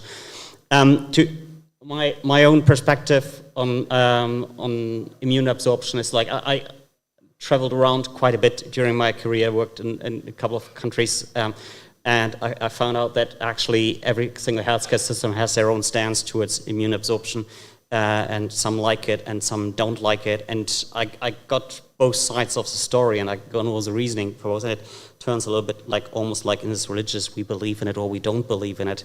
I'm not quite sure if anyone in Australia actually uses any form of immune absorption. I know in New Zealand they have access to Oxiris, but I don't know if it's ever been used actually. So it's really been practiced differently in different countries. So I know that you are using Cytosorp here, but I just go quickly through the basics. So Cytosorp, it's not a filter, it's an absorber. And it's an important difference. So it's like, yes, it looks like a filter and blood's coming in on one end and coming out on the other end, but the way it works, it's not that there's a dialysator or anything like that, and it doesn't filter things out. There are like small microscopic beads in there, and these beads, they just absorb molecules. And they have a certain molecule size. It's like smaller than 60 kilodalton that they really like, and they're like hydrophobic attraction. So that's how it works. But the important thing is really as it's absorbed, and it is on the one hand it's concentration dependent and also saturation dependent. That's something that's quite important to know when you look at immune absorption. So what do they try to achieve? So the idea is just like when you have like a massive hit, massive stress of the body, we have like what you call it like Sears reaction or the cytokine storm or the SAMP and DAMPs that are probably released causing endothelial leak, acid-base balance. All our yin-yang is completely disturbed. And the idea was like if we get like this massive spike in bad substances, they just do harm. If we get just a little bit dampened this response and just do a bit of immune modulation with that basically, that might actually provide some benefit. It's non-selective, and it's obviously the cytokine storm happens to any kind of stress that we're having, and therefore the area of application is quite wide. It's basically everywhere it can happen. It can happen, we're using it quite commonly and very successfully in rhabdomyolysis where it works. It's very efficient in absorbing bilirubin, so it's also in liver failure where it can be used, but we're talking mainly right now about septic shock. And about severe respiratory failure. So these are like the common indication actually where you use it. It is an adjuvant treatment, so you don't like do it on its own, and that's actually the point with all of our treatments. And I think that's one of the reasons why you hardly find for any of these treatments really a mortality benefit, because obviously it depends mainly on everything else that you're doing. And if anything else that you're doing doesn't work, then you just throw the Cytosorp in the mix and it improves some things. But spoiler alert, there is no proven mortality benefit, and I will come a little bit to the evidence later. What I said before about the saturation-dependent effect of the adsorption, it's really quite important just to be aware of that, and that's why it doesn't make sense for me to use immunoabsorption to the whole ICU stay of a patient. It's like hit early and hard for these patients. When you got this IL-6 spike in the beginning, you have a massive increase in pro-inflammatory acceptance, and then you get a massive reduction. Later on in the course, the effect is actually really small, almost negligible, and probably doesn't have much effect on the clinical outcome, or at least much less so than when you hit early. And how are we using it? I specifically want to talk about how to use it on ECMO, because it's actually quite convenient. You can just put it in the ECMO circuit and connect it somewhere in the positive pressure area, and then just connect it somewhere in the negative pressure area, and it just follows the pressure gradient and it runs through. I started using it when I came back to Germany about 2 years ago. I never used it before, and in every single center where I worked before, we had massive fear of splitting anything in the negative pressure area for good reasons. And I'll talk a little bit about that. There are hundreds of possibilities how you can put it in there. You can put it in a filter, you can attach it wherever you want, actually, wherever you have some kind of gradient or pump that pumps it through the adsorber. The only thing, please never connect the returning arm on the post-membrane side of the ECMO. I think that's pretty much self-explanatory. That's supposed to be a video which is not working, but that's fine. I just wanted to talk about this T-piece that we have to put into the negative pressure area of the ECMO circuit. I hated it when I came to Germany. I was really worried about it. Oh yeah, it's just unsafe. There's a 3-way tap. If it's wrong, if someone does anything, you have massive air suction.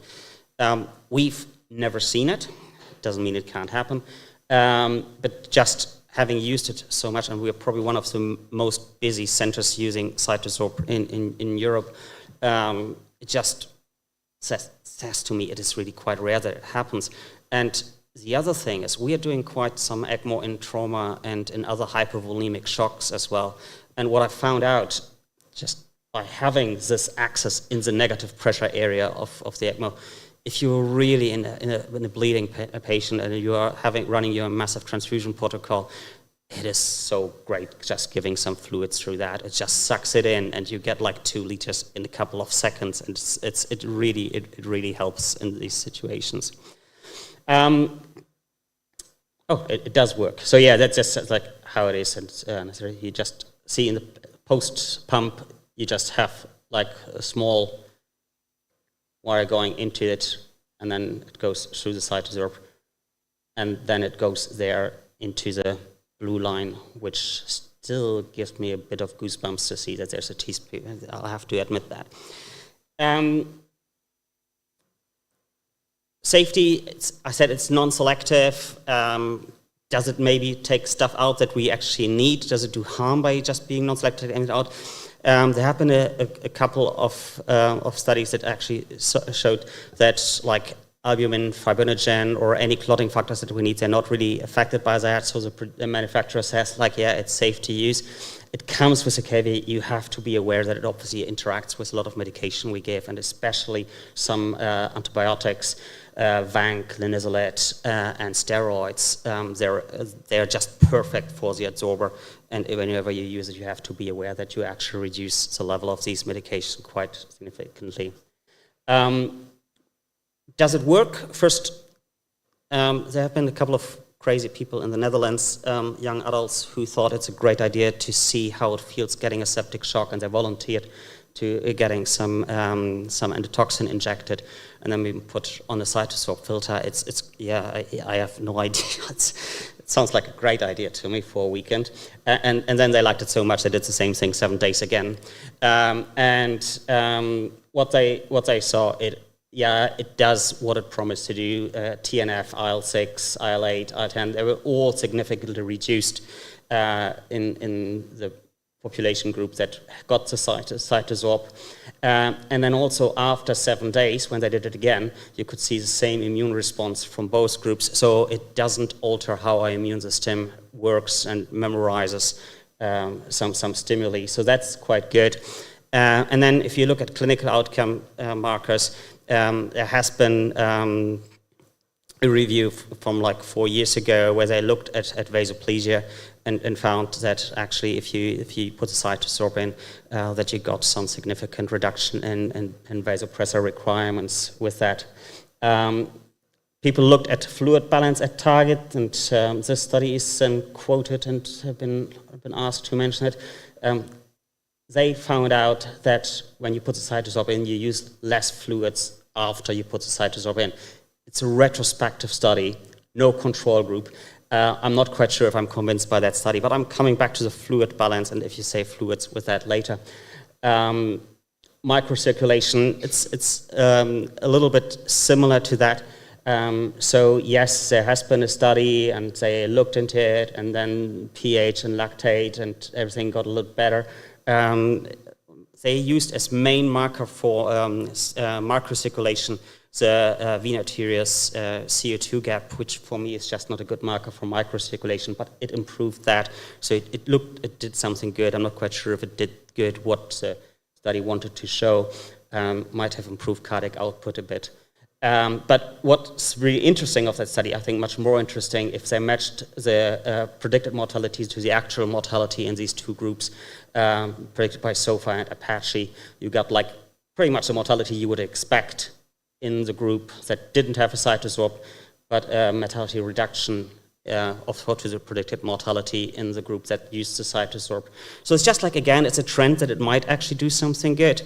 And if you...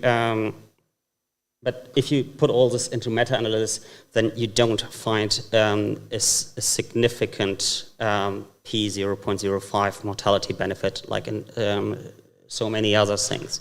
So there are a lot of things we still don't know about it. There are a lot of things that seem to be goodish, and you can use some common sense. It's like, probably I'll do some good, but we don't know a lot of things. ESICM basically says that it's promising and it might do something good as for so many treatments. So we don't really know which patients are the best, we don't know when, and we don't know how much. There have been now a couple of, for septic shock, a couple of scoring systems evaluated that tell you like this might be a patient that might benefit from that, and I'm not going through that. They seem to work pretty well. Because these patients who use this scoring system, they seem to do quite better. So I think there might be something that you can use. In terms of when to use it, it is really just use it as early as possible. Delay in therapy, cytosorb just makes the effect of the cytosorb diminish. That's what this study shows, that's what they say, and they managed to get something with a P of 0.03. If you look into the table where they tried to get this data out, it's like, yeah, I can show everything if I just try hard enough. Most of the individual points, they didn't have statistical significance, but certainly a trend towards that. The faster you are, the better it works. And how hard you should do it, and that's where I'm coming to why we're using it on ECMO so much, the dose dependence, like if you see how much blood is going through the cytosorb, there's certainly the people who are having a lot of contact to the surface getting better. So in order to improve the data, what Cytosorb did, they're running now a registry, and that's where we are participating quite a lot, where you can just enter all the patients that you put on the cytosorb, and we had just the first interim analysis for that, and that shows again everything that we looked before and seemed to be better, looks better in the interim analysis as well. Vasopressor requirements were going down, fluid balance was much lower in the cytosorb group, and PF ratio in these patients who had ARDS improved quite significantly, so that makes sense. What we do in our center, we hit hard and early because we just know that the earlier you do it, the better the effect, and the more blood you get through it, the better. We are using it basically in the indications that has been listed for the Cosmos registry. What I have to say with severe liver failure, we're distinguishing a little bit. If it's liver failure, then we use cytosorb. If we're going to full hepatic failure, the ones that we don't think actually they make, we're going straight for plasmapheresis and just trusting the guys from King's a little bit more on that aspect. And there are some more therapies that might come up on that regard in the future. Cytosorb itself, they recommend usually to change the first absorber every 8 to 12 hours and then slowly increase the duration, which also makes sense because they saturate. We are doing that a bit differently, and I have to say the only reason why we're doing it differently is because we just want to simplify the problem. So we are changing the first 3 cytosorb filters every 6 hours, so much earlier than the manufacturer recommends. And that's because we are having the patients usually on ECMO, and we think on ECMO is higher blood flow, so they might saturate a bit quicker, and then we might use it more often. So we should actually have a separate protocol for ECMO and for dialysis. We are using the same protocol just to keep it simple to reduce human error on that, so we have one protocol for all. So it doesn't make much sense, but that's how we're doing it. And with these 6 hours, does it the right time or not? I thought we were a bit too aggressive changing at 6 hours, but we had a case, I think last year it was, of a 65-year-old lady. She came to ED with seizures. There was something known that she had some psychiatric background. No one really knew something because she was post-ictal when she was there. And then when the neurologist tried to scan her, she had arrest and CT scan. By the time the arrest team was there, they had ROSC, and then she re-arrested, and then she just went into sustained arrest and was put on eCPR. So put her on ECMO, got her up, contacted the daughter. She said she fought some venlafaxine at home. We found out that she was like inpatient in a psychiatric institution because she didn't tolerate her previous antipsychotic medication and self-discharged in the middle of changing her medication, and then went to another psychiatrist who prescribed something and no one knew what, and he didn't know that she was inpatient. So there was a lot of mix-up with her medication that she had. So we just assumed that she must have a venlafaxine overdose. And what I wanted to say is like, what we recognize, when we put her on ECMO, she had really good pulsatility, everything looked perfect. And after about 5-6 hours, she suddenly lost her pulse pressure. And that was just coincidentally the time where we changed the cytosorb. And then we changed the cytosorb, and just really 5 minutes afterwards, she got her pulse pressure back. And I said, okay, this could be coincidence. So next time, 6 hours later, she lost her pulse pressure again. And I was filming it at that point, like a couple of minutes after we put the cytosorb in. It doesn't come out on the video nicely, but she really got really nice pulse pressure again, a second time after we changed the absorber. So it's not good evidence. It's just like what I experienced there, and it just, yeah, kind of maybe really, if she had a lot of toxic substance, maybe the absorber was really saturated after such a short time. She had venlafaxine levels of more than 55,000. For those few who don't know the toxic range, it's above 500, so she had a lot.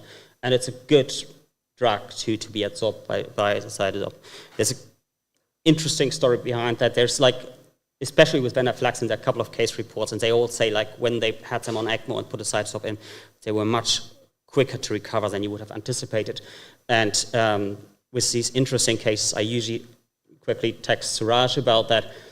And just when I told him, he just said like, oh yeah, we exactly had the same case just like a couple of months ago, which was quite nice coincidence. So she did really well. She got extubated just on day 2, and then just stayed, I think, 3 days on ECMO, and it did really well.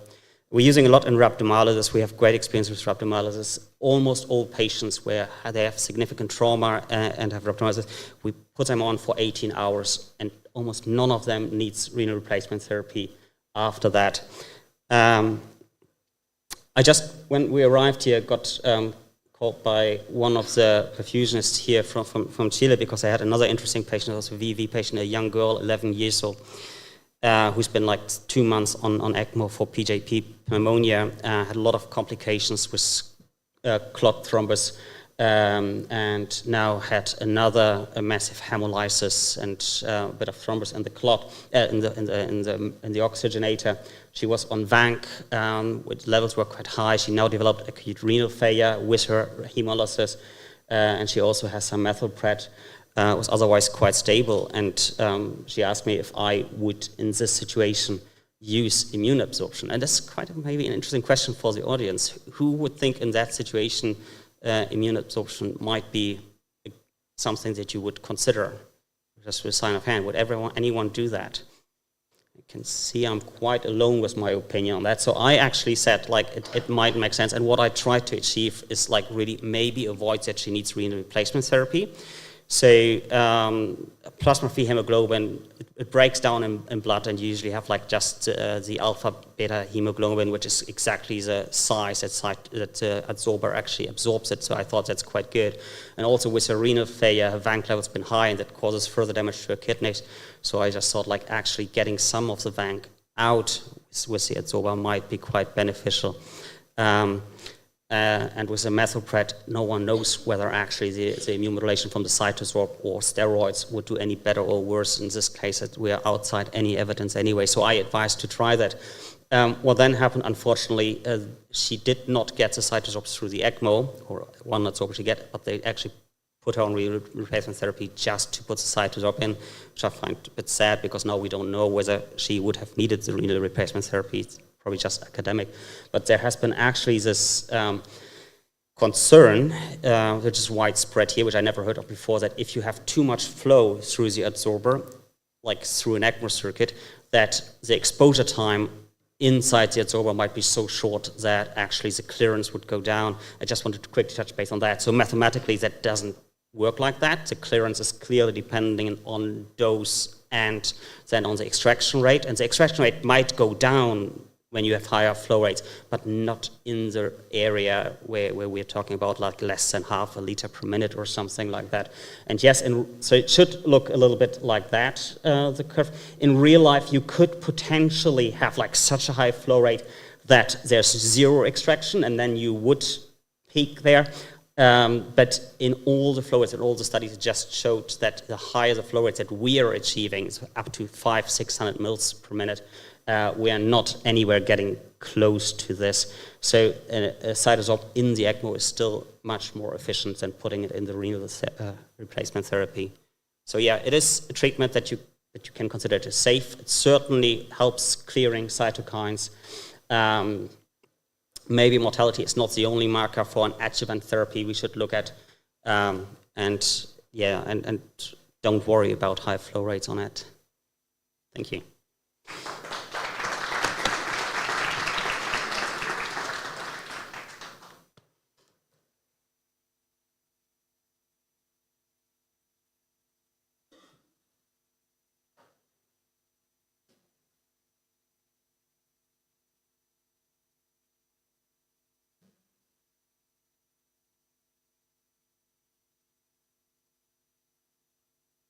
Bien, mientras se preparan los presentadores del próximo módulo, hay un par de anuncios que voy a realizar en representación de la SOCHIMI.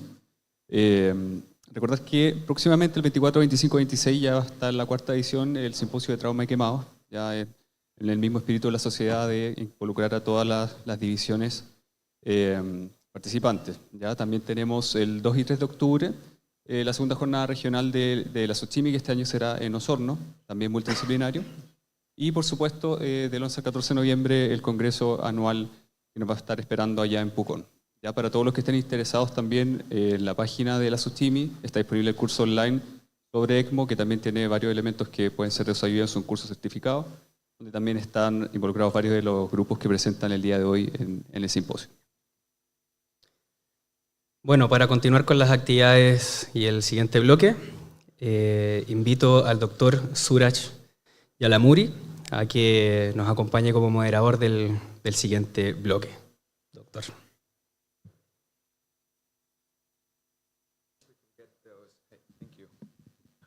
So we're going to do a little something different here.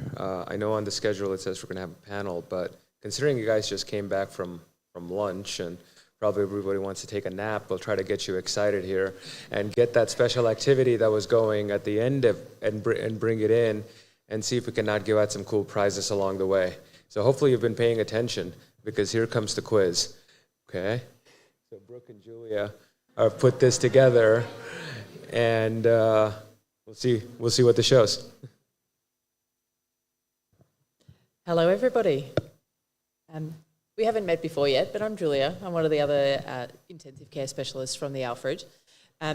We do this quiz at our ECMO course every time, and we thought it might just be really nice, something fun, something a bit lighthearted to start the last session of the symposium with. So there's a few questions. We need your participation. We know the answers, so there's no point us answering them. So we need you guys to help. As added incentive, there's some merchandise down the front. So those who are brave and answer the questions will get prizes. Sound good? Everyone ready? All right. Yeah. All right. What we're going to do, because no one has buzzers or anything to answer the questions, to try and make it a little bit more coordinated, we're going to try and split the room up. So this side will answer the first question, and then we'll do sort of this half of the middle, and then that half of the middle, and then you guys over on the far, and then we'll keep going in that order. So if you want to answer the question, put your hand up. We will try and look and work out who puts their hand up first. We won't always get it right. Apologies. There are plenty of hats. Don't worry. Okay. Are you guys ready for the first question? Okay. Enthusiasm plus plus. I love it. I'll read out the question. You encounter this chest X-ray on your VV ECMO patient. What is your next step? Who's going to be brave?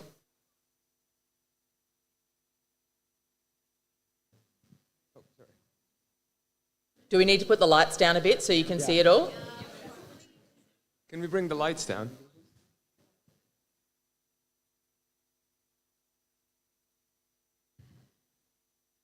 There we go. That's good. Better?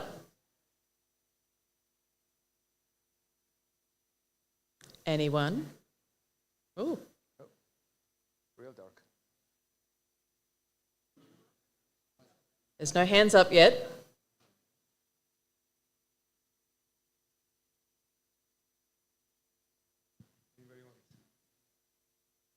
We need someone up the back. Who was it? I think he suppose, has a large pleural effusion. That means all your hemithorax is to the right, to the left side. That means you have to put a chest drain there. All right, you are correct in that there is a very large either pleural effusion or maybe a hemothorax. Who else wants to put a chest drain in? I know what the Alfred people are going to say. We'll do a show of hands. Who's going to put a chest drain in? Yes, good question. The patient is stable. They're hemodynamically stable. They are on no vasopressors. Their hemoglobin has dropped a little and you've given them some packed cells, but not a lot.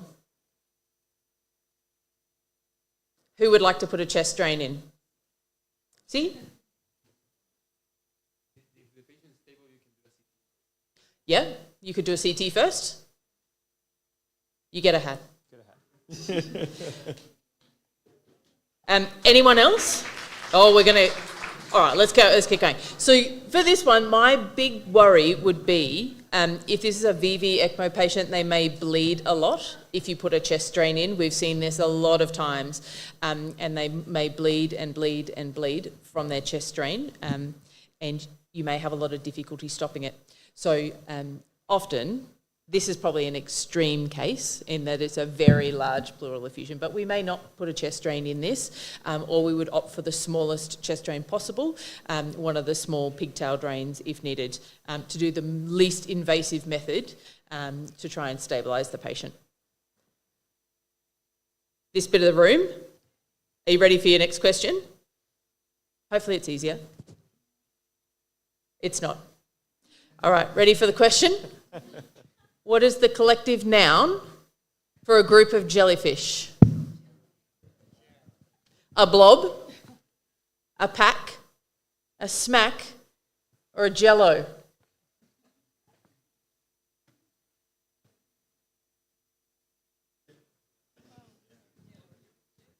Anyone? Oh, I hear a couple of jellos. Any advances on jello? Oh, over here, you want to go for a smack? Yes, it's a smack. Well done. We have a lot of jellyfish in Australia. Do you guys have a lot of jellyfish? Yeah. Sometimes, yeah, in summer. In summer we have lots of jellyfish. I grew up at the very top of Australia. There's lots of very bad jellyfish. All right. This bit of the room, we're not really quite going with the room bits, but this, guys, this is your next one. What is happening here? Hands up, go on. No, you don't need cytosorb. Stefan's gone. Who's going? Raise your hand. Hemolysis, goodo. Who else wanted to say hemolysis but didn't put their hand up? Lots of people. Got to put your hands up, guys. I'll see whether these play. I don't know if they will. No, they might not. All right, we're going to do the next question. The peripheral oxygen saturation for your VV ECMO patient is low. What is your next management step? I'll tell you some of the values on there. The most important... Brooke, do you want to tell them? You can do this question. You love this question. So you're on VV ECMO, we've got low peripheral oxygen saturations, and you've done a pre and a post-oxygenator gas. You've got a post-oxygenator PO2 of over 600.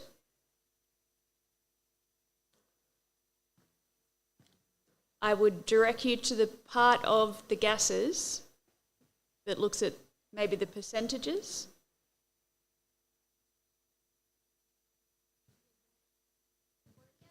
Here. Tal vez hacer una revisión si es que hay alguna disfunción del oxigenador. Mm-hmm. Up there.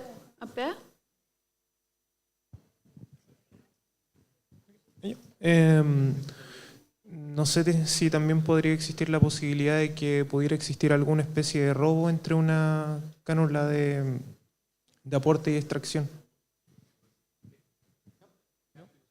Up the top.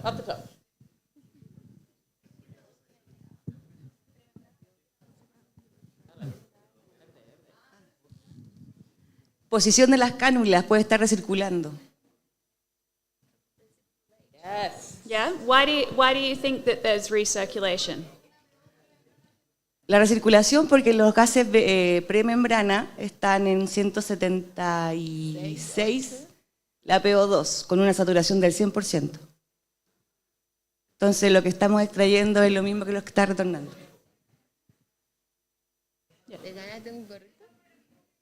So the saturations of the pre-oxygenator gas are almost 100%. So likely there's recirculation happening. But if you had your patient in front of you, you'd probably be able to see that. There'd be no color change in the lines. Depending on the device that you're using, you may actually have an SVO2 that you could see or something that you could monitor. Good job. I think there was a few hats to go around in the middle and up the back. Yeah, come on through. Be I'm generous. trying to.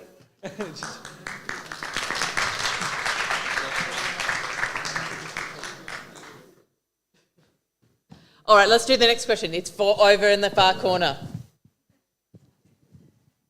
Spot the problem.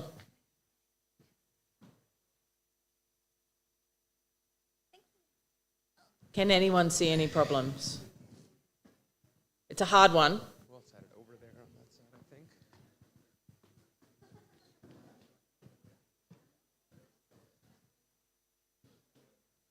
Over the back, would you? Huh? Over. Yeah. Oh, yeah.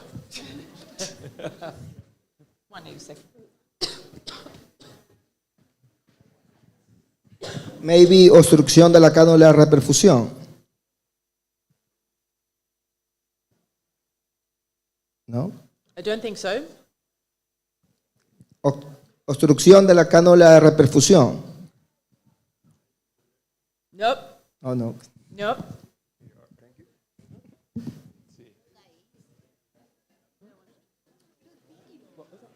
What was that? Were you talking about in the middle? This section here? That is a chest drain. So that's okay. It should have air in it. What was that? But it's bloody. It is bloody, yeah. That's why we don't put chest drains in. Anyone else worried about the connections on the ECMO circuit? Para mí están mal fijadas las cánulas. O sea, están muy poco fijadas. Hay un riesgo de que se puedan desplazar. I'll just confirm. Are you talking about this section here, or are you talking about that they're not tied down well enough? These? Yeah. So this is from our practice at the Alfred. So we use these grip locks to secure our tubing and cannulas. We don't suture our cannulas to the skin. So these are what secures our cannulas and the tubing. So that would be our standard for us. So I would say that that's probably well secured, but that's okay. It's probably different to what other people do. Can anyone else see anything about the connections that worries them? En Spanish, falta refuerzo de la parte más proximal del conector que está de la cánula arterial, que tiene mucho mayor presión. Yes, so it's on both, actually, on both sides. So here, what I would prefer to see is that the tubing was all the way on to the end of the 3/8 connector. Why is it not all the way? Because you can see that there's a gap here, and with this one, there's a gap. Why haven't they been able to put it all the way on? Chris has got it down the front. You'll need the mic. Do you want another hat? Because they've wound it on with those paper rings and you can't get it past the red and blue paper. Yes. So the plastic rings that are on the tubing to show you, which is access and which is return, are very fixed. And so if you tried to expand them, you can't expand and wind it on. So because they're so close, you're not actually able to get that on properly. And the potential is that if you're on a very long ECMO run, this can then start to just gently wind itself off and come off because you haven't got it all the way fixed on. Make sense? All right, who's ready for the next question? We'll do a couple more and then we might get on with the rest of the talks. I even had it there. Why can't you read the screen? And what are you going to do next?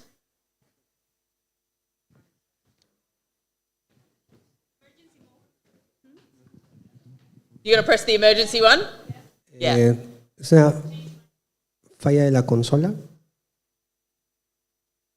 There is.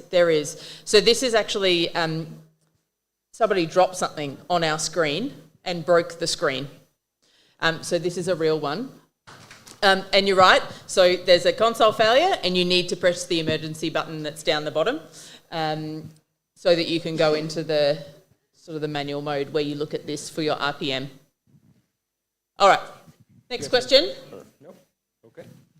In VA ECMO, which of the following can cause a drop in the measured flow through the pump? A is increase in patient arterial blood pressure. B is an increase in the pump speed. C is an increase in the patient heart rate. And D is oxygenator thrombosis. Hands up. Who's going to go? Who's going to be brave? Oh. Letter D. Letter D, oxygenator thrombosis. So in the measured flow through the pump. Who thinks correct? Es la D. Everyone else is going La with D. A. It is A. Good job. All right. Hand out lots of hats, Siraj. Yep, bunch of hats over there. Ada, you might need to get up and help distribute some hats. We're getting more hat distributors. This is your punishment for too much fun last night.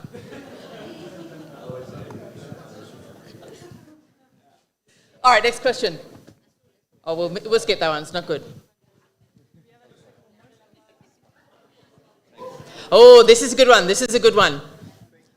You notice the oxygenator looks like this post VV initiation. What do you do first? So what is the problem and what are you going to do? This is a controversial one. Everyone will do different things. Where did Arnie go? I know what Arnie will want to do. Great. We'll do this one, then we'll finish. Actually, no, we'll go to one of the next ones. Oh, yeah, go. You going to answer the question in the middle? Going to answer the question? No, you're not. You just want a hat without answering the question. I see, right. Anyone going to answer the question? Yeah, go for it. Fibrin. I think it's fibrin, but maybe you just have to make a gasometry, ABG, pre and pre-ox, and if it's okay and the patient is okay, you can wait because also it's in the upper side, so you can wait. Okay, so kind of right. So it's not quite bubbles, but it is gas. Yeah, it looks like bubbles just because there is, it's the little holes of the oxygenator, but there is gas up the top, so there's air at the top of your oxygenator. Who would clamp the circuit straight away? Maybe. Yeah, a few people would clamp the circuit straight away and a few people wouldn't. Why would you not clamp the circuit? Suck it out? Yeah. So if you've just gone on, it may be that your circuit wasn't quite de-aired well enough. So if the patient is stable, you're right, it's right up the very top. So you could just use this port to suck that air out. All right. Siraj, any more questions? How much time do we have? A couple more? One more? Oh, we won't do that one. Everyone knows who Esperanza is. Yeah, you all got it right. Oh, this is a good one. This is going to cause a lot of controversy. From your understanding, now this is our Alfred inclusion and exclusion criteria, which I think has been presented almost 3 times during the last 2 days already. Of the inclusion and exclusion criteria for ECMO, would a 60-year-old male with known cardiomyopathy who weighs 110 kilograms with chronic renal failure be suitable for ECMO after 30 minutes of cardiac arrest? We're going to do a show of hands.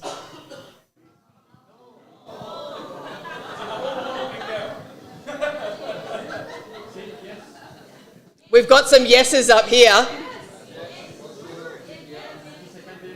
Everyone's changed their minds now. There was a lot of no's. Why are you guys saying yes?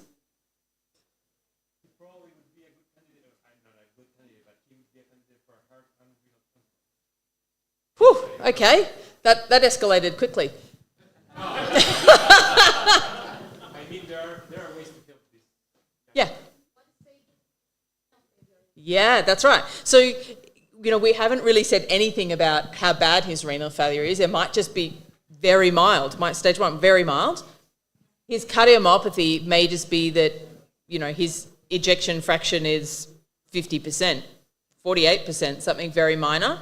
So I think it's important to try and, if you can, get some of that additional information, because it may be very mild and then you would put them on. Or you might find that it's really bad and they've got a dialysis fistula and you won't.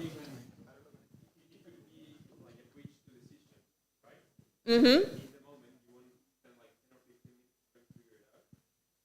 And that is one of the hardest bits about ECPR, is especially when they come in from the community, you don't have all of that information. You have to make your decisions based on the information that you have at hand, which is often a lot more about, how long they've been in cardiac arrest for, how long, in some criteria, what their lactate, what their CO2 is, etc.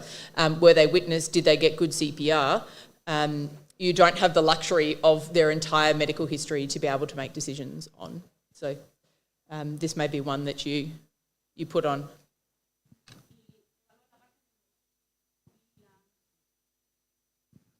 Might. Yeah, we'll just give you the microphone. Evaluar la parte neurológica del paciente, las pupilas, los reflejos pupilares, corneales, todo eso. It is important, but the pupils are often very hard in cardiac arrest because if they've been getting a lot of adrenaline, they may have fixed and dilated pupils if they've had a number of doses of adrenaline during the arrest. So often having fixed and dilated pupils during an arrest wouldn't be something that might stop me if I thought they were otherwise a good candidate for eCPR. And you, during arrest, you probably won't get a lot of other neurological things. You might get some signs of life, we call them. So they might be, you know, having some gasping breaths. They might be moving a little bit, and that might put you in a more favourable, you know, to go on to eCPR. Finish it up? Okay. We can go to the next talk.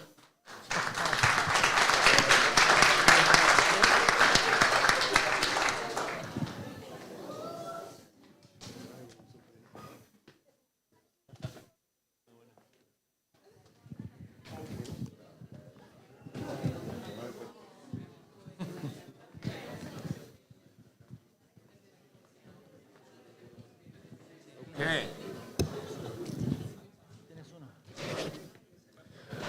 Well, that was fun. Now that you guys are awake again and more interactive, we'll move on to our next talk here. We'll have Dr. Villavicencio up here again to talk about which is better, heart transplant or LVAD. I'm curious what you have to say for this. Well, I think we're going to sleep with this one, so. All right. Let's see here. Let me show you my bias. So keep going. So this is the way it's going for heart transplant and LVADs in the U.S. since the change in the allocation score. This was in 2018. So essentially, if you get an LVAD, you get to be status 4, so that kind of trigger going down the LVADs and the ECMOs, balloon pumps, and Impella going up. So now it's going to be another switch to a continuous distribution system for heart transplantation that might put more points on the LVAD, so we expect that to get a little bit back. So this, I get this from Jack. Heart failure, and then there's this editorial talking, we do not know of a single heart failure clinician, nurse, or surgeon, and we have asked many who would choose LVAD over heart transplantation for themselves or their loved ones if given the choice. It is time we do the same for our patients. It's a pretty strong statement, I would say. Well, I'm sorry, I'm talking in English here, it's ridiculous. All right. Bueno, voy a cambiar a español acá.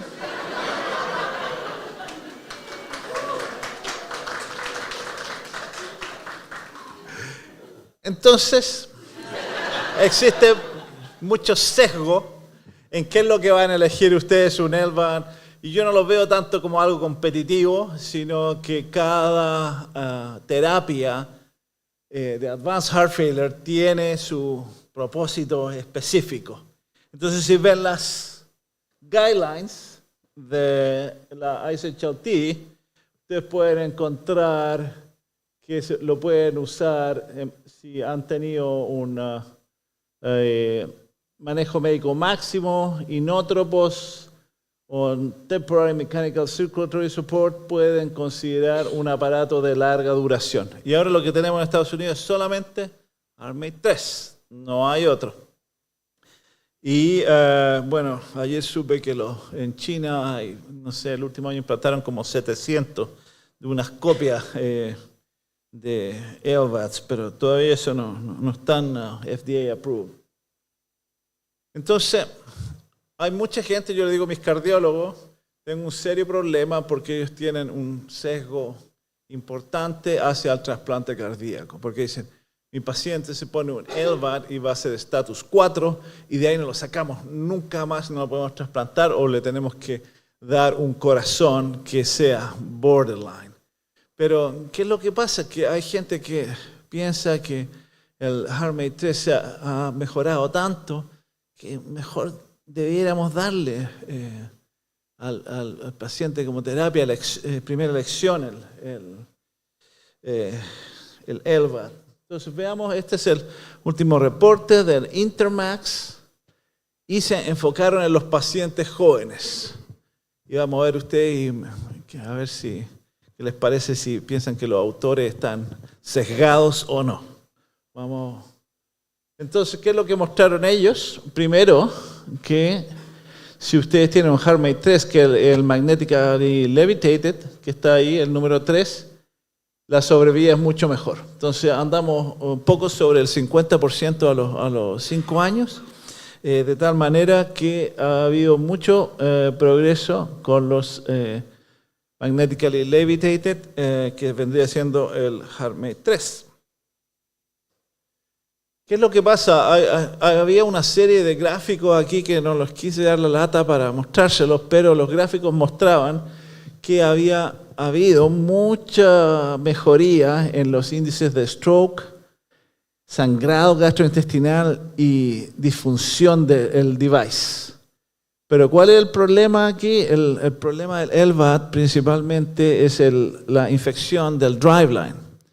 Entonces, generalmente estos pacientes le empieza a salir un poco de pus aquí, van y vienen al hospital, mis cardiólogos se vuelven locos, ahí nos llaman para hacer la interconsulta, hay que hacerle un debridement, pero es realmente, no sé, no es elegante ese término, pero es una joda hacerse cargo del driveline infection todo el tiempo.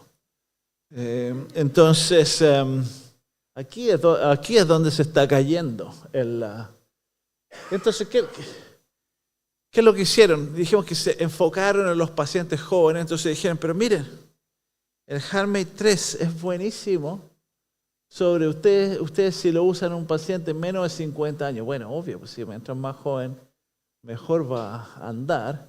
Entonces la sobrevida aquí está por ahí cerca sobre 60%. Entonces lo que autores proponen, que aquí es lo que dice acá abajo, dice que mejor en vez de hacerle un trasplante cardíaco, ¿por qué no le ponemos un HeartMate 3? Cosa que tenga un cierto tiempo en durable VAD y luego se hace el trasplante cardíaco de tal manera de extender el periodo, la sobrevida de un receptor joven. No es un concepto privado, pero esto es lo que tenía aquí. Bueno, yo cuando leí esto me pareció que estaba demasiado sesgado, pero bueno, está ahí, es una idea, parece interesante, habría que probarla.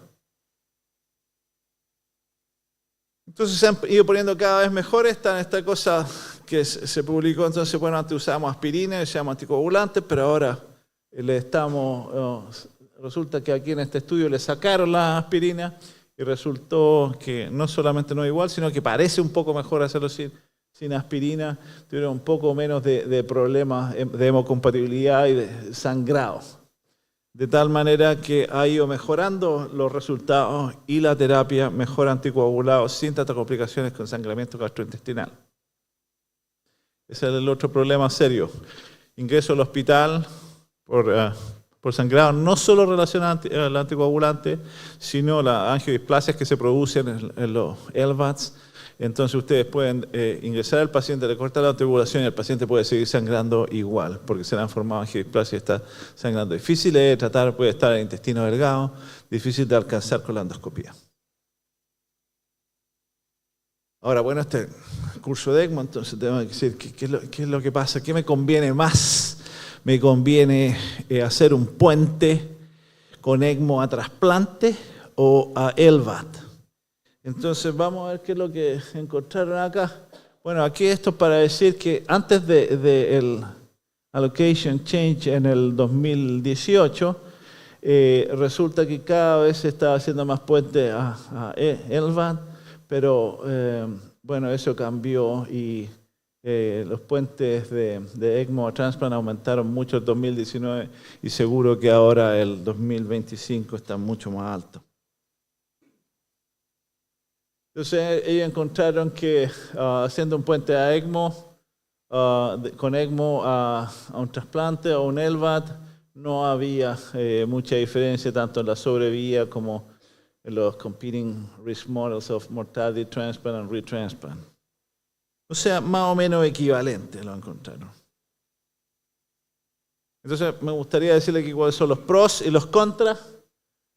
Los pros del LVAD es que está ahí en la repisa, tienen que ir a buscarlo nomás, no como el trasplante, tiene que esperar un donante, no tiene inmunosupresión, entonces no tiene el tacrolimus no le va a impactar en la función del riñón.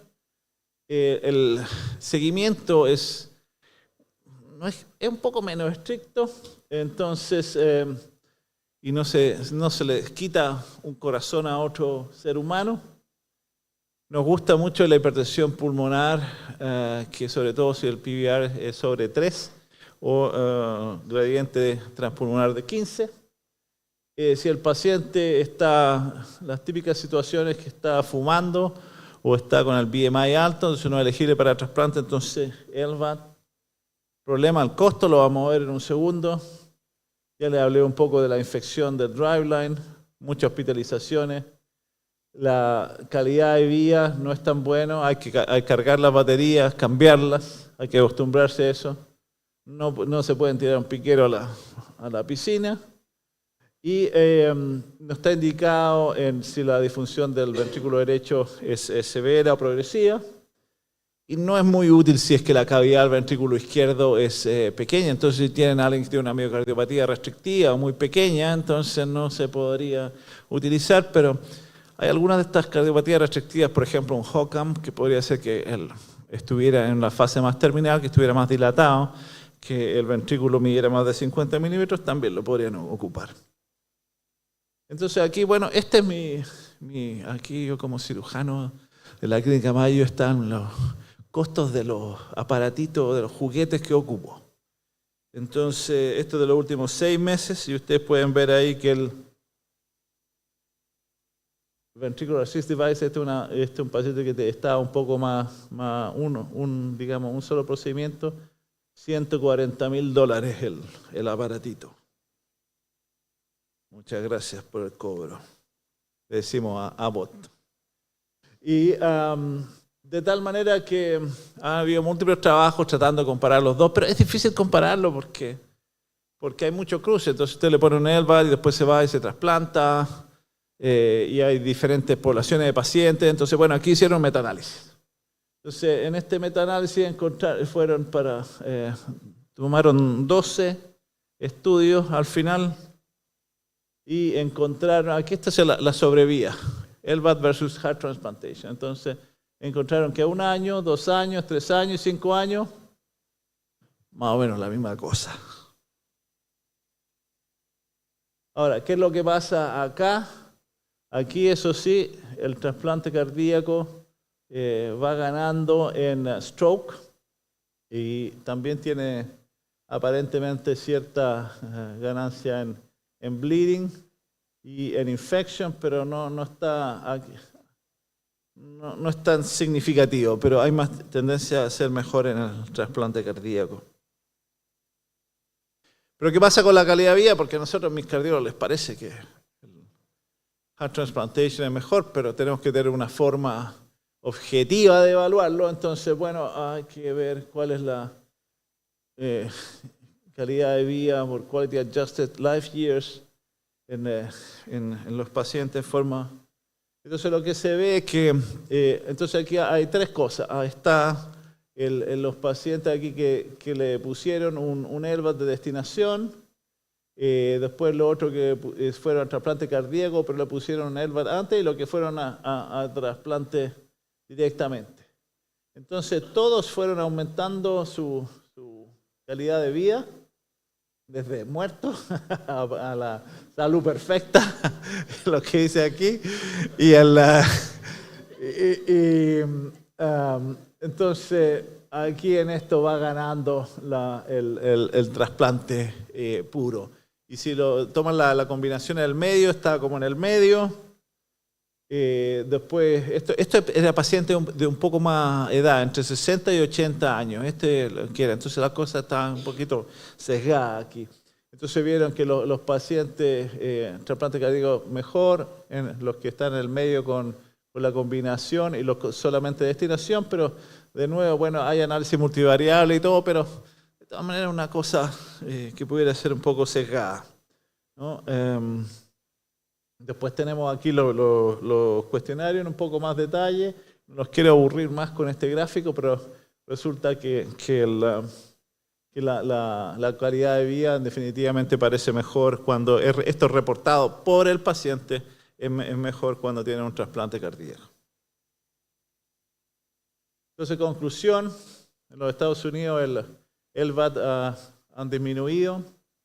Desde el cambio de la alocación, esperamos que cuando se va a cambiar nuevamente el sistema a una distribución continua, le va a dar más puntos al LVAD, puede ser que tengamos más LVADs. La selección depende de los pacientes en circunstancias individuales. El LVAD magnetically levitated, es decir, de Jaime 3, ha disminuido las complicaciones. Hay menos diferencia, entonces hay más entusiasmo. Y el trasplante cardíaco sigue siendo el gold standard. Y bueno, les quiero contar que mis cardiólogos todavía dicen que el LVAD es un bridge to complication y estamos tratando de cambiar esa cultura, pero todavía no alcanzamos el trasplante cardíaco. Muchas gracias.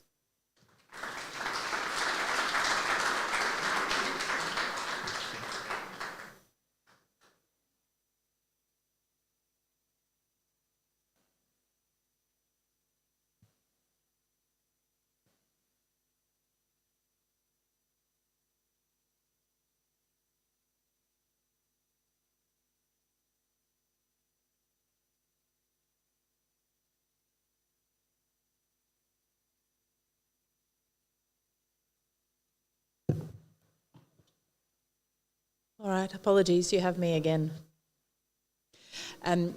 Just in the interest of time, because we were running a bit late, we were just going to move on to the last 3 talks and then have a little bit more time for discussion and questions at the end, if that's okay with everybody.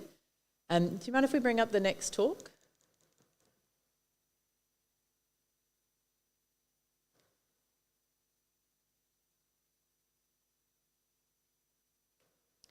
That's the one. Thank you.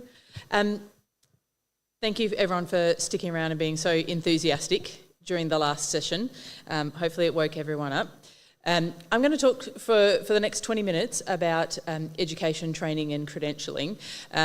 It is something that I'm quite passionate about, so hopefully I can make a lot of you passionate about it, and I'm sure a lot of you are.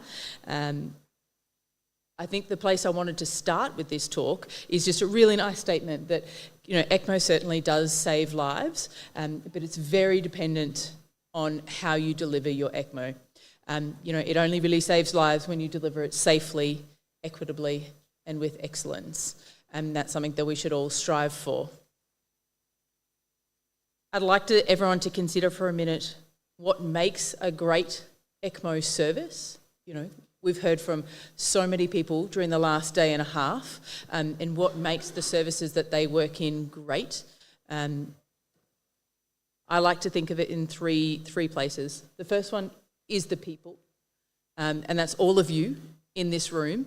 And, you know, Rodrigo spoke about the people earlier, Chris spoke about the people earlier, Arnie spoke about the people in his talk, and to reinforce that it is the people that make the service, but you need to have happy and content people.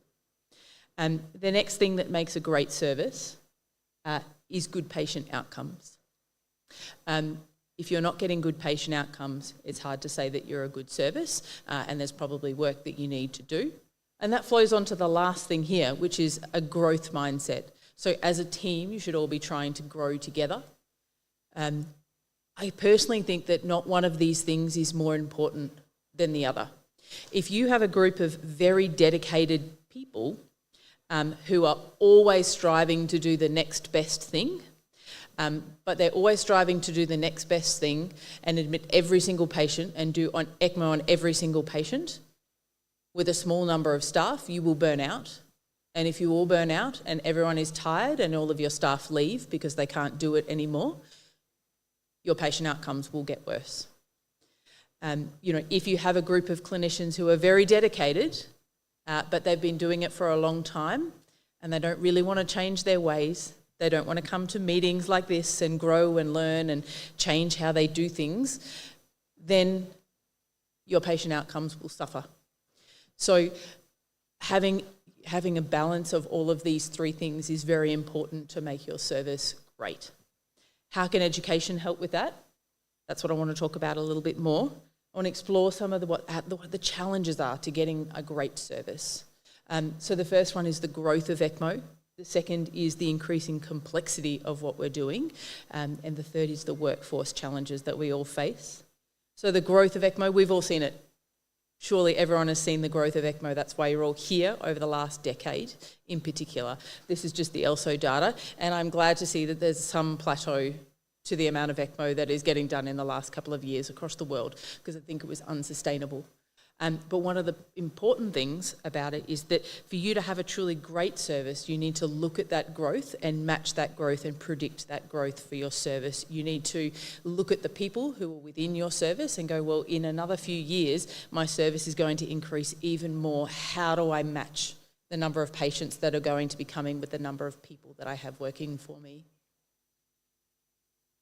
The complexity is increasing. If anyone wants to read a lovely article, this is a great one about how ECMO is redefining death from the New Yorker. But the increasing complexity, we were going to do a panel about all of the weird and wonderful configurations and hybrid ECMO and Mars. We've heard about Cytosorb. Everything that we add into our ECMO, then going to ECPella, going to an additional circuit, it all increases the complexity. And that's really wonderful if you have enough people to match it, you train them well, but we need to be mindful of the increases in complexity and the increase in how we do our service and the variability of how we do our service, and make sure that that is matching and the people are able to keep up with what we're doing.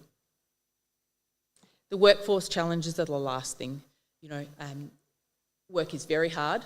Who's going to put their hand up and say that work is hard a lot of the time and the work that we do in ECMO is hard? Yep. That's not many of you. The work we do is really hard.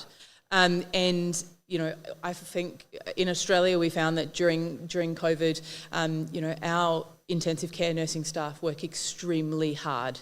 And during COVID, the work was very, very hard. People left. They went and found jobs that were easier. They were easier for them to look after their families. They didn't have to do night shift all the time. So you get this really dilutional effect on your staff. We're getting more and more staff looking after ECMO patients. They're becoming less skilled because they're getting less exposure to ECMO. You get attrition of staff, people going for other jobs. So you need to look at your workforce challenges and make sure that you're accommodating your workforce needs. I want to talk a little bit about how we do education across our service. You've probably heard a couple of people talk about the Victorian ECMO service. So we have a really, I think, a unique service that over the last 6 to 7 years we've now done a coordinated service across our state. So we have a lot of ECMO centres, but we now perform a coordinated service for both the clinical and the non-clinical aspects of ECMO. So we have a number of different ways that we do it. So the Alfred, we call ourselves a comprehensive care centre. So we put patients on ECMO, we look after them for a long time, we do longer term mechanical cardiac support, and we do transplants. And so that makes us a comprehensive care centre. But we also have a couple of centres that are intermediate centres, so they will put people on ECMO and they will keep them and they will look after them for their ECMO run. But if they're getting very complex, they thought they might need long-term mechanical support or a heart transplant or assessment for transplant, then they would come to the Alfred, they would be transferred to us. And the third group of people is quite unique. So we have a number of hospitals who can put a patient on ECMO and initiate ECMO, but they don't keep them for a long time. So we will go and retrieve the patient and bring them back to the Alfred after sort of 24 to 48 hours.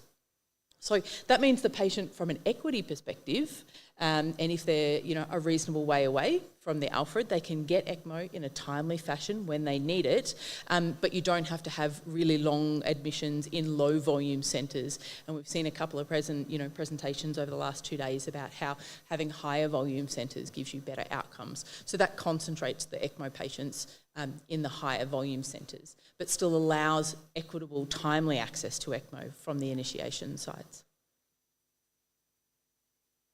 The other thing that I spoke about is the governance structure around our coordinated service. So we've got subcommittees that look at education, accreditation. We've got a data subcommittee that look at all the data that we collect.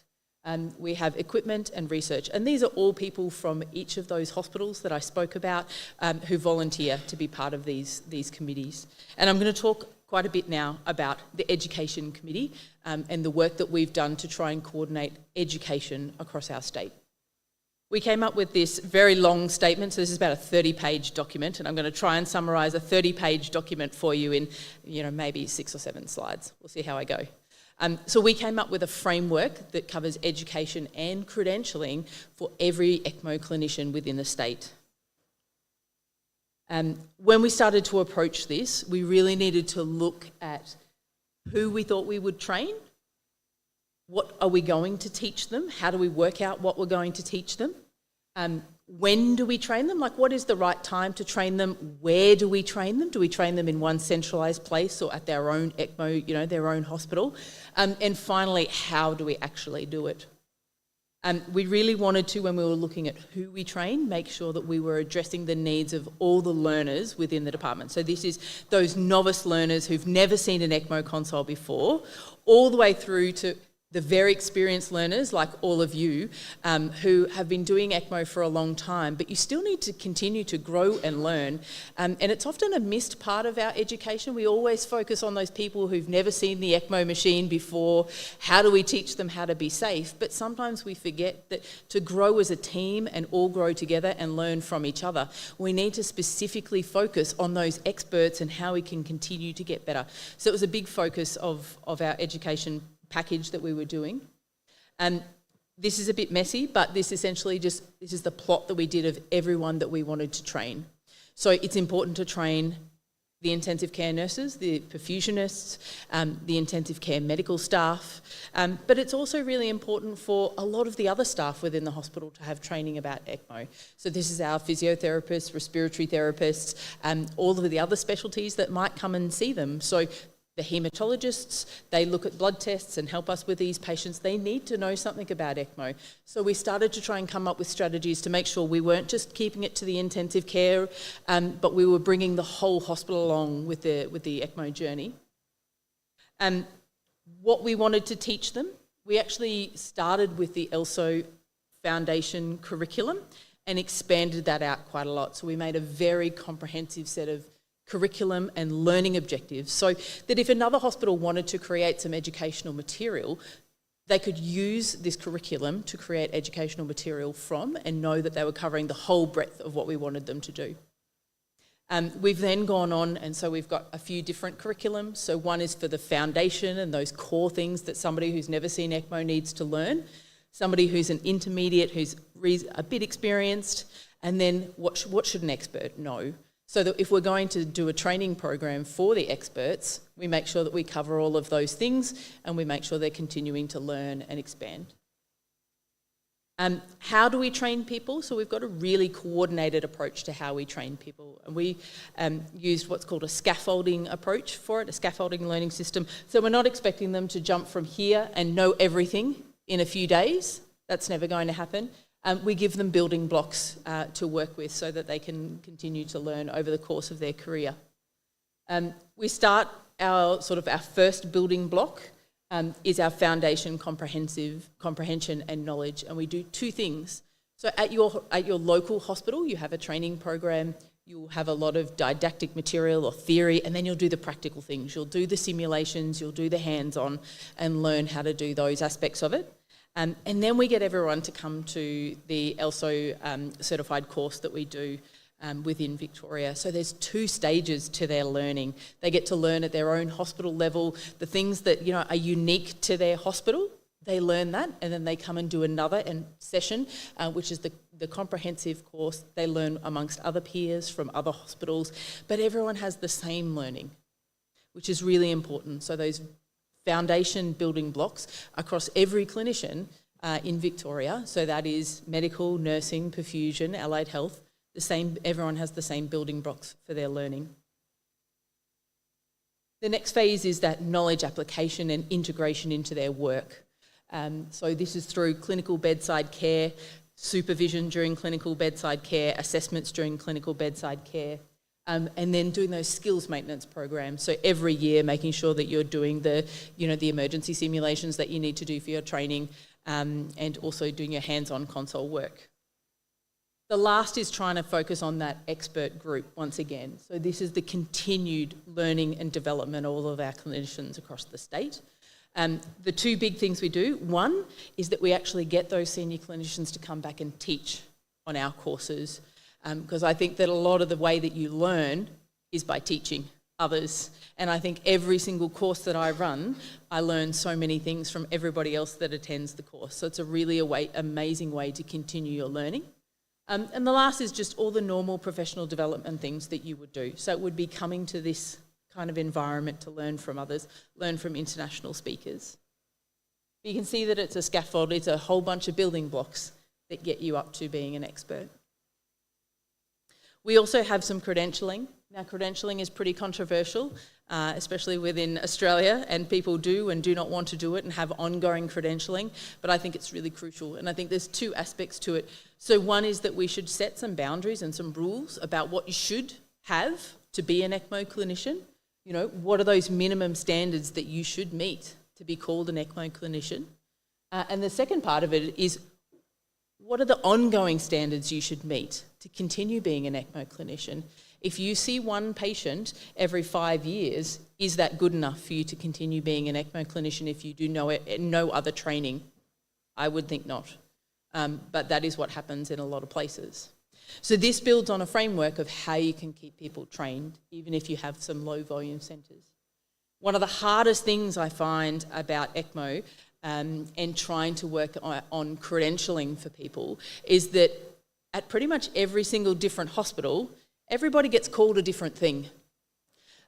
So at one hospital, you might find that you are called, an ECMO doctor, you might be an ECMO specialist, you might be an advanced specialist. So everyone is called a slightly different thing depending on where you work, especially within the nursing community in Australia. They're all called ever so slightly different names. So you need to standardise that first and have a set of rules around what people, what the names people are called so that you know what level they are.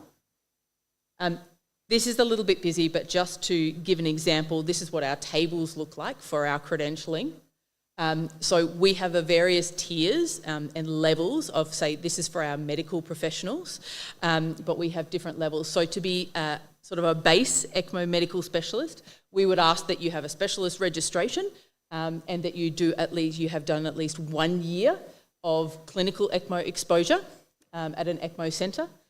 You have to do those building blocks, so you have to attend your hospital program and then you have to attend the ELSO course. So you have to have those foundation building blocks and some clinical experience to be an ECMO specialist. And then you can move up the ranks. So all of the ECMO specialists that are here from the Alfred all fit into this one down the bottom. So these are our ECMO coordination and retrieval specialists, because we go and retrieve patients from elsewhere and we're the only site that do that. We have a couple of additional requirements. So to fulfil that role at the Alfred, you need to have at least 5 years of experience and a lot of experience in cannulation, initiation and weaning of ECMO patients. So we kind of have different levels for different people, and you have different expectations of then what they need to do to maintain that level of specialisation. We have the same for our nursing and perfusion. So really similar criteria for those. For the ongoing credentialing and what someone needs to do every year, we actually do it every 3 years. So someone should do all of these things in 3 years, and we have a very comprehensive set of things that they should do. But it's in these 4 domains, which a lot of you will probably recognise. So we have a clinical care domain and the things you need to do in a clinical care domain. We have skills maintenance and simulation. We have quality assurance activities, which I think is probably the most important part for me, and I think it's something that all clinicians should do, is partake in quality assurance activities, and then your standard continuing professional development. So the clinical care, I'll show you another table in a section that has all of the details, but these are the things that we look at when we ask people to go and do their clinical care. So we're talking about direct patient care, so that's looking after somebody. But it's also doing your simulations, doing your emergency scenarios each year. It's attending multidisciplinary ECMO rounds. So within our service, the ECMO clinician that is on, we would have an ECMO specialist looking after them, and then we have a second tier, which is those ECMO, the retrieval specialists, who would come and do a multidisciplinary round and look after them. And we talk about all of the patients. So attending those enhances your knowledge and you learn from others. So that's a really important part of patient care and clinical care and maintaining your competency. The next is skills maintenance and simulation. This is probably what we all do. So this is, troubleshooting drills, emergency scenarios, and we also do a lot of ECPR scenarios because that's a large part of our practice. The quality assurance activities, so this is the bit that I thought is most important, and a lot of this is about learning from each other, so ECMO specialists, special interest groups, clinical case reviews. So we do quite a number of these across our health service. So at the Alfred, we review every single ECMO case that we put on in a clinical review manner. So we review every single one and talk very openly about the things that we should be doing better and the things that we did well. But we also do it as a state. So we review together, select cases every fortnight, so every 2 weeks. Somebody from one of those hospitals that I mentioned at the start will present a case that they've had. And we will all talk about it together. And the great thing about that is that we all start to manage patients in a reasonably similar way because you're benchmarking against all of the other sites within your service. And the last group that we ask people to do continuing education is that continuing professional development. So that's coming to workshops, coming to symposiums like this and learning from others. This is what that looks like when you put that all into the individual specifics for all of those clinicians. But it's still those 4 categories, so clinical care, skills maintenance and simulation, continuing professional development, and then your quality assurance activities. As you become more senior and more expert amongst your group, the bit that you have to do more of is the quality assurance activities. You need to be actively involved in that in your department to make sure that your department, that growth mindset that I spoke about at the start, you need to all learn and grow together, and the quality assurance activities is where a lot of that happens. The one bit that's been probably the most controversial in our group is around cannulation credentialing and how you make sure that people are safe to do cannulations. Our intensivists do the cannulations. Our cardiothoracic surgeons do cannulations, but not in all centres, and they don't do all of the cannulations. We do the intensivists do a lot of our cannulations percutaneously, even sometimes within the operating theatre if the cardiothoracic surgeons are busy. So we ask across our service that our clinicians who are going to be cannulators do at least 5 peripheral cannulations a year, which doesn't sound like very much, but for low volume centres, it actually is. We also set some rules around what counts as a cannula, and there are things we do, animal lab simulation models, so you can attend the animal lab and train. You can do it using high fidelity simulators, but it's a really important bit of trying to keep up your skills if you work in a low volume centre. So if you think now back to those 3 things that I said make a really great ECMO service, the way that a systematic process like this and a coordinated process to education, training and credentialing helps is that it trains your people really well and it gives them some flexibility so they're confident because they've been trained in a nice stepwise fashion. The expectations of them in the workplace matches the training that they've had. It also means that there's flexibility amongst our whole state and the service across our whole state. A clinician who works at one hospital who then needs to move to another hospital for another reason, the other hospital knows exactly what training they've had because they've done all of those building blocks. So it makes the movement of staff around centres a lot easier and to make sure that all centres are staffed. It all enhances patient care.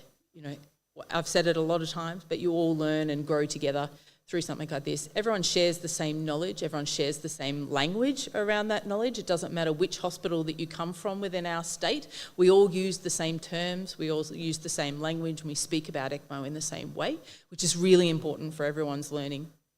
And the last is the growth mindset, and that's why I think the quality assurance activities is the most important. I think for every clinician to grow, you need to be able to see the problems within your service. You need to be able to objectively review your service and the things you do well and the things that you could improve on. And that's every single clinician that looks after an ECMO patient should feel empowered to do quality assurance activities and make sure that the service that you're delivering and your patient outcomes are good.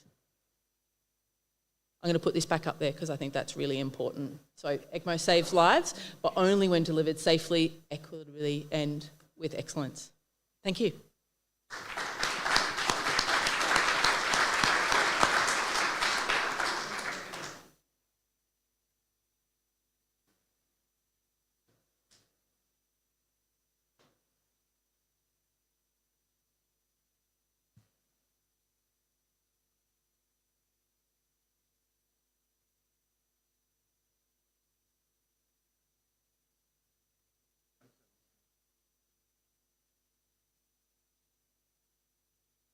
All right, so we just have 2 more talks to go, but before we go with those 2 ones, Dr. Vicencio has another engagement that he has to get to. Is there any questions for him on his last talk or anything else? Yeah. We'll get a...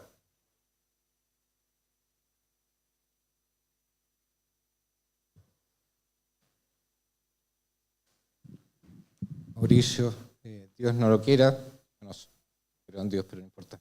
Dios no lo quiera, pero si tú en un año más necesitarás trasplante o el VAT, tú. ¿Qué es lo que yo elegiría? No, definitivamente el trasplante cardíaco, porque bueno, me ha tocado ver, digamos, la buena calidad de vida que tienen los pacientes. Nosotros hacemos múltiples actividades, no sé, te puedo mencionar el Transplant Picnic, que nos juntamos con los trasplantados a través del tiempo, y te digo que es realmente, digamos, rewarding para nosotros de que cómo andan los pacientes con trasplante cardíaco. Es difícil de igualar, no vemos lo mismo. Tenemos una cohorte de pacientes con VATS que son más enfermos, son más añosos, un poco difícil de comparar, pero la primera impresión es que el trasplante de corazón sería, si yo pudiera elegir.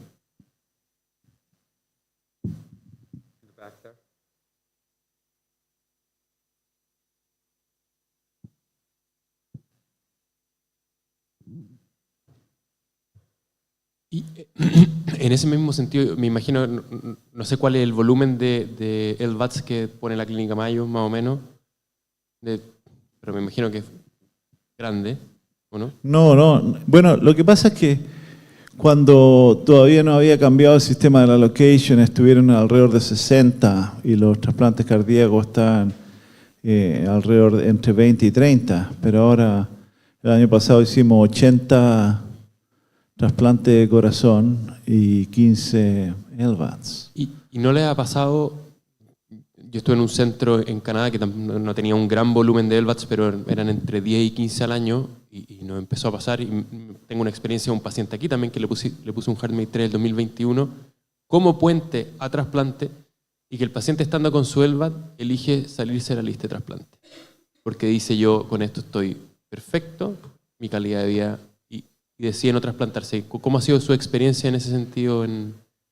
No, hay algunos pacientes que son así, pero hay que son así y dicen: bueno, no quiero ver más al cirujano, por supuesto, entonces solamente LVAD, y que están muy conformes, pero la gran mayoría es al revés. Dije que el doctor me quite esta cosa, me quiero hacer yo el trasplante de corazón, pero es cierto lo que tú dices, hay algunos pacientes que les gusta, y hay algunos como que son medio técnicos que les gusta la cosa ingenieril, que como que ese perfil le gusta bastante el VAD. Porque también mi impresión es que en el mundo cardiológico, sobre todo ahora que han salido estos estudios que muestran que la sobrevida del trasplante y el LVAD sería más o menos comparable. Incluso algunos trabajos que han mostrado que es un poco mejor, que nosotros no tenemos quizá el problema de Estados Unidos, que al poner el LVAD caen tanto en la lista y que eso podría estar cambiando el paradigma, ¿cierto?, del número, pero puede haber una presión a decir, el LVAD es mejor y empujemos eso como opción más que el trasplante. Por ahí va un poco la discusión, yo creo, en estos días, ¿no? Sí, bueno, hay harta presión, yo diría, de la industria que se ocupa del VAD, y sobre todo ahora que hay un solo proveedor. Entonces hay un poco de conflicto de interés en el asunto, pero bueno, yo creo que en el ambiente de heart failure está bastante claro que habiendo la oportunidad de hacer un trasplante cardíaco, mejor el trasplante cardíaco, es que la oportunidad no siempre está. Bueno, ha aumentado bastante el trasplante, vamos en 60% de aumento en los últimos 10 años, 4.500 trasplantes cardíacos en Estados Unidos, y los DCD aumentaron de 0 a 800 DCD, heart transplant, el último año. Entonces, cada vez hay más oportunidades de trasplante. Entonces, es difícil competir. Fantastic. All right. Well, thank you so much for coming.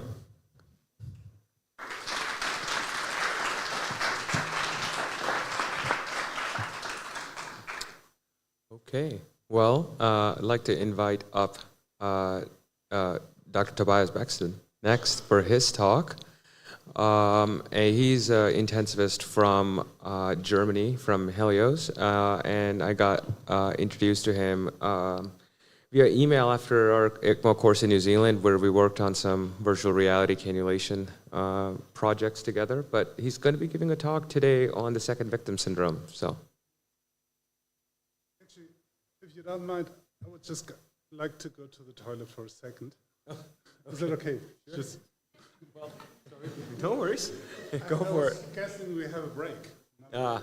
Well, you go to the toilet. Maybe we'll take some questions for Julia for her stuff. Towards the back over there, I guess.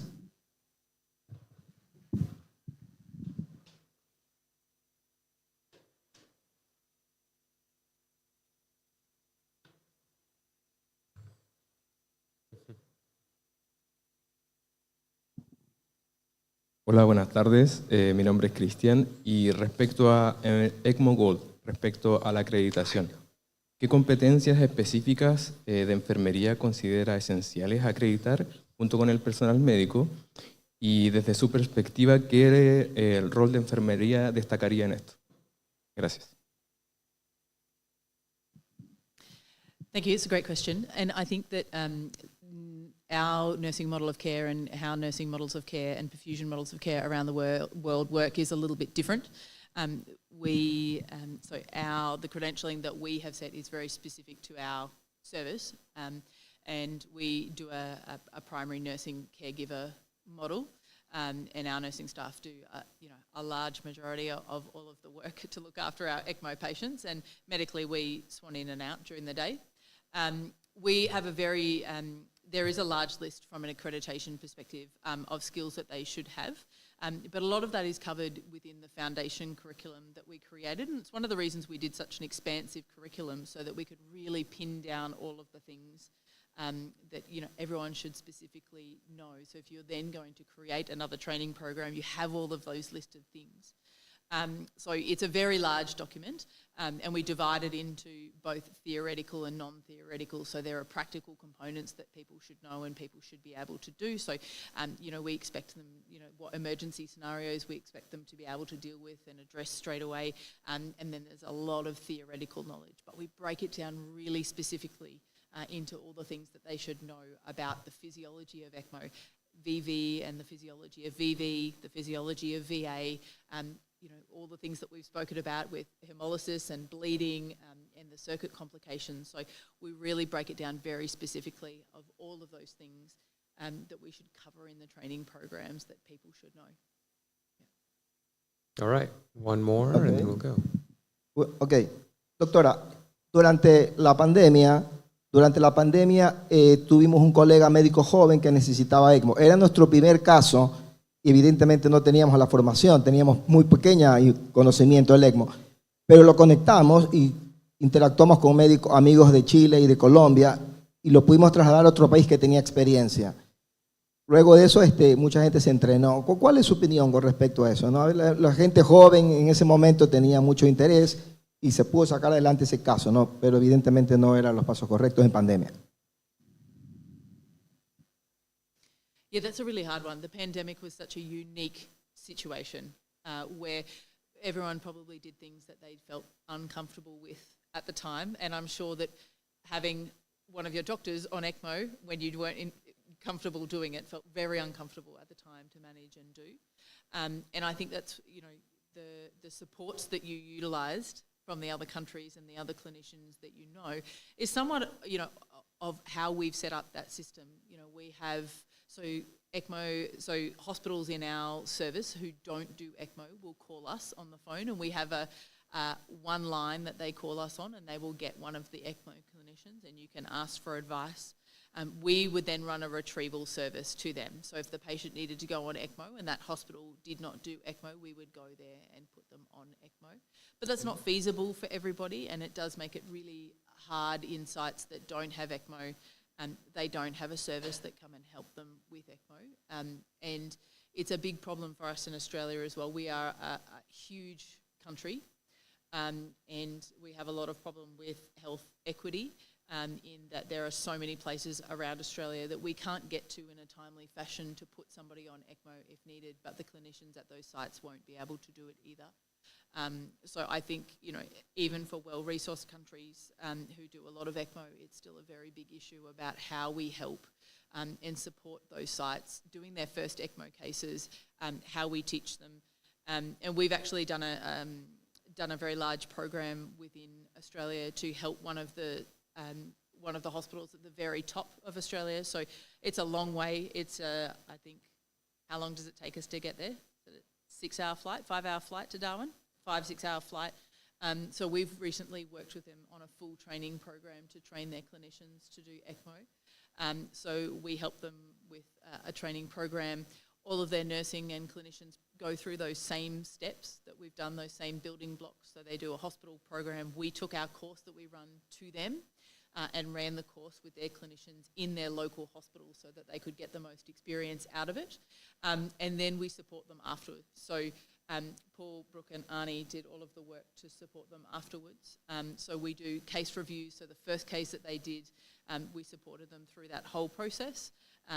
So there is, I think, a very big obligation from the larger ECMO sites to support other sites doing ECMO and work with them to do ECMO safely. And you know, that's a big responsibility that we take on at the Alfred to support those smaller sites with their programs.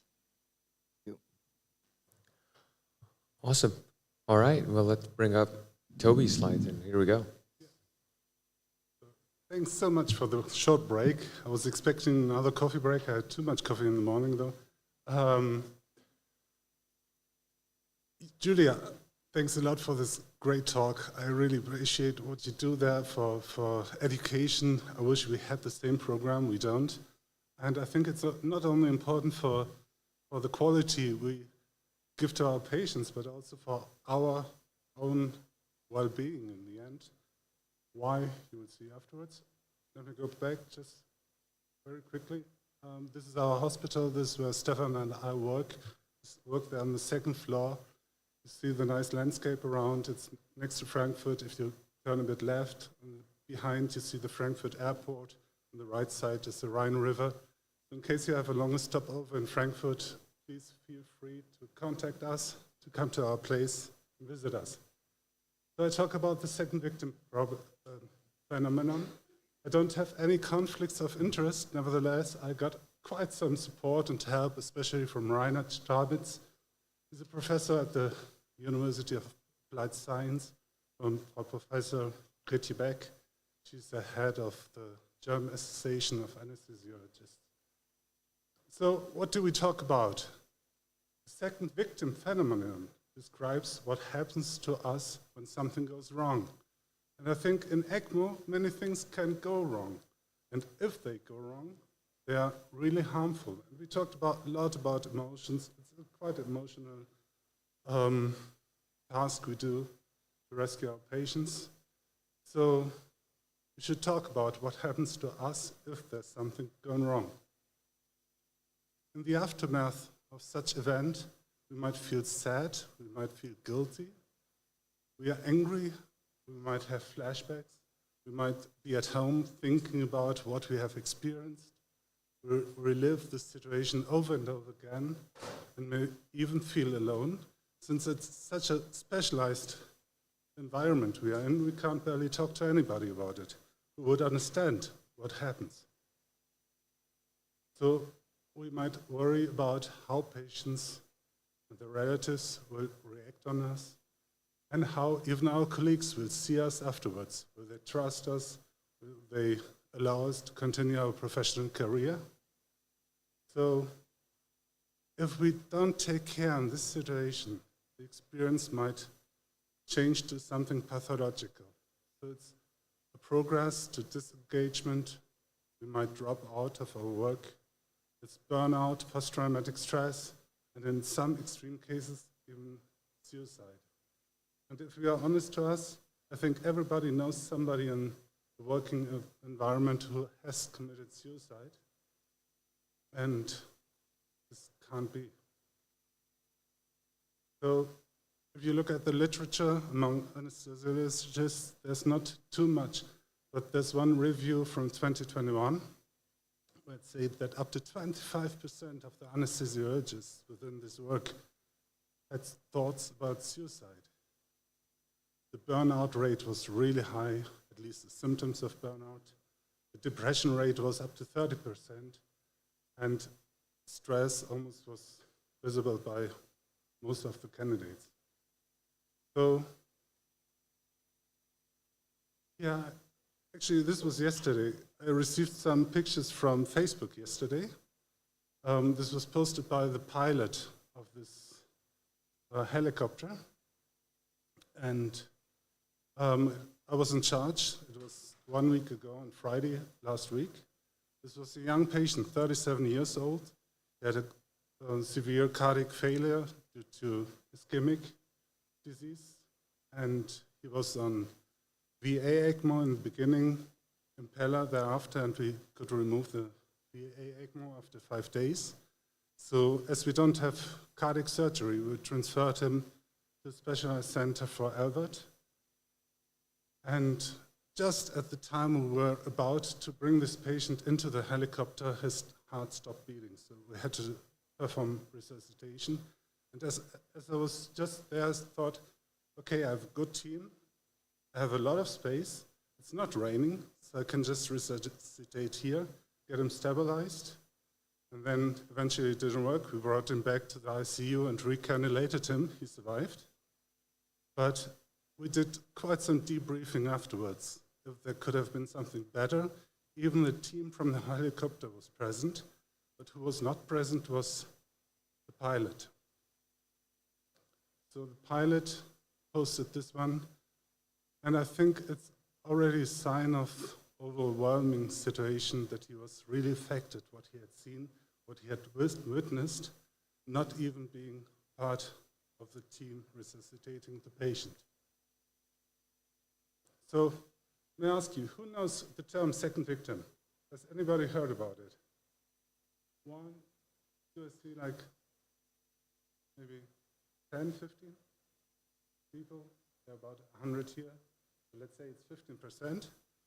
And after what you heard up to now, who would call himself having experienced this second victim syndrome?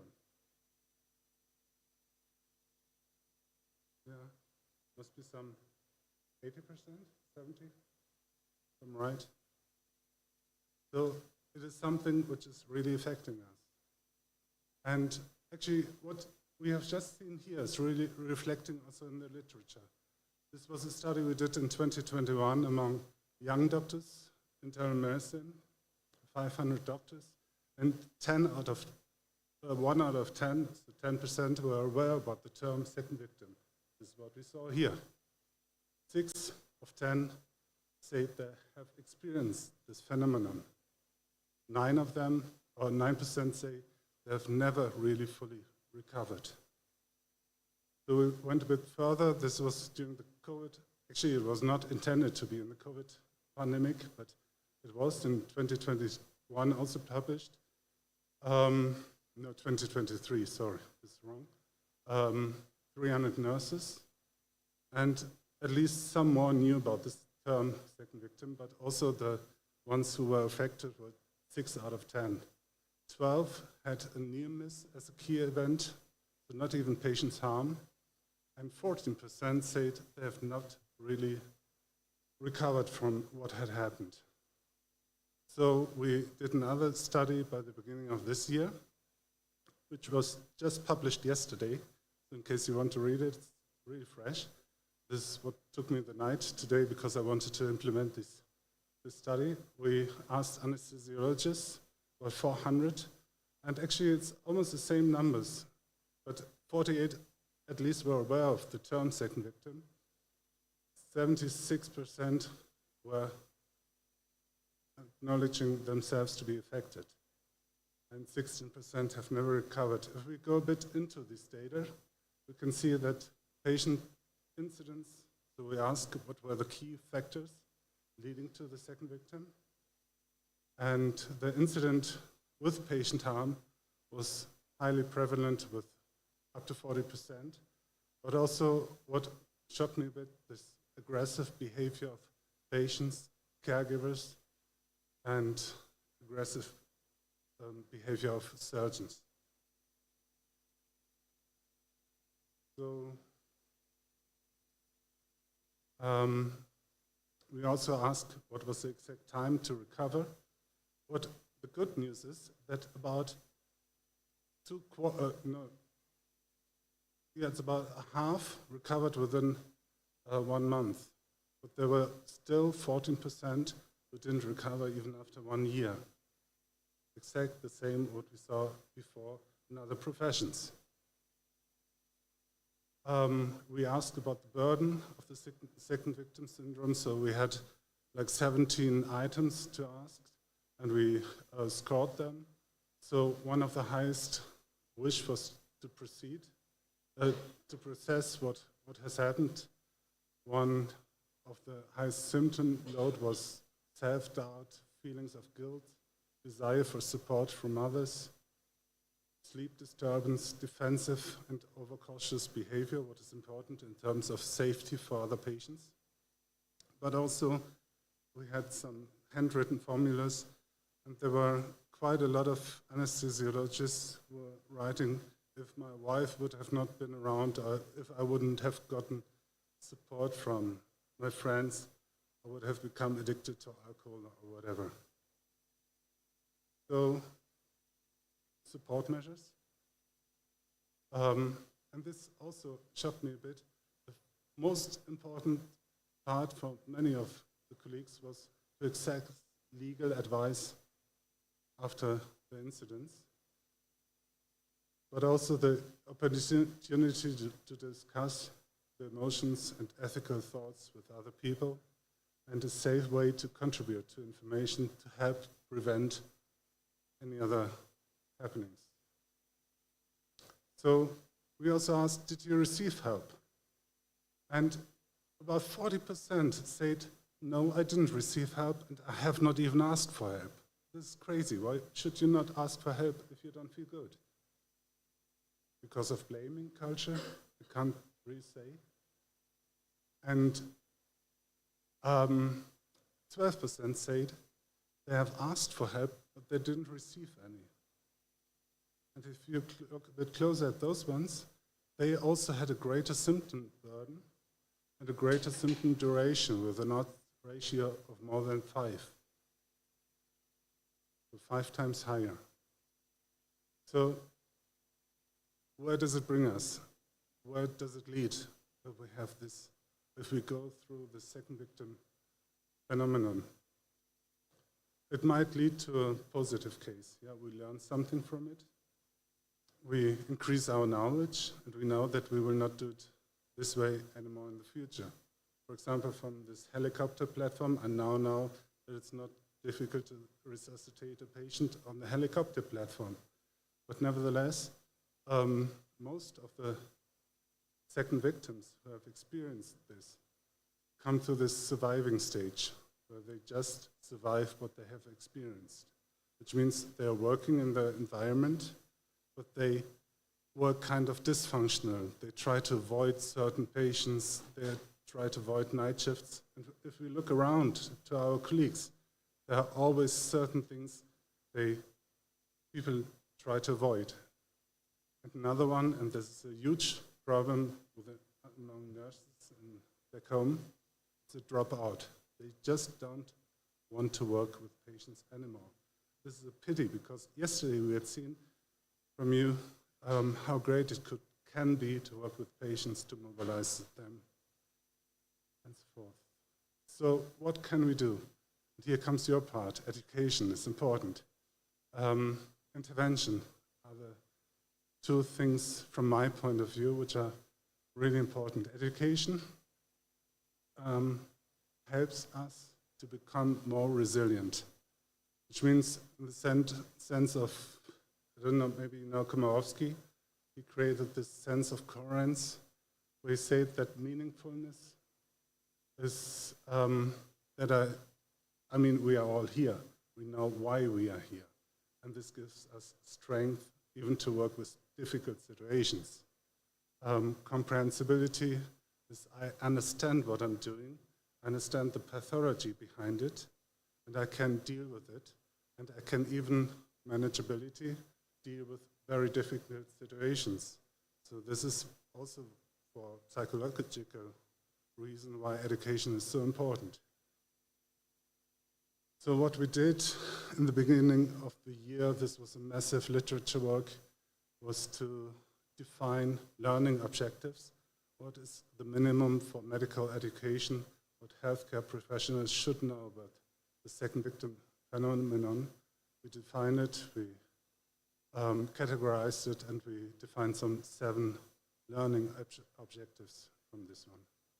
This will be published by mid of November, but as you see, it's already accepted. So from that knowledge, we developed an online course, which is now going online in November as well, via the DV. The DV is a German Association of Intensivists. It has about 5,000 members, so the biggest and quite good organization. So we offer them an online course of about 1 hour, just to give them an idea of where to seek help, what are the symptoms, how to react on the second victim phenomenon. Of course, we also studied this one. We did an evaluation of the course. This was just accepted this week in Frontiers of Public Health. So this is the education part. And when it comes to intervention, we were just talking about what is happening in Mayo with Suraj.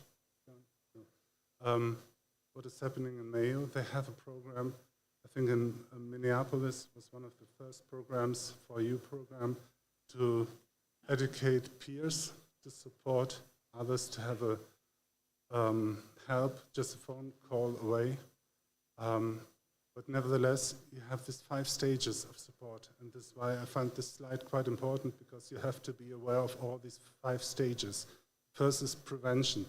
So what we did yesterday evening, together, drink a beer and talk about what we experienced. It's already the first stage. Yeah, this is what you do at work as well, most likely. Self-care, and for yourself and for the team, it's more an organizational part which should be offered by the hospital. And third stage, and this is most important, is the trained support by trained peers. So for our hospital, we have some 600, 700 beds. We would have to educate around 100 peers to give sufficient support for the second victims. And also what it means triage in this situation, you have to be aware that some of our colleagues who experience this phenomenon might progress into disease, might progress into more severe situations. So you have to have a structured professional support on top of that, and also a clinical support in terms of psychotherapy, in terms of medication, and if necessary, in terms of taking time off, etc. So what you also have to do is to create a culture of safety. This is even requested by the WHO to provide a sufficient resource system. For example, also if something happens, that you can take off a day, or that other people can replace you and care for the patient who is affected. That you can just go out the situation, have a coffee, and relax for a while. But also straightforward regulations for case analysis, which is not blaming. So it's not a blame and shame culture. It should be really a culture of safety, and where mistakes can be communicated openly. So in the end, if you do all this, it's not only good for us and for the patient, but it's been calculated twice by now. This is a German study published by Hannah Rösler. She looked at the sick-off costs of the second victim phenomenon and at the dropouts at a hospital of 1,000 employees, so a middle-sized hospital, looking at the nurses basically. You can save up to 6,500 euros for one nurse per year if you implement this system, which means 6.5 million euros, which can be saved. So it's not only important for us, but also efficient. So to sum up, the second victim phenomenon affects all of us. It can lead to lasting and severe symptoms, and it may also lead to patient's harm. But the good thing is we can implement programs which are cost-effective and can mitigate the risk that the second victim phenomenon may progress into disease and harm for us and for the patients. So in case anybody wants to get in contact and work on this internationally, I would be really grateful. Thank you.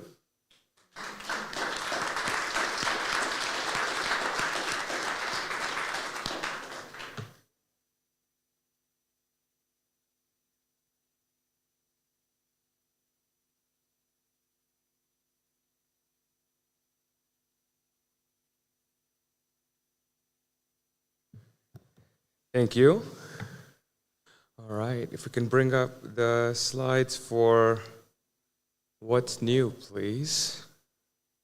It's been a couple of long 2 days. I appreciate this working. Yeah, with everybody here. Is this microphone on? This works. That works. I'll just use this. I wanted to walk around, but I'll stand next to you.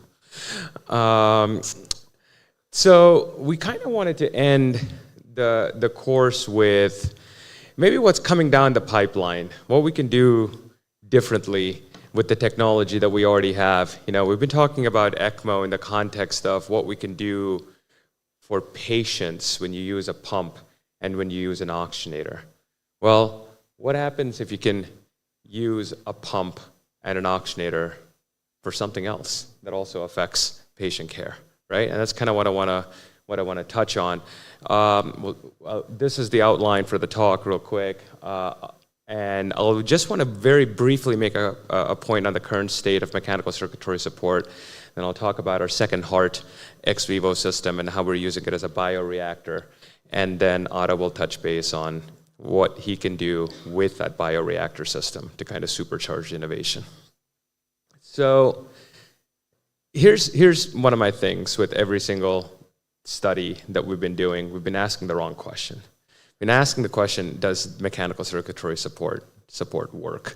And I present to you that this is the wrong question, because if you boil down mechanical support, it comes down to one of these components, right? You need a way to move the blood around, either with a cannula or a pump or something like that. So let's just take a look at ECMO. You need a cannula to drain the venous blood, and you need a cannula to return the blood. Well, we know cannulas work. Obviously, blood moves in them. You need a pump to move the blood around. Well, Obviously that works because the blood moves around. You need an oxygenator, and we know that we've been talking about color change. So if you send gas in, it comes out on the other side fully oxygenated, and it comes out with less CO2. So obviously that works. And then you use a gas interregulator. We've been talking about FDO2s and weaning sweep gases and all of that stuff, so there's no problems there. And then we've just talked about targeted cooling in cardiac arrest in one of the in somebody's ECPR talk. So you need a temperature regulator of some kind, right? Well, okay, great, that works. And that's the components for all of our ECMO systems. So clearly, the system works. And the background is not by accident. The background is a cardiopulmonary bypass machine. And the reason why I can say that this works with 100% certainty is we do hundreds of thousands of cardiac surgeries around the world every single year. And when we implement the most severe form of ECMO in a controlled manner, in the correct patient, in the correct way, it works. So we need to stop asking the question, does it work? And start asking the question, how do we make it work? Right? And I present to you that these are some ways of making it work. So when we start doing trials, I think we need to start thinking about how we design trials and start looking at adaptive trials. And I'm not going to go into the details on a lot of these, but just some stuff up there. Better tools to assess the physiology, because we may not be treating what we think we're treating. And until we start looking for that, we're never going to get the answer that we want. And I've highlighted two things up here. One is an MCS prescription. And if we look at all of the trials that are out there, they go into such extreme diligent detail on patient selection and when to randomize and when to put people on ECMO and all of that stuff. But as soon as they go on ECMO, there's nothing. There's no guidelines. Do whatever the heck you want. I mean, if you think about if you did an ARDSNet trial where you intubated the patient but then didn't tell them how to set up the mechanical ventilator, and then you declared that all mechanical ventilators are useless. I feel that way about all the ECMO trials. There is no MCS prescription, and we need to start designing these trials with an MCS prescription. But lastly, what I want to touch on is the fact that you need to use this as a tool to change the status quo, right? And that's kind of what I want to talk about now with the second heart system, which is the heart augmentation and regeneration technology that we're building. So if we look at transplantation and organ preservation, this is the current state of play. And they all rely on a ratio of DO2 to VO2, right? That is all what this is, how to maximize the DO2 and how to minimize the VO2. And in some systems, like cold storage, there is no DO2. You're not providing anything. It's all about minimizing the VO2 and bringing the metabolic rate as low as possible. And that's what just storing it on ice or using the Paragonix device or the Sherpa pack, all of these things do. And you kind of have this cold and dynamic stuff, which provides a little bit of DO2, you know, with some hypothermic, slightly oxygenated blood that's coming through in the ex vivo system or ex vivo lung perfusion. And then you start getting into more DO2, keeping it normothermic like the Transmedics OCS system with beating heart transplantation device. Obviously, warm and static is not what you want. That's just warm ischemia, and that's not protection of any kind, and this is not what we want. Okay, so what if we take that paradigm of DO2 to VO2 ratio and we change it and we say, we're not looking to support this heart for 4 hours or 6 hours just to get it to transport. We want to support this thing for many days, 7 days, 14 days, 40 days. What happens if we can create a heart library that just sits there? What kind of options does that open up for us? So using the concept of biomimicry and technology, we've now established in animal studies up to about 36 hours of support ex vivo with preserved function, right?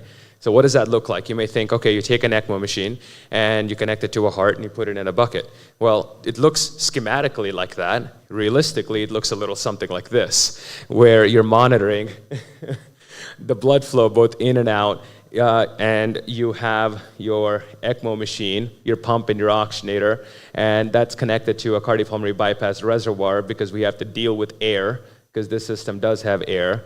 It has an ultrafiltration filter in order to control the volume and the electrolytes, and then it has a immunoabsorption filter in order to control for the immune system, which we don't have. And if you're going to go long term, infection starts to become a risk. So this system protects the heart. This is our first prototype. This is kind of what it looked like. So the one on the far left was right after about an hour of after reperfusion, and that's just I just stopped playing. Okay, go back and replay. There we go. I would just after an hour of reperfusion, and as you can see, the heart swells up and it starts to get diastolic dysfunction and also some systolic dysfunction. And then before you know it, it starts to also develop petechiae. So within about 6 hours, this starts to happen. And this is not uncommon. This is kind of what also happens to the hearts on the TransMedics OCS platform, maybe not to this degree. So that was our first challenge. How do we get rid of something like that? Well, we thought, what if we were to recreate the thorax? And the first thing that we could do is submerge it and eliminate the desiccating effects and also create the hydrostatic pressure around the heart. And when we did that, we found that we were able to get the heart to support for about 12 hours, and the function was intact, and it wasn't really having that same edema problem. And then we look at it with gross pathology, the only really things that we saw were damage in the central area where we had the LV vent in. So then the next question was, well, why can't it not be submerged in the same fluid and liquid that's already there? So we cut the top of the reservoir off and just submerged the heart in the same blood that it was being perfused in. And then that video over there is after 24 hours of support in the heart. And as you can see, its function is grossly intact, and we were surprised that we could get it to that far. So now we have proof of concept in what we want to chase. So we started to develop our own system that's a little bit more robust, that doesn't involve taking a saw to existing equipment. So we went ahead and started working with our 3D lab on getting a design incorporating all of those things that I showed you and to make it more compact, because eventually we wanted to get this to be portable. And that looks a little something like this, where the heart is now submerged. That's a custom 3D printed connector. We have continuous EKG monitoring with an in-loop recorder, and we're monitoring the blood pressure. And now we can have greater support with how this heart looks. We also made it so we can observe the heart, take biopsies in it, so we can lower it up and down while still keeping it submerged and still keeping it to being able to do sort of sterile procedures. But as you can still see, it's still not ideal because we're using cobbled together systems, like a flow meter that doesn't necessarily talk to our arterial pressure system monitor. One's made by Philips, the other one is made by Mintech. And this pacer box doesn't talk to anything, and this is a passive monitor. And if we ever want to get this to work, we need to start integrating all of this, right? So the whole idea behind that, and once we get to integration, is we want this heart that looks like this to be a lot more transportable. So we started making our own system that generates a lot of this. And then we created a phone app through which we can control all the different parameters. So not only will it send us an alert, but if it's a critical alert, such that where the level is not okay, then I can change the system's power levels in order to get the levels back to being okay. So we want to make sure that these hearts are really under our control. And the benefits of integration like that is we're generating all the hardware data that's coming out. We control it.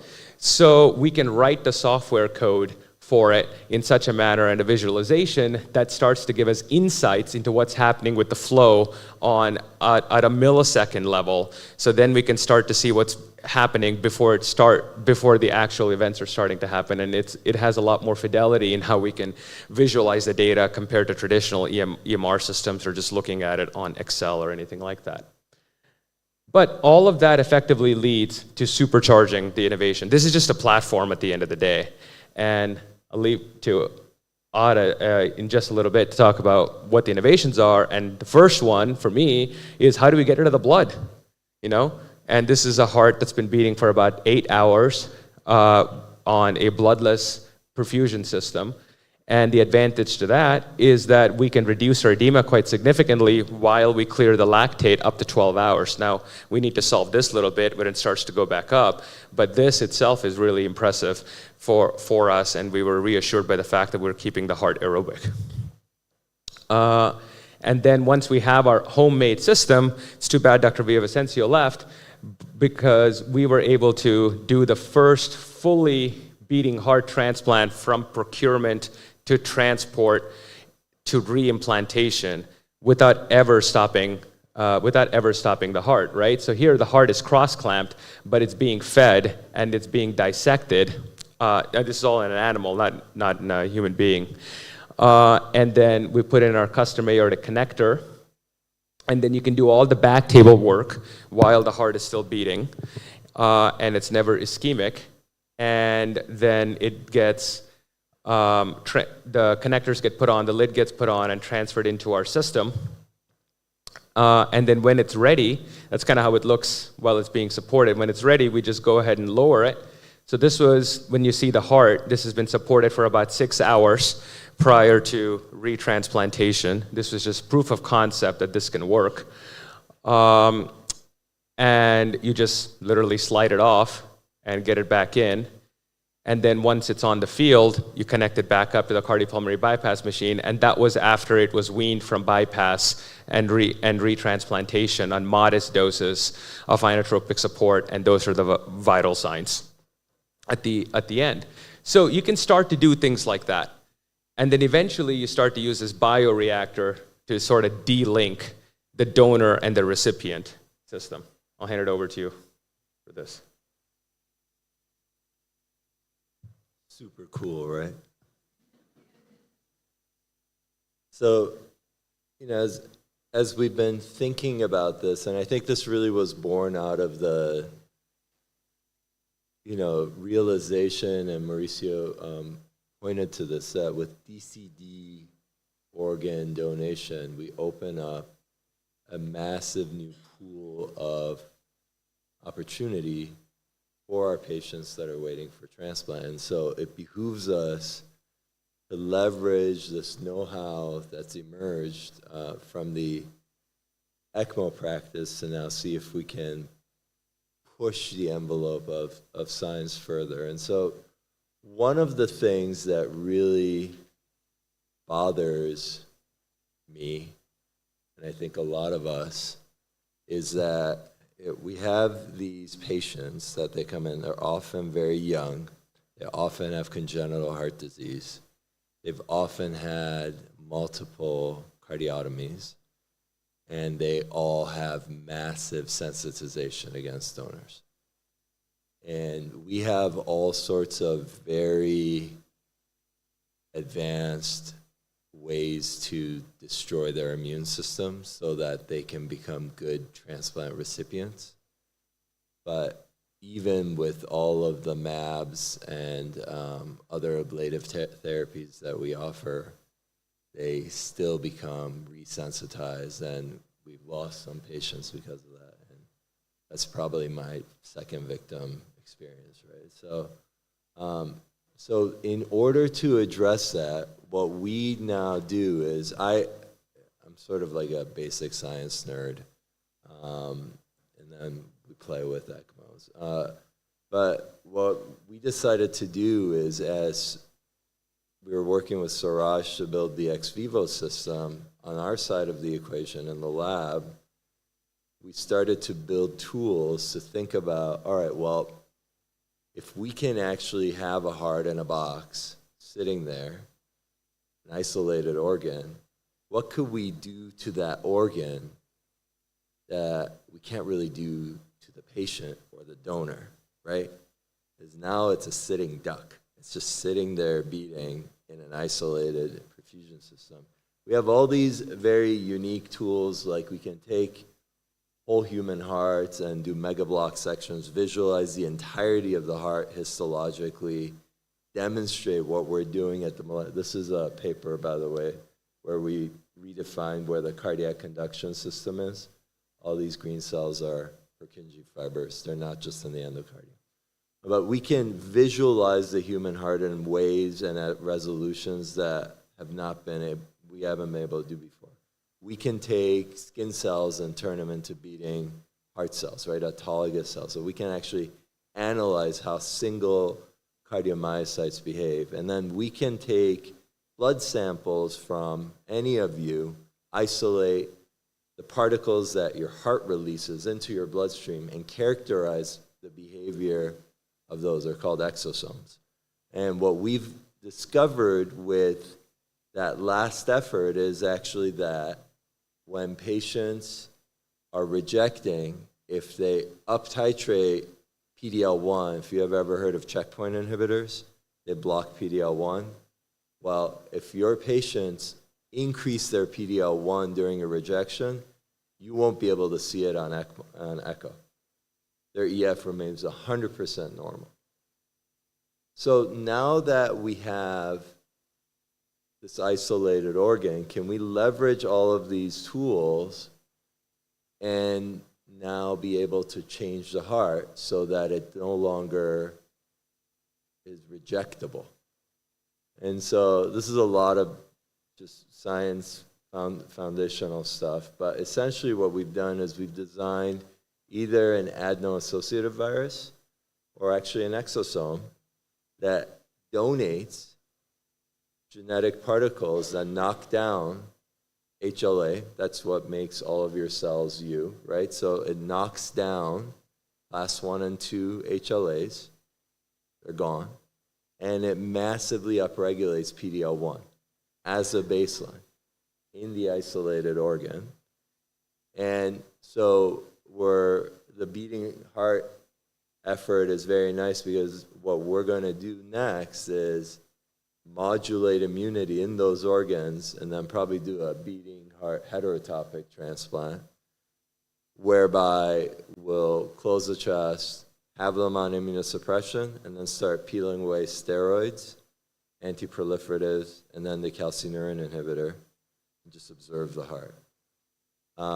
Using all of the cell biology and all of the different molecular tools we have on hand, we'll be able to probe the efficacy of those in much lower cost fashion first, before we take these pig-in-pig transplant efforts. So that's sort of some of the crazy things that we're doing with the ECMO platform. I think that's it, yeah.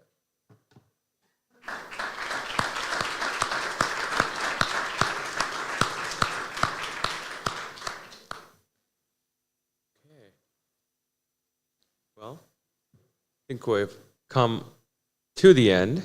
There's nothing else scheduled that I know of, but we'll take some final questions, and then we'll call it a day. Does anybody have any questions?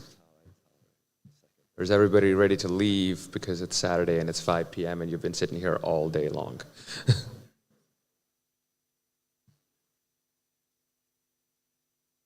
All right. Well, I don't see any hands going up.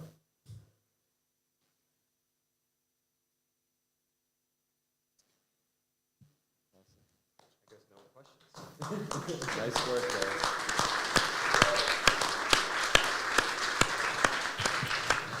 Si podemos, por favor, darle un cariñoso despedida a nuestros invitados internacionales que vinieron desde muy lejos.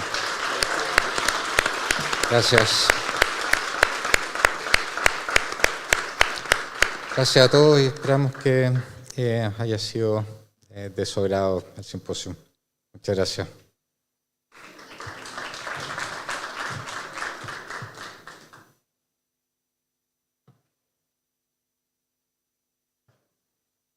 Para los que van saliendo queda algo de coffee break afuera, así que lo pueden tomar a la salida los que quieran.